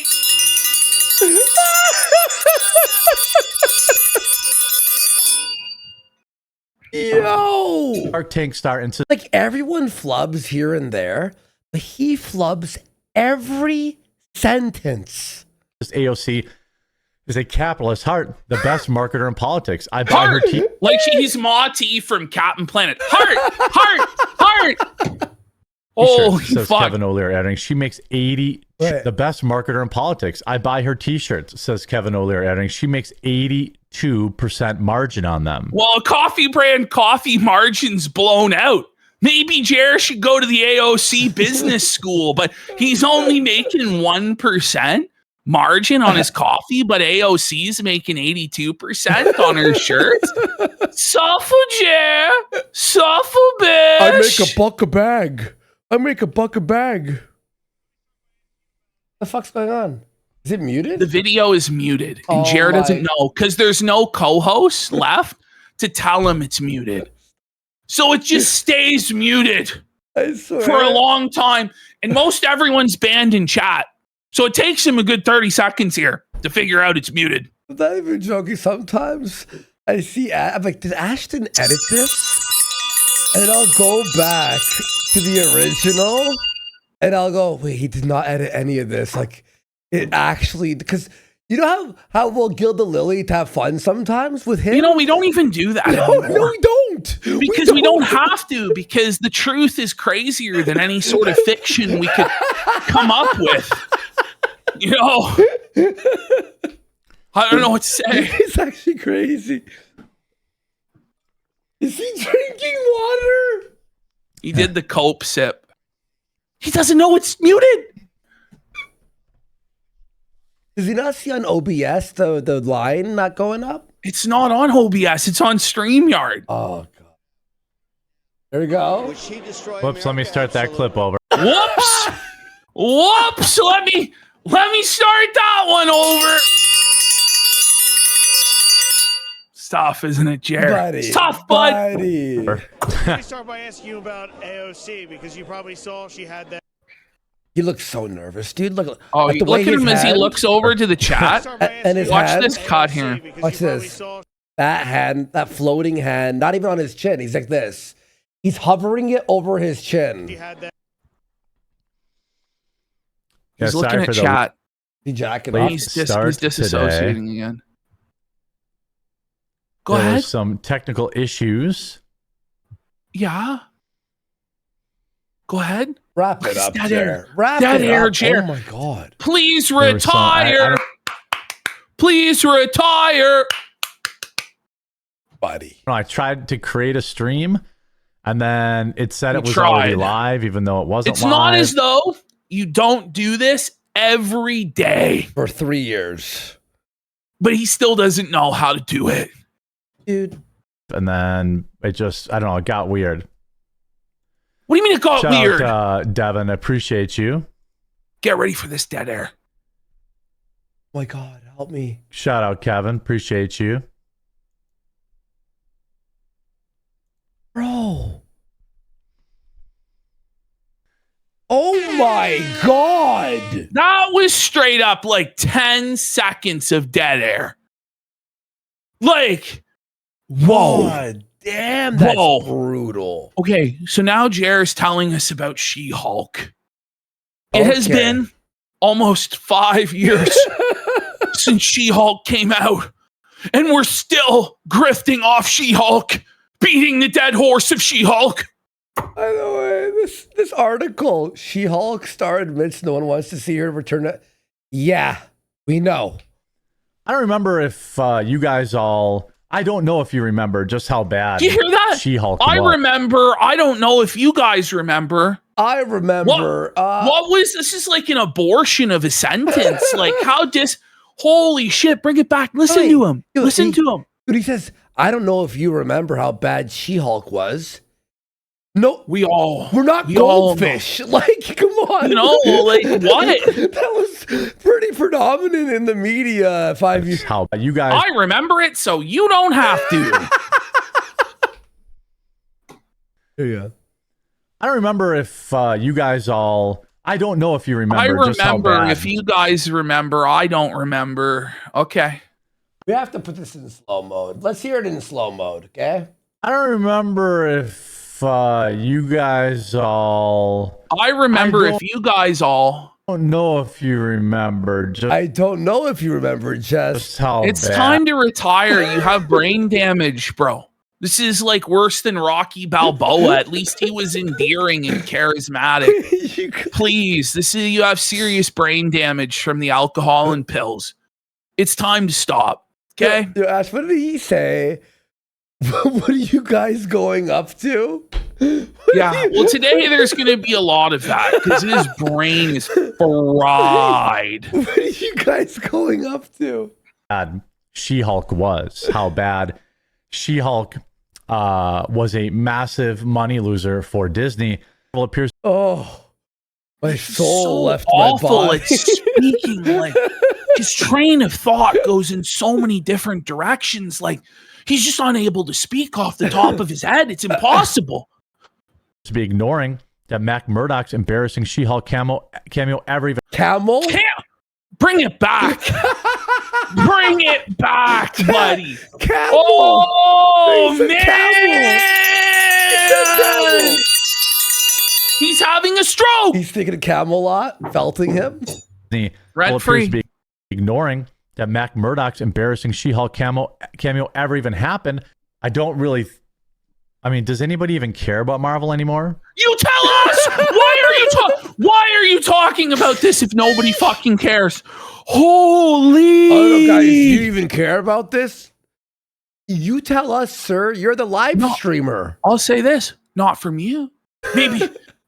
Maybe someone else who actually knows something about She-Hulk or comic books might be able to give us an interesting or insightful or funny take. But it's not you. You can't even read the article. You know? Who reads? But then it's like endless excuses for why the views are down. Maybe it's because you can't even read. Let alone form your own opinion. Let alone form an interesting or funny opinion. Maybe. He's just so self-conscious with his like subjects, you know? Well, it's like if we're like in the middle, would you start? We're like, guys, do you even want us to talk about this? Like I would say the listen to how many ums are here. Like just get ready. Okay. I would say the redistricting stuff has been pretty good. The redistricting? What do you mean pretty good? You called it a total MAGA victory like 3 days ago. You know, you were talking about how it ensured a GOP victory in the midterms and it was total MAGA victory. And now it's pretty good. Okay. Fuck. The redistricting stuff has been pretty good. It's probably not enough to feel like super confident, but you said it was total MAGA victory. Yeah. Like I saw it on Twitter. Mm-hmm. When you were supposed to take a break from Twitter, you broke the break to tell us that it was total MAGA victory. But now you're not that confident about it? Okay. Good that they got in the mud with them because, I mean, this is what the Democrats have been doing. You see him almost spill his water? Look at this. Look at his hand. It's good that they got in the mud with them. Bro, he's like whoa.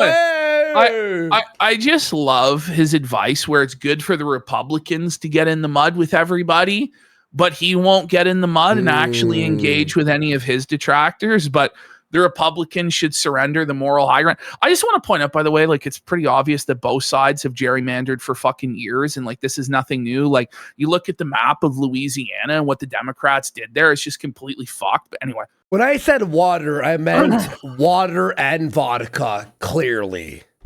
All right? Because, I mean, this is what the Democrats have been doing for a very long time. Watch this. You know.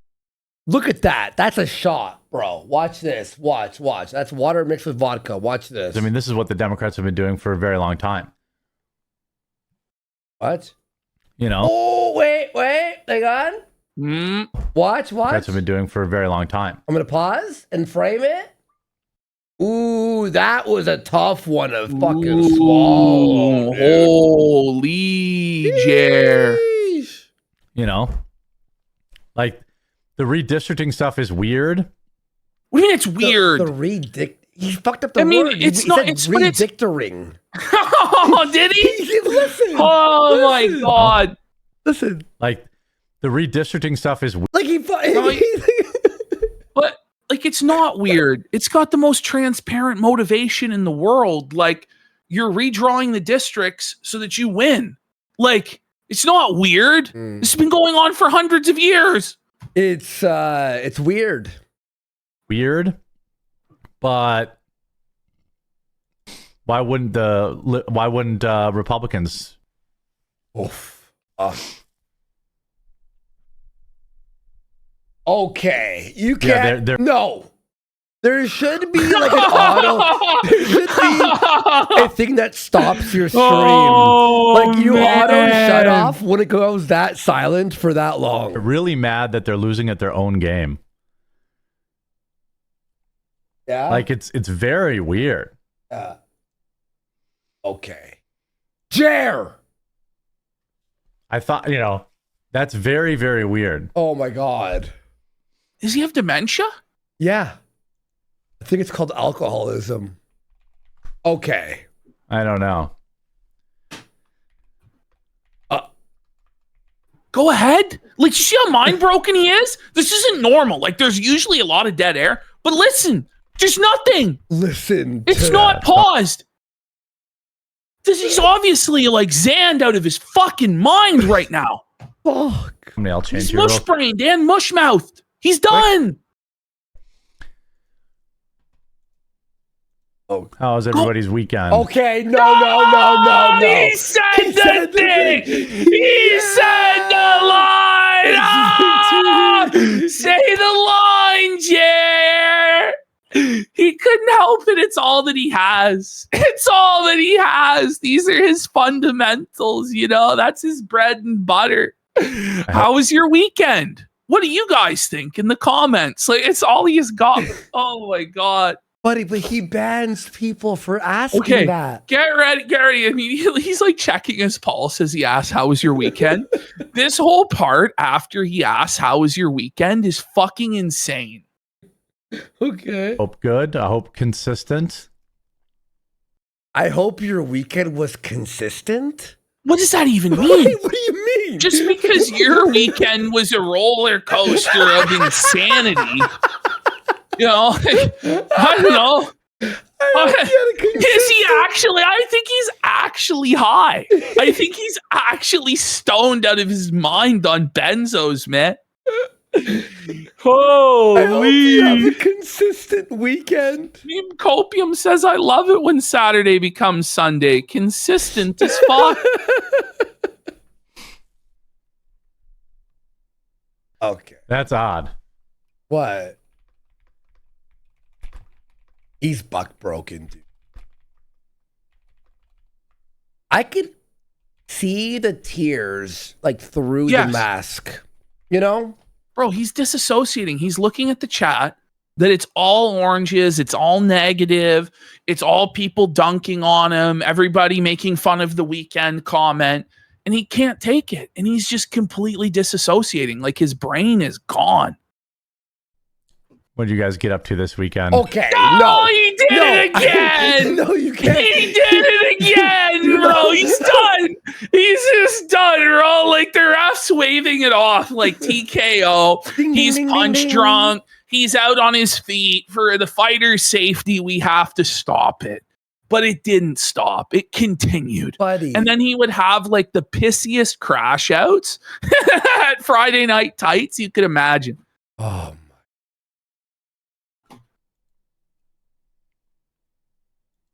hold on. I unpause. I was like, did I unpause it? I couldn't tell. This is the craziest. Chat disappeared on me. Hold on. What? Like, have you actually lost your mind? Like the chat disappeared. What? Jer. Wake up, Jer. By the way, he's changed his doobie doobie doo song to doo doo doo yes. doo doo doo doo. Screw with it later, I guess. What? Did a plate just clatter? Okay. Bro. This is brain damage. Like he's actually done. What happened? Like he's just completely quit. Is he responding to someone? No. Oh, whoops. Okay. All right, let's get back to it. What? What just happened? Let's get back to it. What do you mean? You're Jumbo Jet story. Yes, we get Jimbo Jet story. Instead of the word jumbo, he said Jimbo. Listen. Get back to it. Listen. Jumbo Jet story. The Jimbo Jet. The Jimbo Jet story.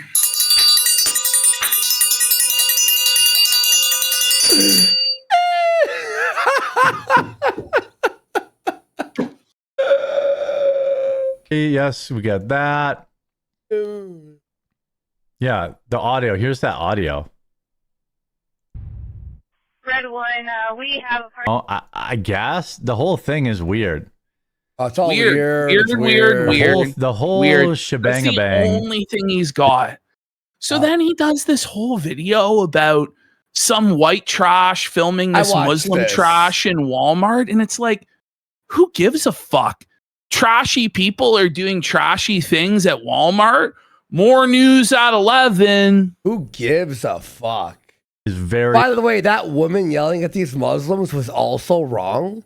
She's like, this is a public space. It's like, you're in Walmart. I'm pretty sure this is an employee at Walmart that you're filming in fucking Walmart. She's like, this is like the public. It's like the sidewalks public. You know what I mean? Like, I don't really think you should be going to people's workplaces and filming them. Like, I know that's a hot take, but you know, no, but like bizarre to me. You know? And probably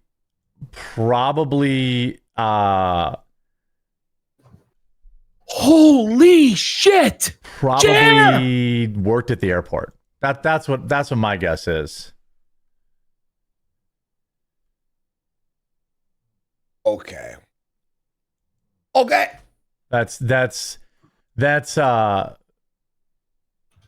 That's my guess. Okay, Pawski doesn't even have to be here right now.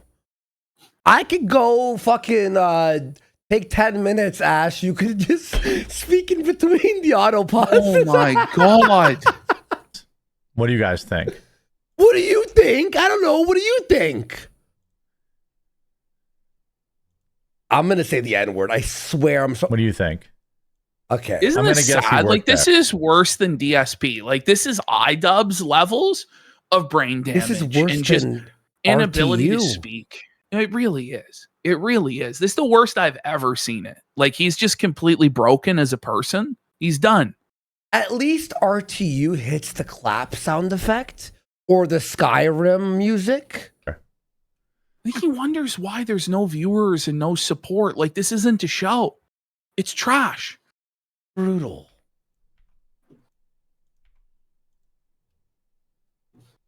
Okay. That's my guess. Is this like actually a joke? I mean, there's no way he just walked. Like, he had to know. He had to know.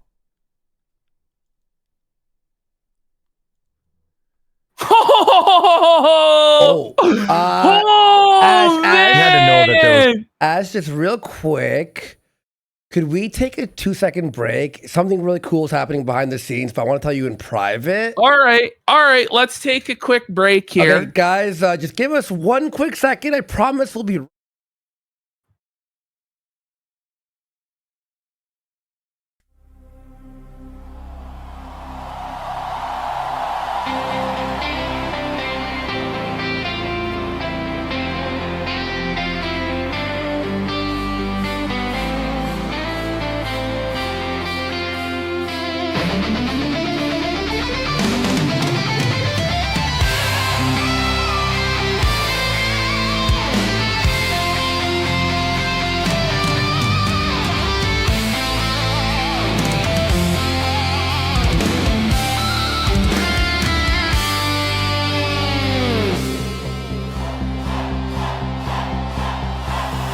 both have eyes and a nose. We have hands we can wave to our friends. We both have ears and feet. We can stomp, stomp, stomp to the beat. We can play happily. Take my hand. Okay, sorry, folks. Alrighty. We have some people in the background helping us out with some stuff. So thank you guys for allowing us to just have a little quick chat there. Okay. Anyway, let's continue. Like some here. place that he could get through.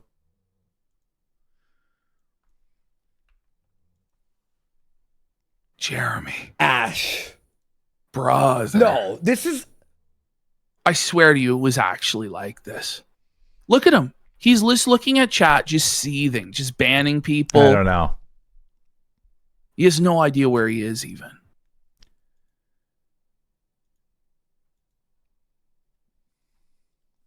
Bro. He's checking his pulse. Well, wouldn't you be?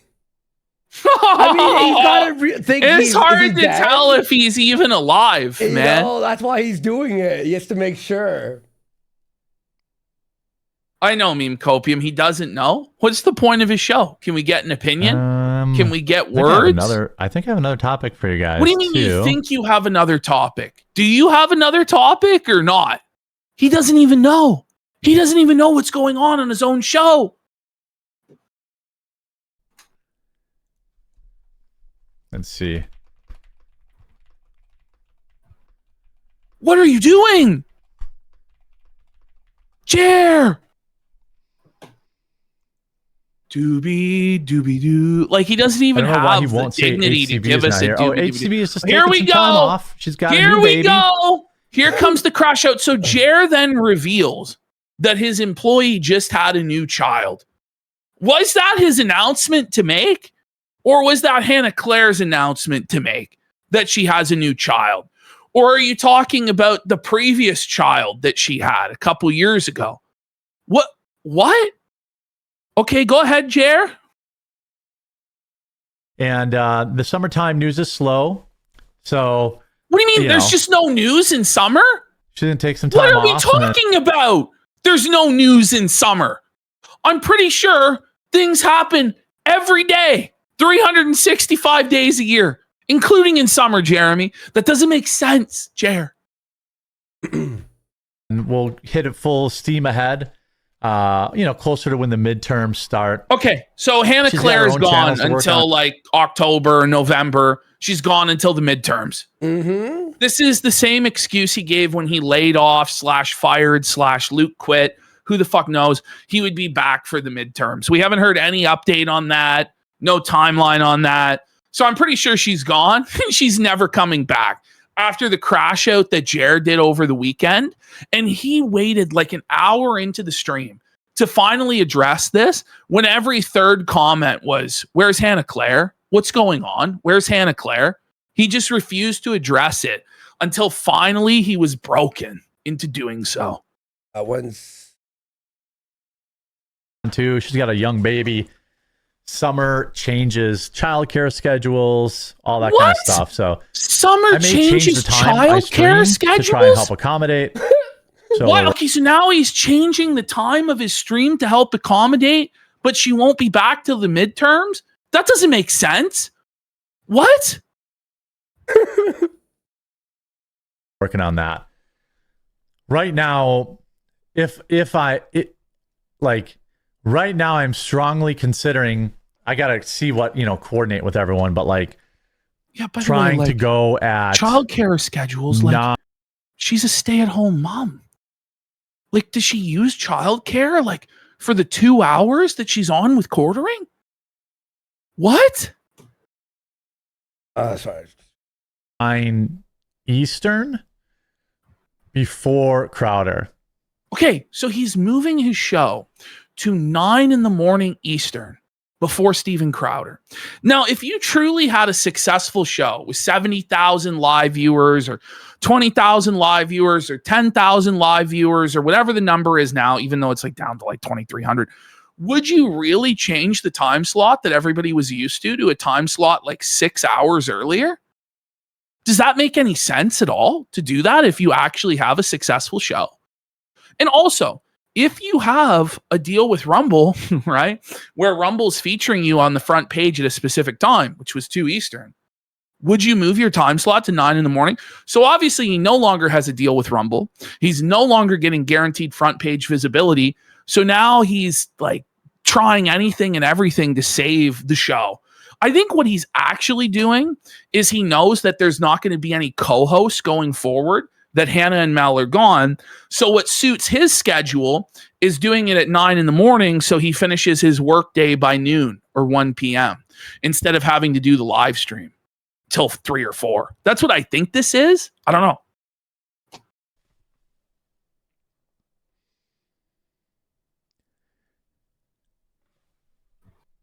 Yeah. All right. I didn't stream this morning, but I'm thinking about moving to that morning slot. Why? Because it's tough to All right, the 9 a.m. slot. Sorry, I was just in the middle of DMs with someone. The 9 a.m. slot. He is moving. I think you may have said this to hide from the haters, right? But here's the thing, Ash. Will a drunk wake up for 9 a.m.? You know, I don't know. Well, he's gonna have to wake up by 7, right? Yeah. In order to do this.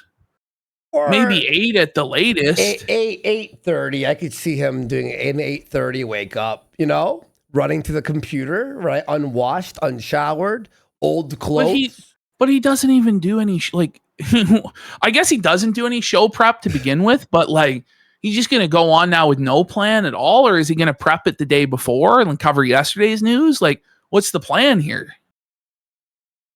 I've talked about before, like I'm like the 7th person on Rumble to talk about the news. Oh, by the way, 9 a.m. might actually be better. It's 8 in the morning his time, so it's an hour even earlier. Yeah, that's crazy. And by the way, it's like 80 people have talked about the news. But do you really think that everybody watches all of the live streams? Like, people watch the streamer that they want to hear the news from. Like, it shouldn't be, oh my God, I'm in a time slot. What am I going to do? There's other competition. Like, you should be able to keep your fans watching you. The thing is, you have no fans, so you're fucked. Better for me, even if I'm not like, you know, in my regular time slot, but at least, you know, people can tune in for new news and not news that they haven't heard, you know, all that kind of stuff all day. What? I know I'd be up against Bongino, but I don't think I share an audience with him very much. Well, you don't, because you don't have an audience. Like, I don't think Dan Bongino fears you for one second. He doesn't even know who you are. What are you talking about? I don't. And if he does know who you are, he does not like you. This isn't broadcast television. Like, I don't. This is ridiculous. I don't really think that I share an audience with Dan Bongino, so I'm not sure that it would even matter. You don't have an audience. It won't, because it'll all be the same bots that show up anyway. By the way, does he think he's gonna go earlier? So all of Dan Bongino or whoever the fuck's audience will wake up earlier to watch him at 9 a.m.? I don't know. By the way, when you wake up to a show, do you want to be waking up to Ambien? Hey guys, how you doing? Welcome. It's like in the morning you want like the morning zoo. Whoa! Wake up! Wake up, like, Toronto! Like, even like the people who are on like breakfast television are like bright and cheery. Hey guys, wow! You know what I mean? You know, like, God, it's like a hangover. Yeah, it's a hangover stream. It's a go back to bed stream. This is like you finished your night shift and you're going to sleep. Yeah, let me see if I can go to sleep now. Finally, a cure for my insomnia after the night shift. Audience is early risers. I don't know. I won't lie. I watched one of his streams last week when I was clipping the chat, but I was like laying down, right? I passed out. I have insomnia. Like, it actually helped me. Like, I'll say that Jared's streams are great for a nap. Honestly, just saying. Okay, is he on his phone? Imagine, he's on his phone in the middle of his stream with no co-host. I can't wait to see him fall asleep on live stream. Oh, can you, man, bro? I don't know why he doesn't just quit, unless his money really is tied into this and he can't, and he has to keep going. Like, I don't know. I wonder. Yeah, and I do share a good audience with Crowder. No, you don't. That's you don't Graham have an audience. What are we talking about? Slot. Well, who goes before Crowder? He has an audience. Crowder. A singular. No, I would go in whoever goes before Crowder. Okay, listen. Crowder does not need to wait for you. Like, okay, hey, Crowder, you mind if I come on at not? It's like, Crowder's like, Jer, nobody watches you. Slot. I think that's Dan. Graham Allen is a little bit earlier. Oh my God. What time is that? How about Jared going at 3 in the morning? No one's live then. You may as well go when buddy. When no one's live.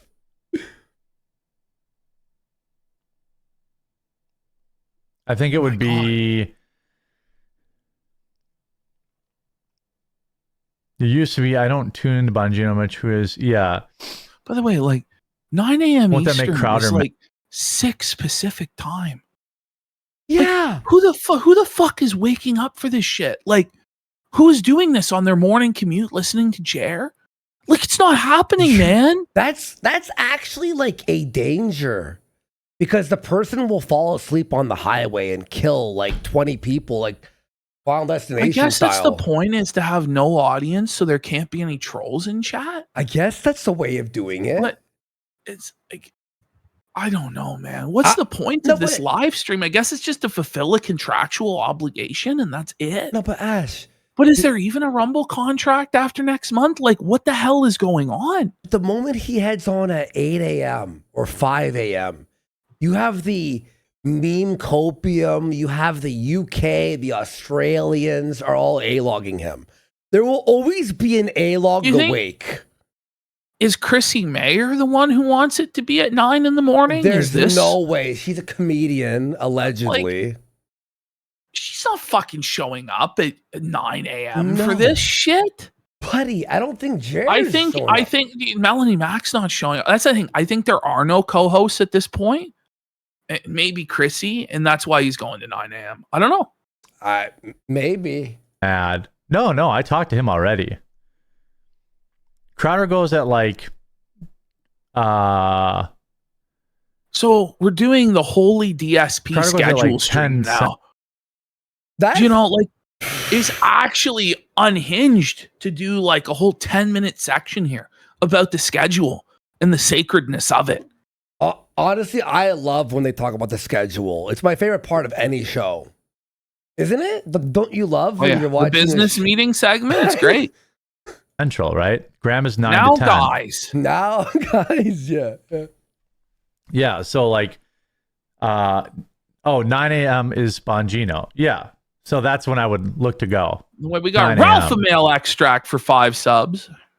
Wow, thank you so much. Big support. Either that or in the afternoon. Dave Williams. That can't be true. Dave Williams says Crowder. Alex Jones is now regularly featuring steel toe clips on his show. Yeah. Rumble is apparently working out a deal with Aaron and drop Jer. No, it can't be. There's no way. Another win for the toe, buddy. Is he? Another win for the toe. I don't believe it. Can you imagine? Steel Toe stole your deal. He took your bag. That's tough, buddy. Yeah, let's go, Aaron M. Holte. So 9 a.m., 8 a.m. to 10 a.m. would be the schedule. I want to test it. Okay. Come on, man. Yeah, Crowder's 11. Yeah, so I guess it would have to be 8 o'clock. 8 o'clock in the morning to 10 o'clock in the morning Central. I don't think I share an audience with Bongino. And share an audience with anyone. There's no audience sharing at all. Oh my God. You share more of an audience with us because our guys are there to make fun of you. And I don't really think high energy stuff here, Jer. I know. Really important stuff here. Groundbreaking, riveting. You're generally better off not moving. That's true. Yeah, it is. So why are you moving? What sense does this make? Just stay at, what is it, 2 p.m., right? Stay at 2 p.m., bro. Come on.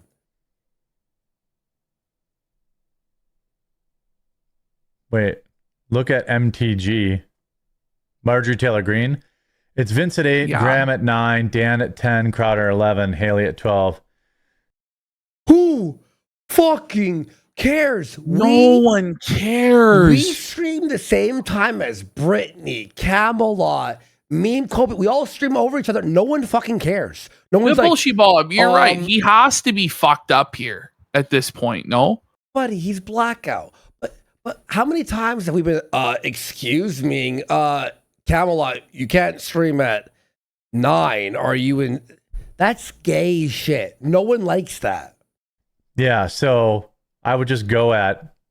Okay, to be fair, DSP was mad at us for streaming over him on Thursday. Oh, he sure was. He was mad at us, actually. And Dan at 10. That's Eastern, right? Yeah. Oh my God. This is twisted. Oh, Magic the What Gathering. is he doing? Look at it. For years, Netflix represented to consumers that it did not you hear collect that? or share extensive user data. Netflix. Netflix And then he said user data instead of data or data. Netflix user dot. Consumer. Look at it. For years, Netflix represented to consumers that it did not collect or share extensive user data. However, Netflix. Sounds like a southern. It sounds like a southern dish. I know this is a User petty edit, and it's taking a lot of time, but it's actually crazy what this show is. Like, people just don't get it. Was found in reality, Netflix is a logging company that we're allowed to comment on it. Is a logging company? Right. Timber! wait. What did he mean there? What was he reading? Reality, Netflix is a logging company. Wait, what did log in? They company? log your data, I guess. Oh, okay, You know? okay. That we're allowed to comment They're on an it. logging company. The likes and dislike ratios doesn't Listen to this. It doesn't affect it, although likes and dislikes don't really matter on videos. Oh, yeah. Now that he's getting ratioed on every video, you got all these dislikes. Likes and dislikes don't matter. Cope alert. Cope alert. The way we got Plip9 for 10 subs and Spenzinator for 5 subs. He's likeless. It doesn't really affect anything else. Behavioral surveillance program of staggering scale. Staggering. Oh New camera doesn't look as red. Come on, it's probably just because Jared. my overhead lights are on now. I tested Buddy, my overhead. you're trying to lights hide being the on. eye bags by turning the brightness all the way up. That's what's actually happening. All right, now get ready for Jared to crash out in 5, 4, 3, 2, 1. All Play right. it, Warski. Let's see here. Oh yeah, this story is crazy. This story is crazy. Whoa, Walgreens citing theft. Who fucking? I think it looks a little bit better with the overhead lights. Uh-oh. A little bit. A little bit. Okay. A little bit. Okay. I'm missing. He's about to get upset now.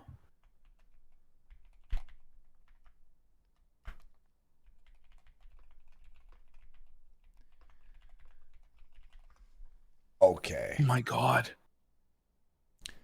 2, 3, 4, 5, 6, He's 7. counting. Well, how much? He's bands? counting. I don't know. Is he counting how many bands he's doing? 2, 3, 4, 5. It looks much better. Soon enough. he's Imagine holding a gonna leftist crash. struggle session. Here it and is. Thinking they're good guys. I felt so bad for her. I'm not going to talk Did about you? it. I'm just not going to do any drama. But you just did. But again, you just people did are like, talk "Where's about your it by Twitter?" saying Twitter- you felt so bad for her, right? Go ahead, Jer. What's your It's not hot good take? for me. I was getting sucked in. You're still getting sucked in, you idiot. What do you think you're doing right now? I was getting sucked in to it and being cringe, and it was bad. He's cringe. And, It's bad. I did see what they did But to everybody else Chrissy is and that. wrong, and nobody has any right to call him out for it. What sense does that make, Jer?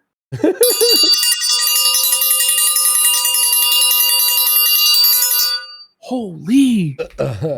That was dumb. Let's see. Jeremy, I always said you needed to go to the lights on camera. Like, you mean like a ring light on the camera? The sniff.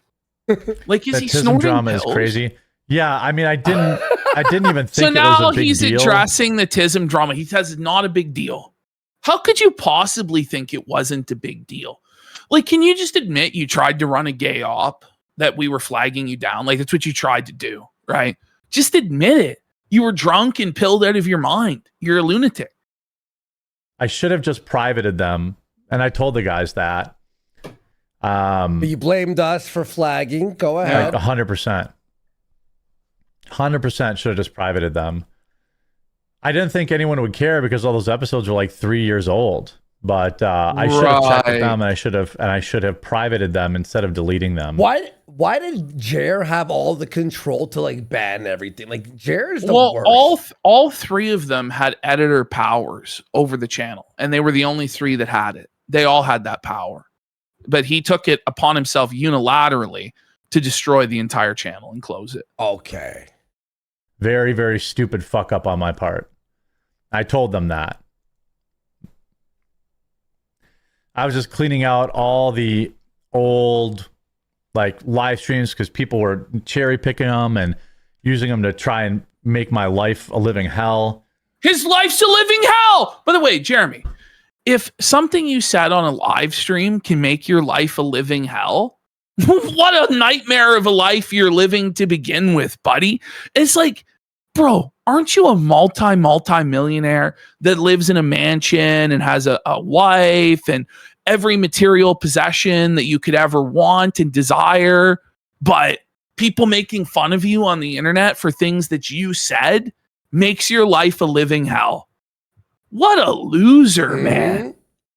Like, you made your own life a living hell, buddy. Yeah, that's what you've done. Well, dude, no, but he's like put so much pressure on us with our editor and our channel and threatening us and all this fucking shit. Like, fuck off. And Here's the thing, how is using your own words cherry picking? Like, it wasn't out of context. When there was the 2-hour Renaissance Fair stream where the entire time you were perving on women, it wasn't just one comment out of context, you know? Like, everything was in context. Like, what are we talking about here? Exactly. What context makes you saying your wife's pussy stink okay? Exactly. You put it in context for us, but he won't do any of that because he thinks it's beneath him. Can't wait to see Chrissy on the channel, though. Been a while. Here it is. I don't know. I haven't heard from her. I hope she just has her job back after. It's not her job. I hope she has a back job. Maybe but if she doesn't get paid from Friday Night Tights. It's not her job. Like when you took our editor's livelihood away, like that was his job, right? But also, it's like Jer. She's defending a deplatform her. So fuck her. I hope she gets nothing if she keeps up this defense. I hope that she just has her job back after what she had to go through, you know? What she had to go through? It was all her own choices. Oh my God. Chrissy Mayer just posted something insane. What? I gotta show you. Go ahead. Oh my God. She did not just. You'd think she just shut her fucking mouth. Go ahead. What? I asked God, why are you taking me through troubled water? He replied, because your enemies can't swim. Okay. She's at the bottom of her second bottle of wine tonight, isn't she?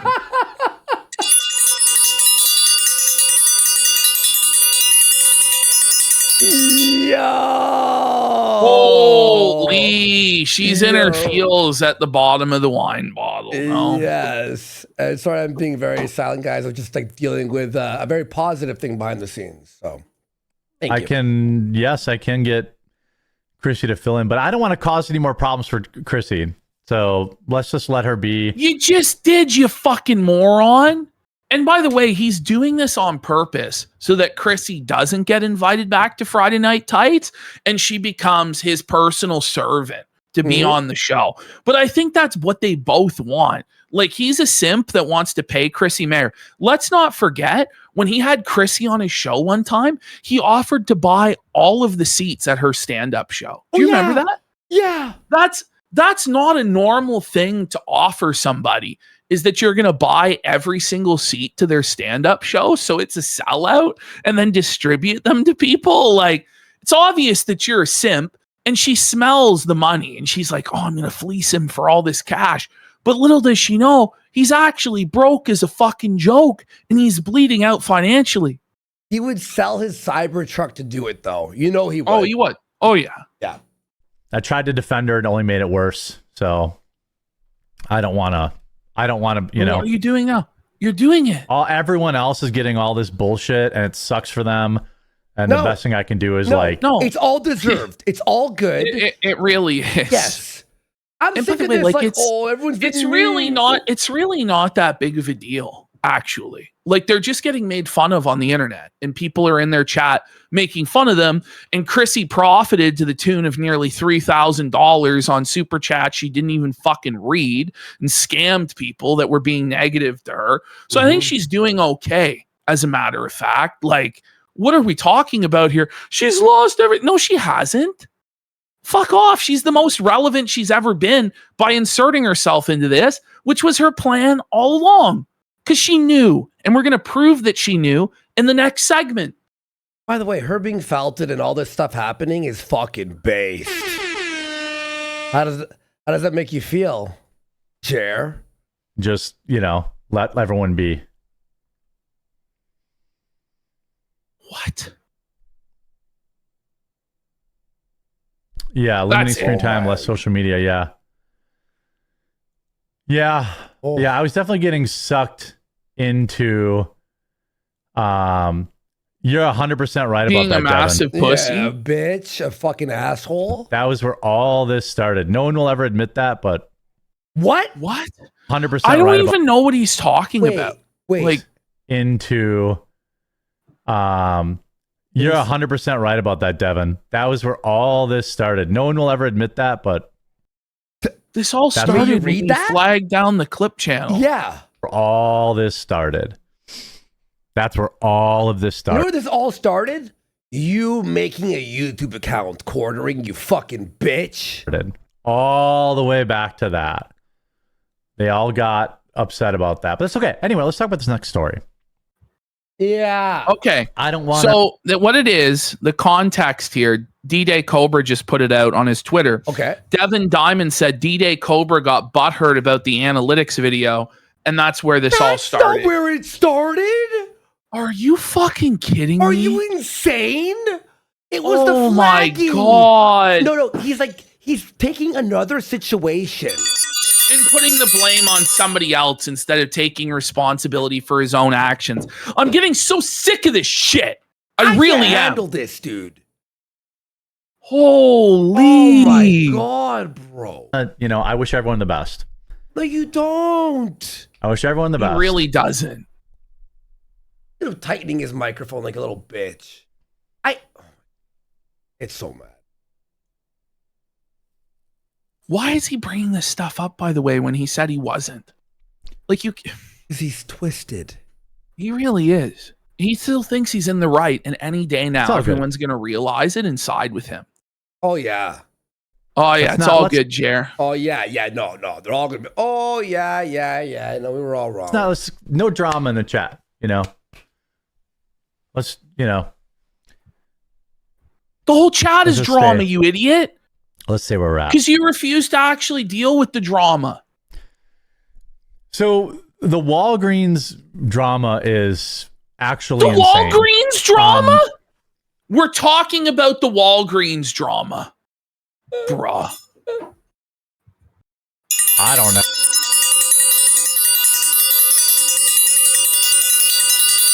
It's a meaningful drama, guys. The Walgreens drama. Who gives a fuck about Walgreens? No. I was waiting to see more on this Marjorie Taylor Greene story. It looks like she just has a really nice vacation home, apparently. I think she's What a trying disingenuous to figure out, way of framing it. Like, just fuck off, Jer. trying to figure out what her next thing is. Oh my God. So I guess buying a $5 million mansion in Costa Rica is something. All right, you're gonna put me to sleep. That's enough. That's enough. Do you want to take That's a enough. 2-second break? Just take a piss and come back. Let's let's take a 2-minute break. Now, do you guys want covered tonight the Sydney Watson DMs, or do you want the Chrissy Mayer situation covered? Mayer first. Let's do the Chrissy Mayer stuff when we get back from the break. Yeah. Guys, we'll be right back. Grab a coffee, grab a drink, whatever. We have a big show still ahead of you guys. Right now is when the show was supposed to actually start, by the way. Yeah. Like all that stuff was supplementally added earlier, by the way. So now the real show starts. So we'll see you all